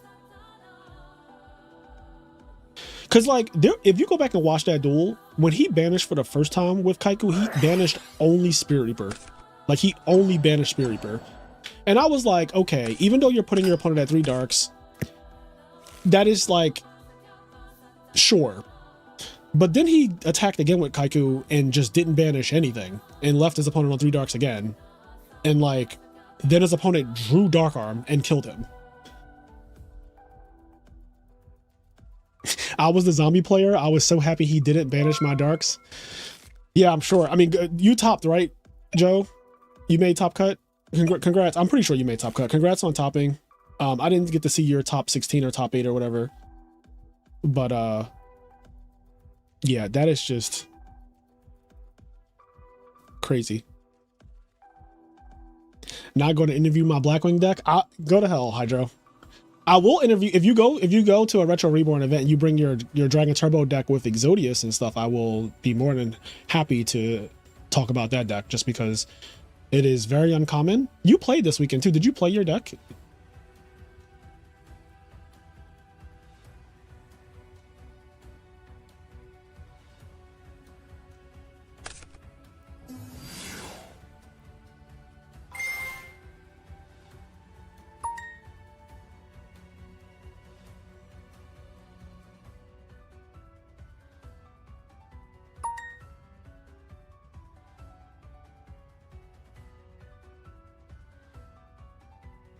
One of the worst feelings in the world is this, like, resolving multiple times.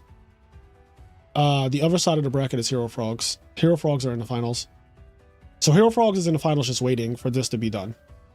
So it's Hero Frogs versus Black Wings guaranteed, which is another tournament that the big, the big three will take down. It's also just like classic Edison at this point, like Vayu versus Black Wing versus Hero Frogs versus whatever. It's very common. This is a very common ending to a tournament.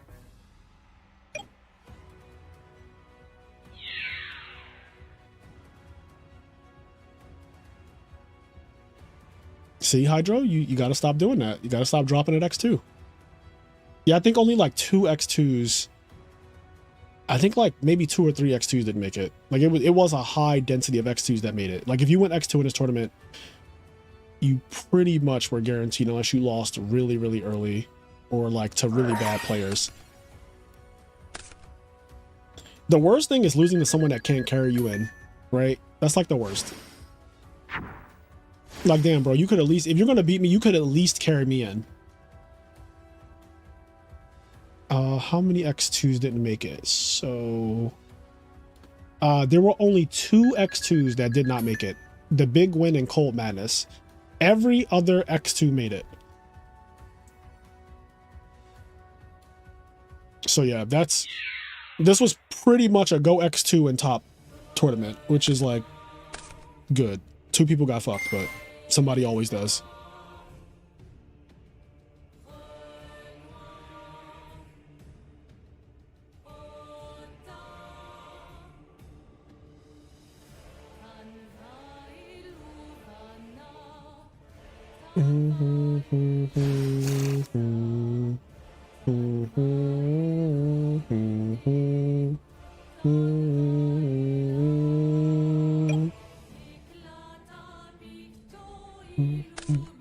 I actually don't know the breakdown yet for top cut. Yeah, I don't know the breakdown yet. Thank you, Daily. My hair is looking nice again. Yeah, I got my hair back. I'm so happy. Still working on my waves because when I cut all my hair off for that haircut, that ridiculous haircut that you guys made me get for 10K, I lost my waves, which I didn't know that would happen. Like when I cut all my hair off, I wasn't aware. So that's the one thing that's slightly different. My hair is more flat than it normally is. Like it just looks way more flat, but we'll be back. Waves on Swim, so they hate on him. You back? Yeah, I had to use the restroom. Daily, what's the next like thing that you're going to?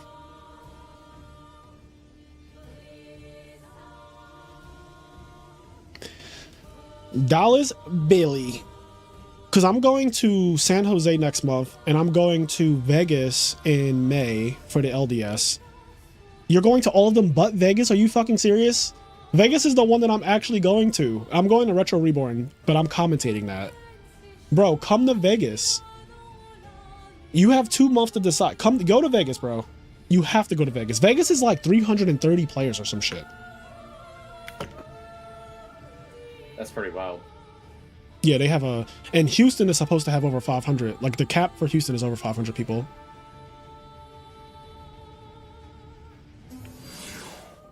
We're eating good. Retro Reborn, fucking LDS, EWCQs online if you like playing online. Also Snack, Snack or someone Snack adjacent.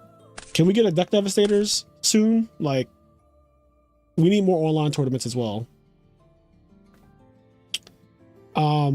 So I've been thinking about going to Paris in July, but I don't know how feasible it is. I'm gonna try, but I'm going to Japan in May, like April, May. And that is already like a very, very expensive trip on top of it being like, I'm taking 2+ weeks off to do that. So I'm not really sure if I'm gonna be able to do Paris. I want to go to Paris because I've never been to Paris. So my thing is, I don't want to go to Paris just for Yu-Gi-Oh! I don't want to go just for the event. If I go to Paris, I kind of wanted to spend like a week in Paris to enjoy and see Paris. I would never want to fly all the way to Paris just to play Yu-Gi-Oh! Because that is just not it for me. But we'll see how it shakes out. Like, I'm already scheduled for like 10 events this year, and most of them are me commentating, not even playing. So I have to figure things out.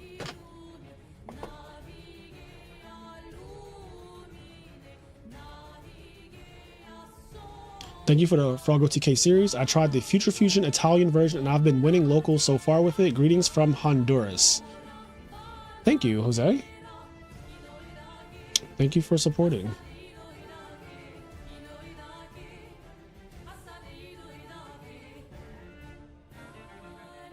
I had a regional 2-0 someone round 1. Round 2, they get a bye. Round 3, they get 2-0 again and drop. Round 9, I'm X1. Only lost is at table 1. We both win. Final standings come out, and I'm like, cool. Top 4, no problem. Nope, get 9th. 3 Blackwing, 3 Value, 1 Ancient Gear, 2 to 3 Zombies, Gigaplant, Froggo TK, Hero Frogs. Okay, so those are 13 of the decks in Top Cut so far. Whose favorite Hero Frog or Blackwing? I actually do think that that matchup is completely 50-50. I think that Hero Frog versus Blackwing is completely 50-50. It is so dependent on every little specific card that is drawn. Like, for example, if Blackwings draw Whirlwind, you know, their win percent goes up a lot. If Hero Frogs draws Miracle Fusion, their win percentage goes up a lot. It like there are just so many like micro things that happen that make that it's just a very volatile match. Like that match is extremely volatile.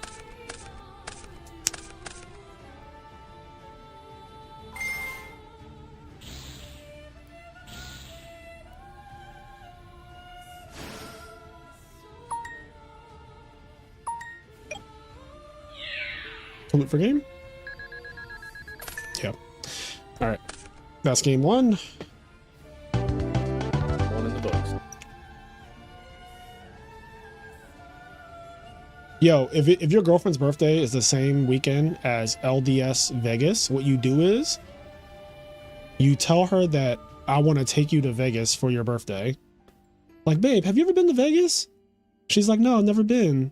And you're like, oh, that's crazy. Cause like, I was just thinking, I had the craziest thought. Like, what do you think about like going to Vegas for like your birthday? Like, like you never been, and we can see like the Grand Canyon. Like, you just like make it sound like it's what you want it to do for her birthday, and then when you get there, you grab your deck box and you're like, hey, babe, I'll be right back. I'm just gonna like. There's like this Yu-Gi-Oh thing happening down the street. Crazy. Didn't even know this was going on. Had no idea there's like this Yu-Gi-Oh thing going on. I know, right? Like we come all the way out to Vegas and there happens to be a Yu-Gi-Oh tournament. So I'm gonna leave you in a hotel room. Here's $100. Go play slots. Don't burn it all in one place. And I'm gonna go play Yu-Gi-Oh for the next 13 hours. Bye.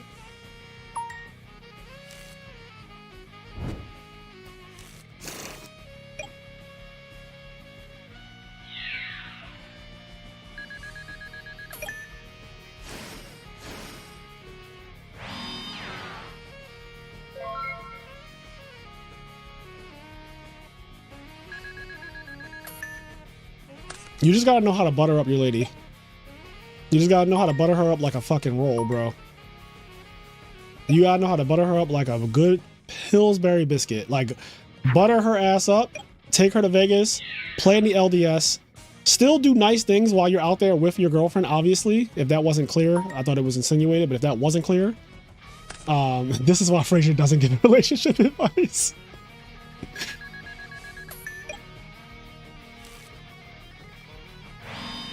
Ironically, she's the one that initially mentioned Vegas that weekend. Definitely possible. Yeah, like you already kind of won. You know, you just gotta. Oh, he said this Gores is a non-factor.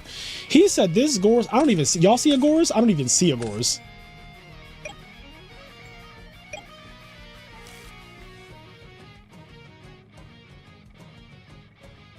Vegas is the same weekend as Mother's Day, and I booked my flight and ticket without realizing, and she told me there was no chance in hell I'm going, so now I'm out $500.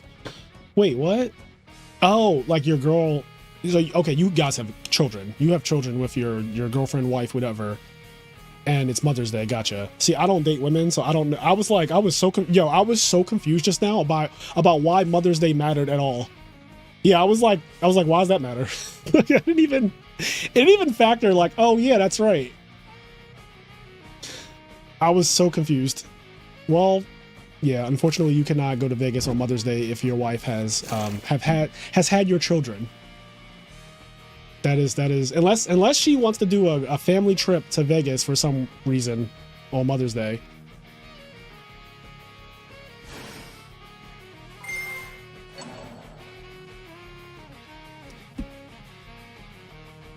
Hi from Puerto Rico. I'm starting to play Black Wings again and have a question. What variant you consider is the best of Black Wings? Black Wings has variants? Okay.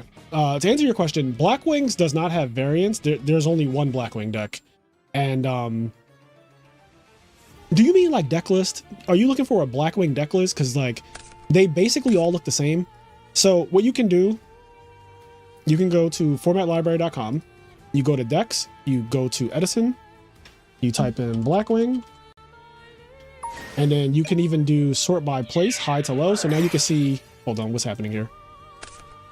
Okay, Mirror Force on the Thought Ruler. All right.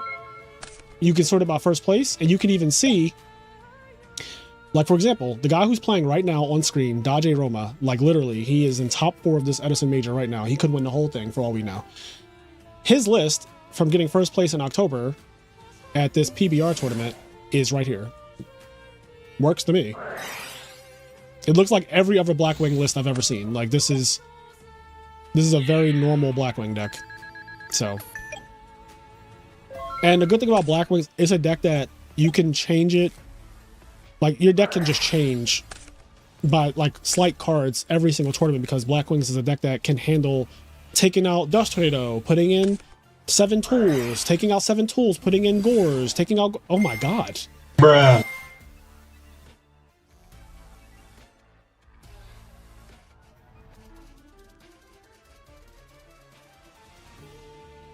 Blackwing is just standardized. There's only one Blackwing deck now. There's not... We don't have... Like, Edison does not have 2 Blackwing decks or anything like that. It's just... There's literally just one Blackwing deck.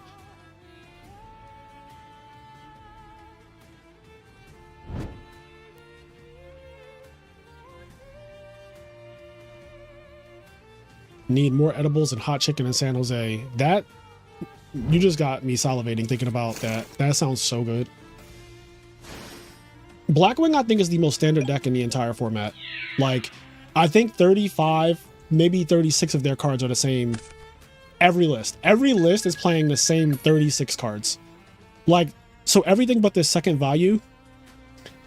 And then the only other flex spots that Blackwings play are like this Oppression in the main deck, there's Starlight Road in the main deck.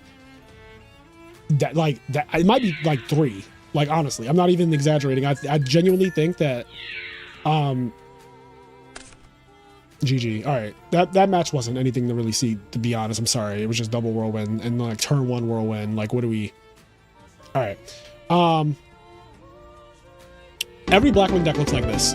They all look like this. Like this is what every single Blackwing deck looks like. They literally have maybe 3 cards different from this exact list. I'm not even kidding. Like 2 values is a choice. Starlight Road in the main deck is a choice. Royal Oppression in the main deck is a choice.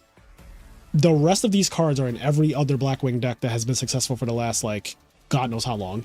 And you could put in. Go ahead. Would you say that Blackwing and Bayou are like the most optimized decks? Yes, I would. Yes. Yep. Blackwing and Bayou, I think both have like 36 cards. According to this, 37 cards. They have at least 36 cards that are in every single list. Like every single Value, every single Blackwing. 36 cards are exactly the same. And then like if you want to do some shit with your deck, just like do it. Anyway, guys, we're in the finals.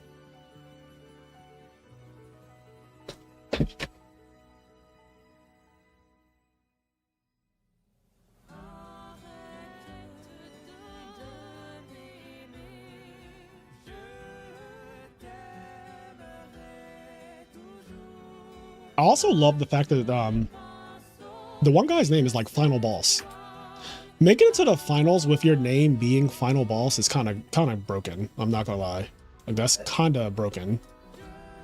Also, this is some Final Ball shit right here. This is some Final Ball shit right here for sure. Yeah, that's fucked.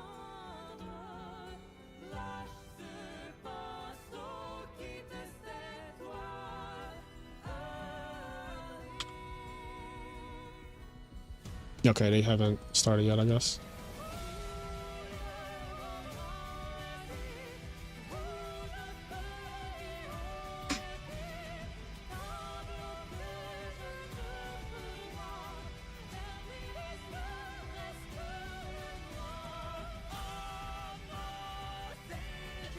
Value is the same 38 most optimized deck in the format for sure. I think we need less in-paper deck profiles of topping bird decks and more profiles of cookage that bubbled. Yeah, I do not care for Blackwing or value deck profiles at all. I won't even click on a value or Blackwing deck profile if I see one get uploaded to YouTube. It is just not worth the time or money for me to do that. Like, it's a waste of time. Like, it's to the point where it'll be the same Blackwing deck you've seen a million times, and they might have changed literally one card, and it's not even like an interesting card. And this is no shade to the Blackwing community, but it's just like, that is what it is. Same thing with the value community. It's like after Nitro Value, which is genuinely like a really cool new concept and idea for that deck. After that though, business as usual.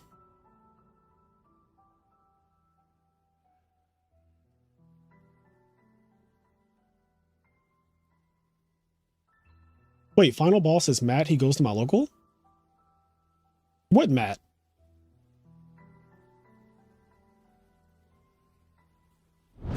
Matt who?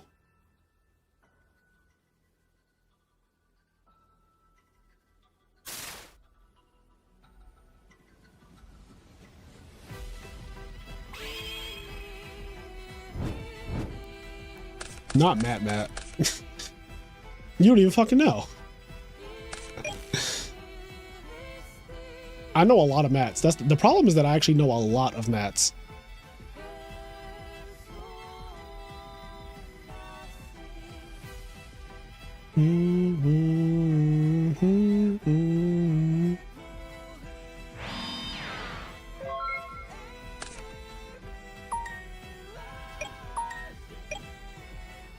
Start off with a back row pass and Blackwings.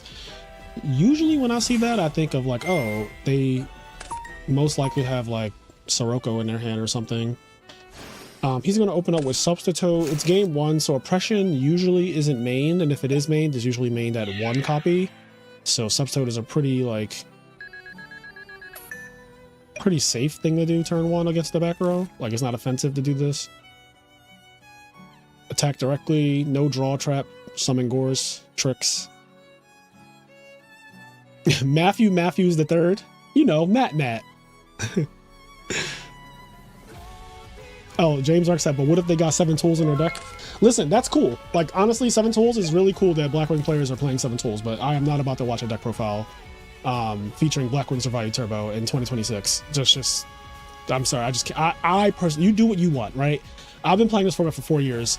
Not everybody has been playing this format for 4 years. I am not watching any more Blackwing or value deck profiles, period. Like, I'm good. I am so good. I've never been gooder.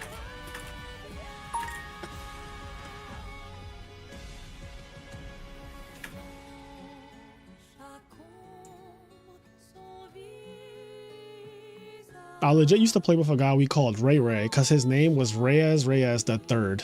Crazy.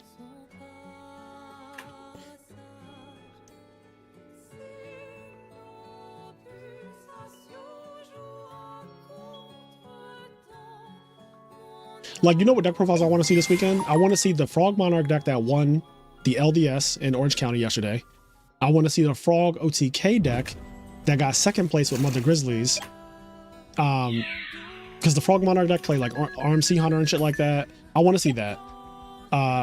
Okay, so we're opening up Sirocco now. I can't wait to see how this one turns out.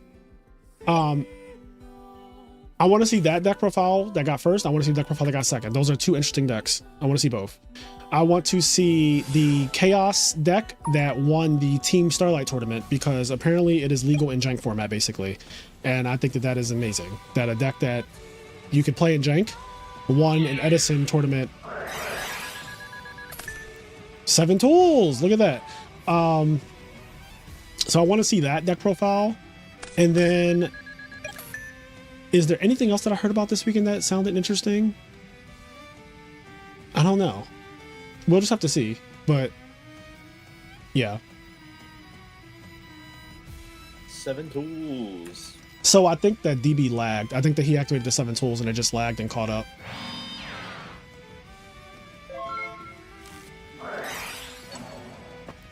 Deck heavy? Nope. Oh, 2? Is that 2-7 tools? Oh shit, that's how he made it to the finals? He played double 7 tools?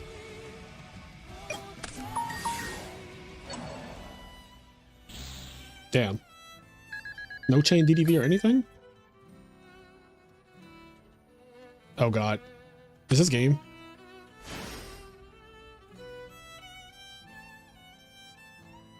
$14 tools? My man has a graveyard with 14 tools in it, bro.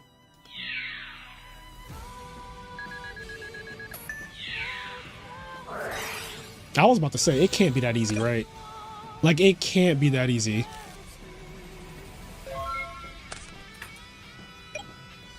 I won a monthly on double 7 tools and it carried hard. 7 tools is broken because it's anti-GB.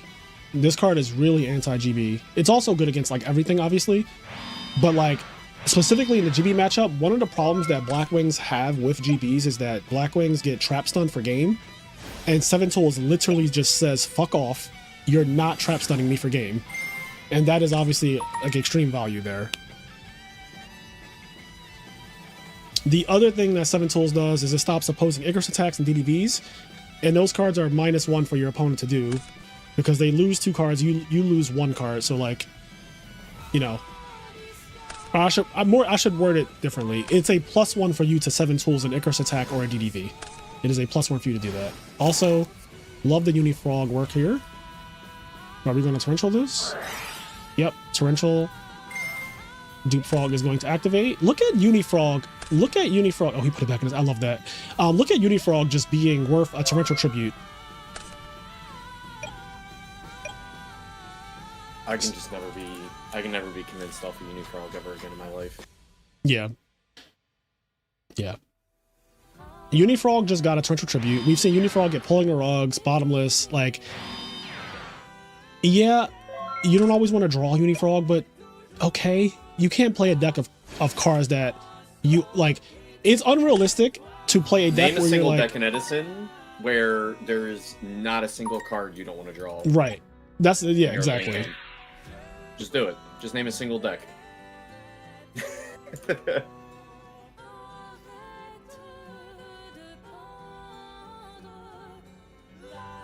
just doesn't exist. There isn't a single deck where you're like, I don't want this in my opening game. Oh god, that's a lot of damage. Yo, that was a shit ton of damage. I'm certain he has a Blizzard to summon Catastor here, because otherwise, you know.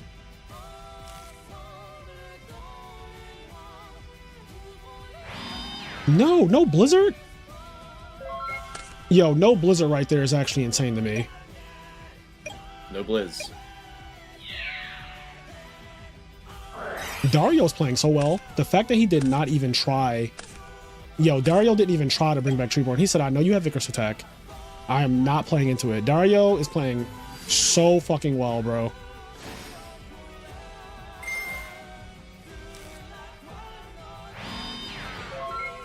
Oh no. Oh no. Oh, that's game. Oh, that's game. Take the Dark Arm? Or Blizzard? Yeah. He didn't show him, right? He blatantly didn't show him his hand, right? Because I wouldn't show my hand. Didn't Frogs go second? Pierre, thank you for the sub. Fuck, I want to play Hero Frog again. Hero Frog is, in my opinion, the best deck in the format. It's either Hero Frog or Froggo TK. I go back and forth between which one I think is the better deck, but I think that Frogs in some iteration is the best deck in the format. I've been consistent on this for literally years, because you cannot convince me that the other decks have a card as broken as Substitute. You cannot convince me that the other decks have a card as broken as Substitute. Substitute, next, like the pack that comes out right after Edison makes Substitute a tier 0 format. It is literally just Froggo TK format because of fucking Toad being a not once per turn, 2000 defense, 1-star monster, water that they can't die in battle, summon anything as many times. Like, it is one of the most egregious cards in the entire history of Yu-Gi-Oh!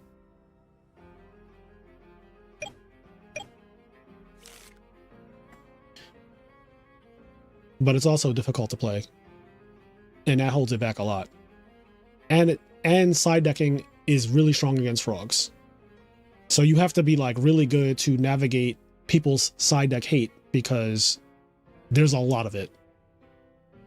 These are the two most important games because this is where frogs have to really earn their wins. I feel like game 1 for frogs is pretty much free, and games 2 and 3 are like whatever. But game 1 is like, you know, you win game 1 a lot. Games 2 and 3, it really comes down to like what side deck hate did your opponent see? How did you play into it, around it? We saw how Dario got to the finals. He went Nulman of Extermination, hit pulling the rug, summon Breaker, pop Dust Rain to attack, and that is exactly the type of thing that like he perfectly just destroyed the side deck hate right there. Like he just was like, all right.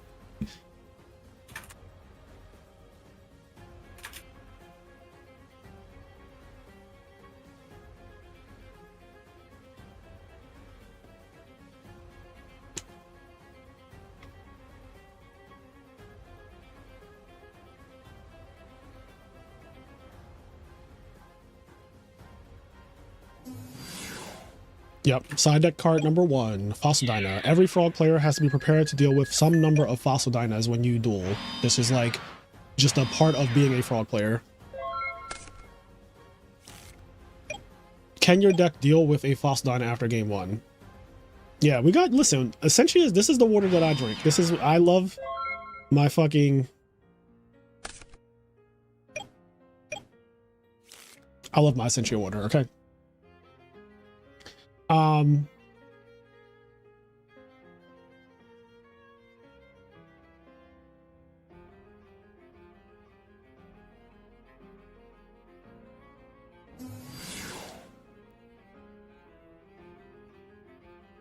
Yeah, this is going to be a hard game for Dario to win. If Dario wins this game, I will be very, very impressed because we're not even attacking.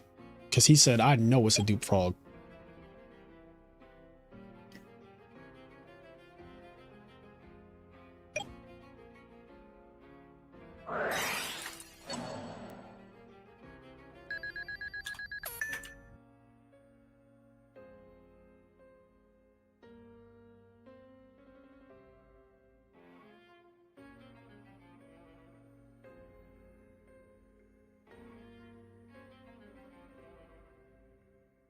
I do think so. I say this often too, Ice Queen. I agree with you. If no Whirlwind, the Blackwing matchup really comes down to proper technical play. I think that Hero Frogs will beat Blackwings if they don't see Whirlwind. But I think that like they are going to see Whirlwind 28% of the opening hands, and then obviously it increases as the game continues. So like that's why to me it's just 50-50. Because if Blackwings see Whirlwind though, they beat Frogs. Like unless you know you draw one of those crazy frog hands that it didn't matter what they had right at that point. But like typically, like when I play against a Blackwing player and they just never see Whirlwind or anything, and I'm playing Hero Frogs, I pretty much win, unless things go kind of wrong. Like, and I'm not really sure what that looks like, but obviously, you know, things can happen or whatever. So we're gonna Icarus attack the dupe frog. We do get dupe search for Unifrog, correct? Yep, that guy's in the grave. And now there is a level 4 in the grave for Blizzards to come down for M Final Boss. So he's pretty happy about that, I'm sure. And 3 back row is strong, like. So Kalud is not really a Blackwing that you want to be summoning here, but you know, you gotta win the game, right? So you gotta attack with what you got. The longer you wait, the worse it gets. Yeah, it only can get worse from here. So many back row, bro. 7 tools to negate the Raigeki break. So that's Dust Shoot?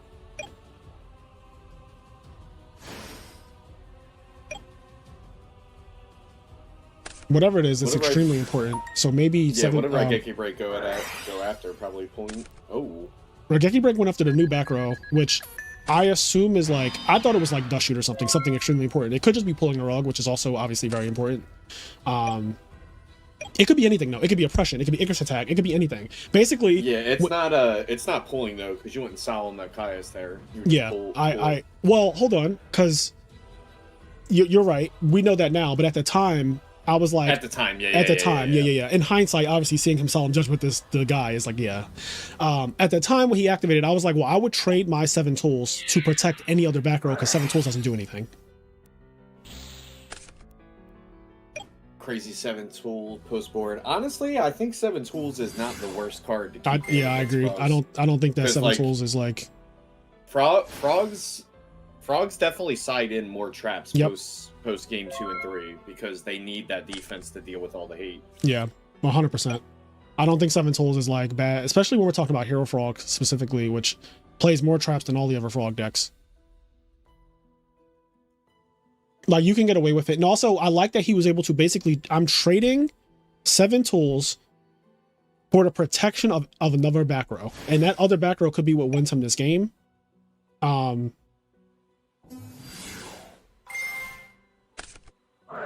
There's an oppression. Now, that's not the card, but that, that's huge. I want to know what this mystery card is so bad now.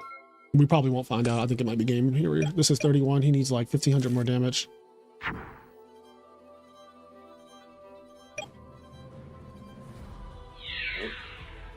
Do we have the classic for game? Yeah. Drop it? It needs to be double like clue. It needs to be double.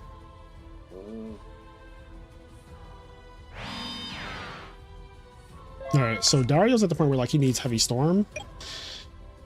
Or he could push through technically because like life points aren't that high. He can only pay for oppression 2 more times. He could pay twice more, which is like family type game. Yeah, this is a really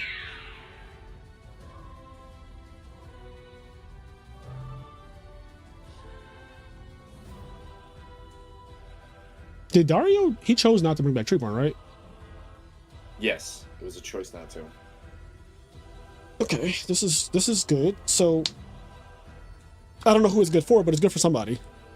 Yeah, we're gonna find out who it's good for shortly. Yeah, we're gonna find out who is it good for that he didn't bring back Treeborn Frog. Icarus attack. Okay, so it was Icarus we protected. Yep. So he's been playing around Icarus attack all day, and that was Icarus attack that he protected, which could be what wins him the game because this is game on board. Yep. And we have the oppression to check of Miracle Fusion main phase 2. Yep. Swing low, Sweet Chariot. That Icarus attack, trading the 7 tools for the Regeki break, trying to pop the Icarus attack, won him the game. Wild. That was a good game. That was a very good game. And that's, we're going to game 3, and that's exactly what I wanted to see. I wanted a nice finals. A very nice finals. Okay, so is the finals going to be something like Whirlwind, Shura, GG? Or like Stratos 1-for-1 the most? Who's getting savaged? Who is getting absolutely savaged?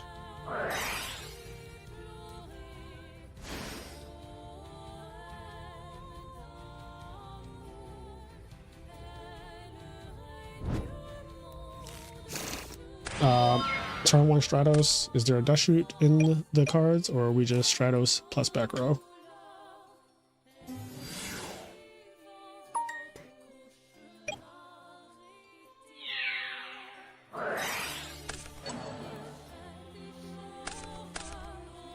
This doesn't look too good for the Hero Frog.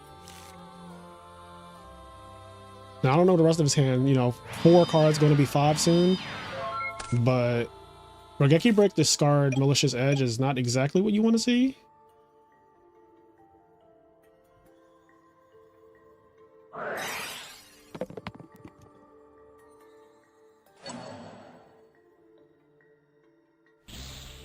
All their prisons gone. Honestly, that might hurt the Hero Frog player more than the Blackwing player. We'll see how it plays out, obviously, but like...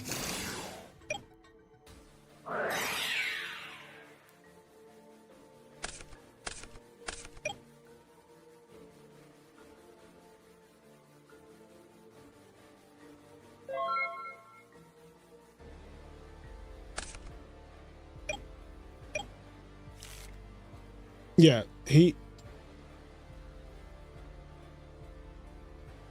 Chad is like popping off. They're like, wait, dang, ooh, ouch. He only banished one prison. He did only banish one prison, so what does that tell you? What does that tell you? He only banished one prison. Now you can, you can assume like, oh, he has prison in his hand, or he just sided it out. It could be either one. He could have very easily have sided out. What I'm afraid of for Dario is that he might not have outs to this Fossil Dyna. There's the second prison, which so him summoning that alias was greedy, because if he doesn't have outs to this Fossil Dyna, it obviously could be really, really bad for him. And this goes back to what I was saying about you just have to play the game more patiently as a Frog player. Like, trying to rush the game to come to a conclusion is really not in your benefit when you think about it. The deck benefits so much more from the games going longer than any other deck in the format. That is its strength. Trying to like rush them down when you don't have... If you saw their hand with Dust Shoot or Water Art, I agree, obviously. But like going in blind into Mirror Forces like the other game, and then this one into a Torrential, and then now Dyna is like so much more valuable because of it. Because you only have so many outs to attack over that damn thing.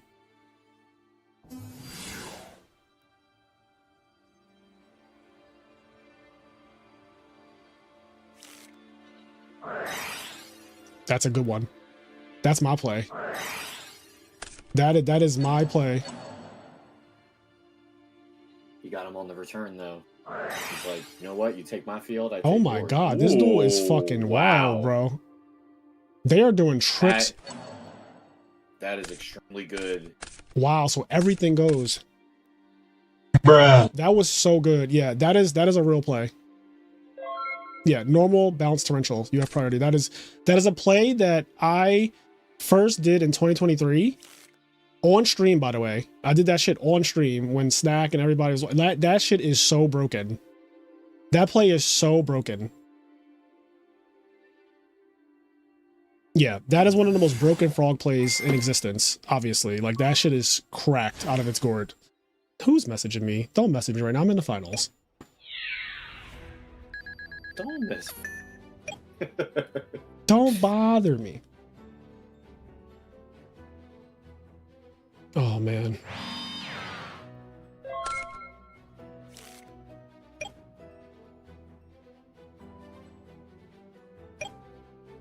Dario's not in the clear yet, though. He still needs... 1-for-1 pitch sub out of the hand. That is slightly suspicious, just because... Like, I know one oppression is gone, but what if the other oppression was gone? Or what if the other oppression was in the back row, and then... Like, wouldn't you rather have the Toad so you could set it and they have oppression they can't synchro, and then you just wall off this field with the Toad, right? Like, supposing he flipped oppression here on that 1-for-1 pitch Toad, would you be sick if your opponent was like, I drew the second oppression, and now you have a swap frog against this? Yeah, I guess that's fair, right? It should have been pitch the swap in case things go bad, and then you can set the sub, because we had sub swap in our hand. But now we're dupe locking up, which is honestly pretty solid here. What's the dark count looking like over in the back wing land? That's what I'm concerned about here.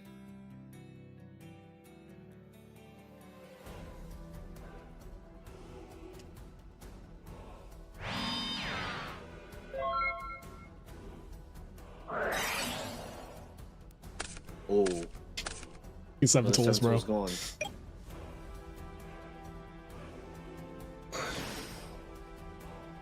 Yeah, but the frog deck is at 3100, so this is very fragile. Torrential is gone though. That is a big deal. If the frog deck can stabilize here, they will just win the game. But that is easier said than done. They need to like draw gas, and yeah, Looks like we're not drawing gas. But... No, there's no gas to be drawn here. And there's so much gas to actually draw factually, which is crazy. Yeah, there's a lot of gas for both players, but 16 versus 27. The frog deck has the odds on drawing gas, but Oh, what's that? Don't tell me that's 3. yo, did he draw dad? Dad has been the fucking heart. If dad is the victor at the end of the day here. And there it is. Wow. There you have it. Dark Arm Dragon off the top. Dark Arm Dragon, the broken god card. GG. Black Wings takes it down. Congratulations to M Final Boss. Yeah, what were these? Icarus and Mirror Force. Nicely done, honestly. Like, very nicely done on both players getting all the way this far.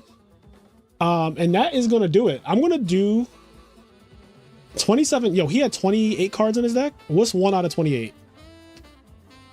1 out of 28. It's 3.5% to draw Dark Arm. However, I want to be clear. There are a lot of things he could have drawn right there that were really good. Like another monster, for example, that wasn't Dark Arm is also really good because he already had Icarus attack. So he could clear this at any point, basically, and just start attacking, and his opponent is not at high life point. So it's not like he had a lot going on. I'm going to actually watch the replay just because there's no more matches left. So watching the replay of this won't affect the players at all.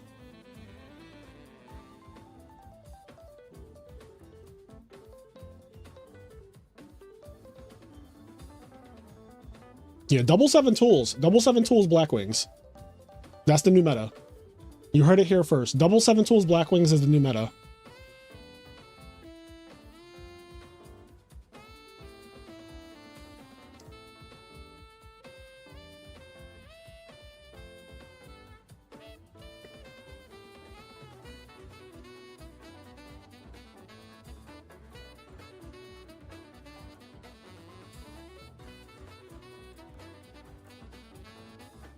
Man, Dario had gas for days this game. Like, this shit.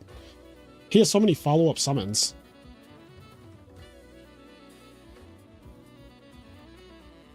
Yep, torrential here.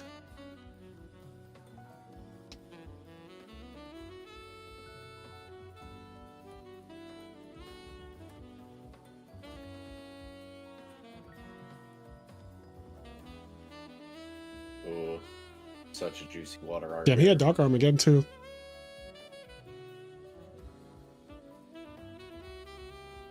Alright, this game, 7 tools with Oppression set. Oh, he has Solemn, Fossil Dine, and Icarus. His hand is crack. Yeah, this is a very strong hand.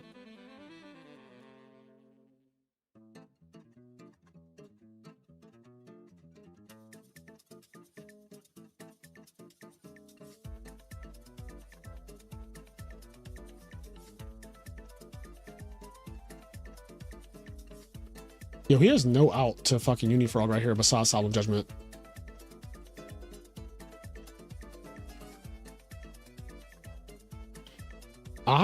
I don't agree with that, Caius. I think that on a turn where you drew D Prison, I would absolutely have summoned Swap Frog, send a guy to grave, bounce, normal summon Unifrog, attack directly. Because I'm not summoning Caius in the 3 back row and I don't see a single fucking pulling the rug. That's how I'm carrying it. And also this Kalut isn't threatening me. It's not threatening me. It doesn't really do anything. And if you Icarus attack my Unifrog and my Treeborn Frog, that is fine. You really Icarus attacked 1 card.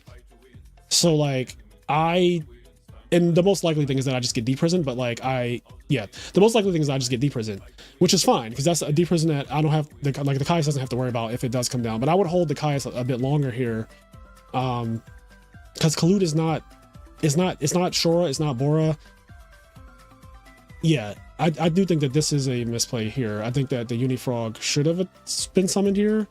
Your life points were high enough to like get away with that. You have a D-Prison on top of that as well. I'm not exactly afraid of like randomly dying.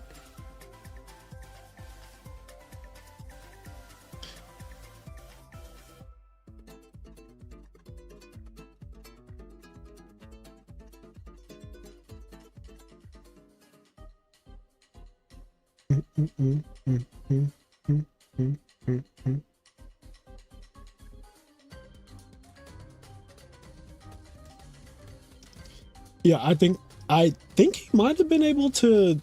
He might have won that actually, because he goes summon Unifrog, and the final boss has to decide: am I solemning this, or am I letting this eat my back row?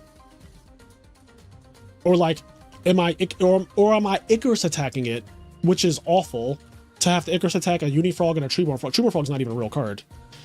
And then, so if they Icarus attack it, they have Solemn Oppression, but you have like still Monarch follow up and Substitute and all that shit. And they lose their pressure, right? Because when they Icarus attack, obviously they lose their pressure. So your D-Prison now goes further because they don't have a monster. They have to summon a new monster, first of all, and you have the D-Prison to check it. This is exactly what I was saying. This hand was not good. So when he did this turn 1, I was like, oh, this does not look good for the Hero Frog player. Okay, so this is where he summons Alias, right? I 100% think that you need to take it slow here. Your hand is not good. You do not want to rush anything with this hand. Like, you just need to like chill. Attacking with Stratos here is perfectly fine. If it gets D-Prison or whatever, not many things really happen to Stratos, but if he gets D-Prison, like, sure. Yeah, this torrential hurt really bad. And then he draws Dyna off the top. Oh my god. And you kind of know he has the D-Prison. It's most likely he kept in D-Prison because only one got banished. So this is kind of like an obvious thing that happened here.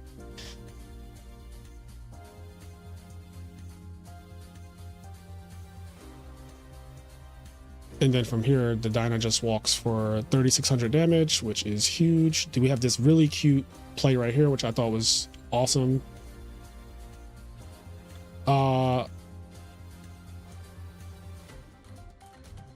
Would I 1-for-1 main phase 2 here, or like still main phase? Like, so would I 1-for-1 here?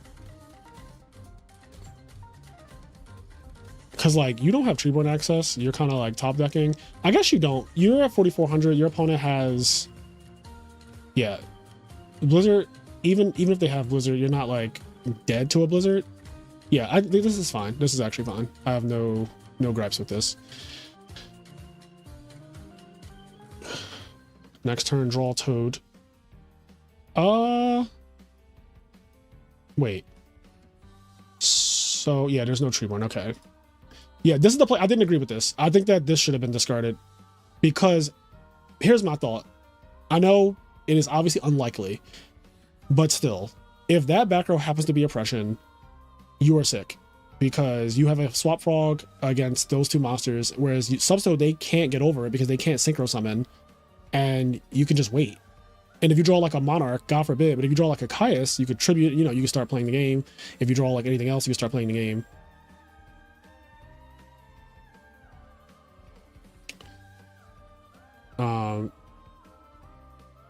What? Chillfill? 1-for-1 also questionable. But you get tree set up like this. I agree on you agree on discarding Substitute?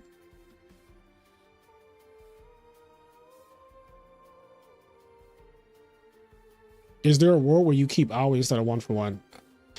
So he didn't have a Toad in his hand when he had the decision to Raigeki break. I don't think I'm keeping Water Art over 1-for-1 in that situation, because 1-for-1 is a god card here.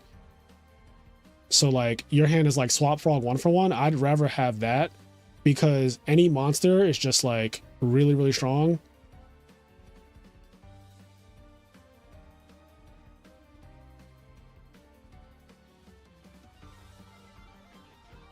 Oh god, he didn't give him time. Yeah, that was rough. And then these are Icarus and Mirror Force.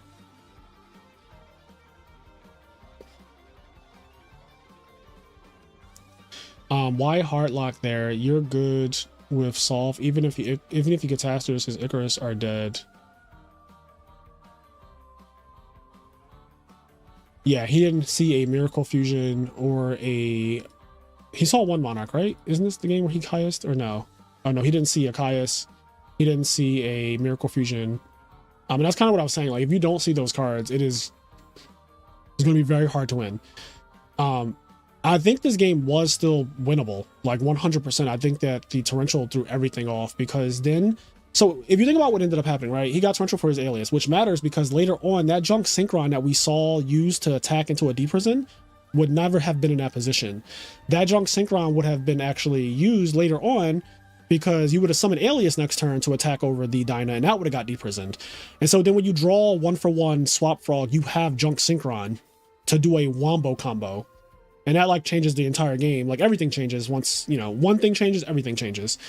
So yeah, it obviously matters. Also because like you can Raigeki break and pitch swap frog if you have junk synchron, right? So like if you have junk synchron, your Raigeki break can pitch swap frog now because I'm just going to summon junk synchron and bring back swap frog. So there's like a lot that happens when you do like the one thing. It just like it fucking cascades. It becomes this whole thing. Yeah, you had the feeling that you couldn't give him time, but in reality, I think that you had to realize that you're the one who needed time. Like you had nothing. You had no monarchs, no like miracle fusions, nothing. You had nothing to fall back on. So at this point, I am trying to go as slow as possible. I am Stratos attack, Sarageki break. Hope that I don't have to use it. You know, like, you know, walk them down slowly that way.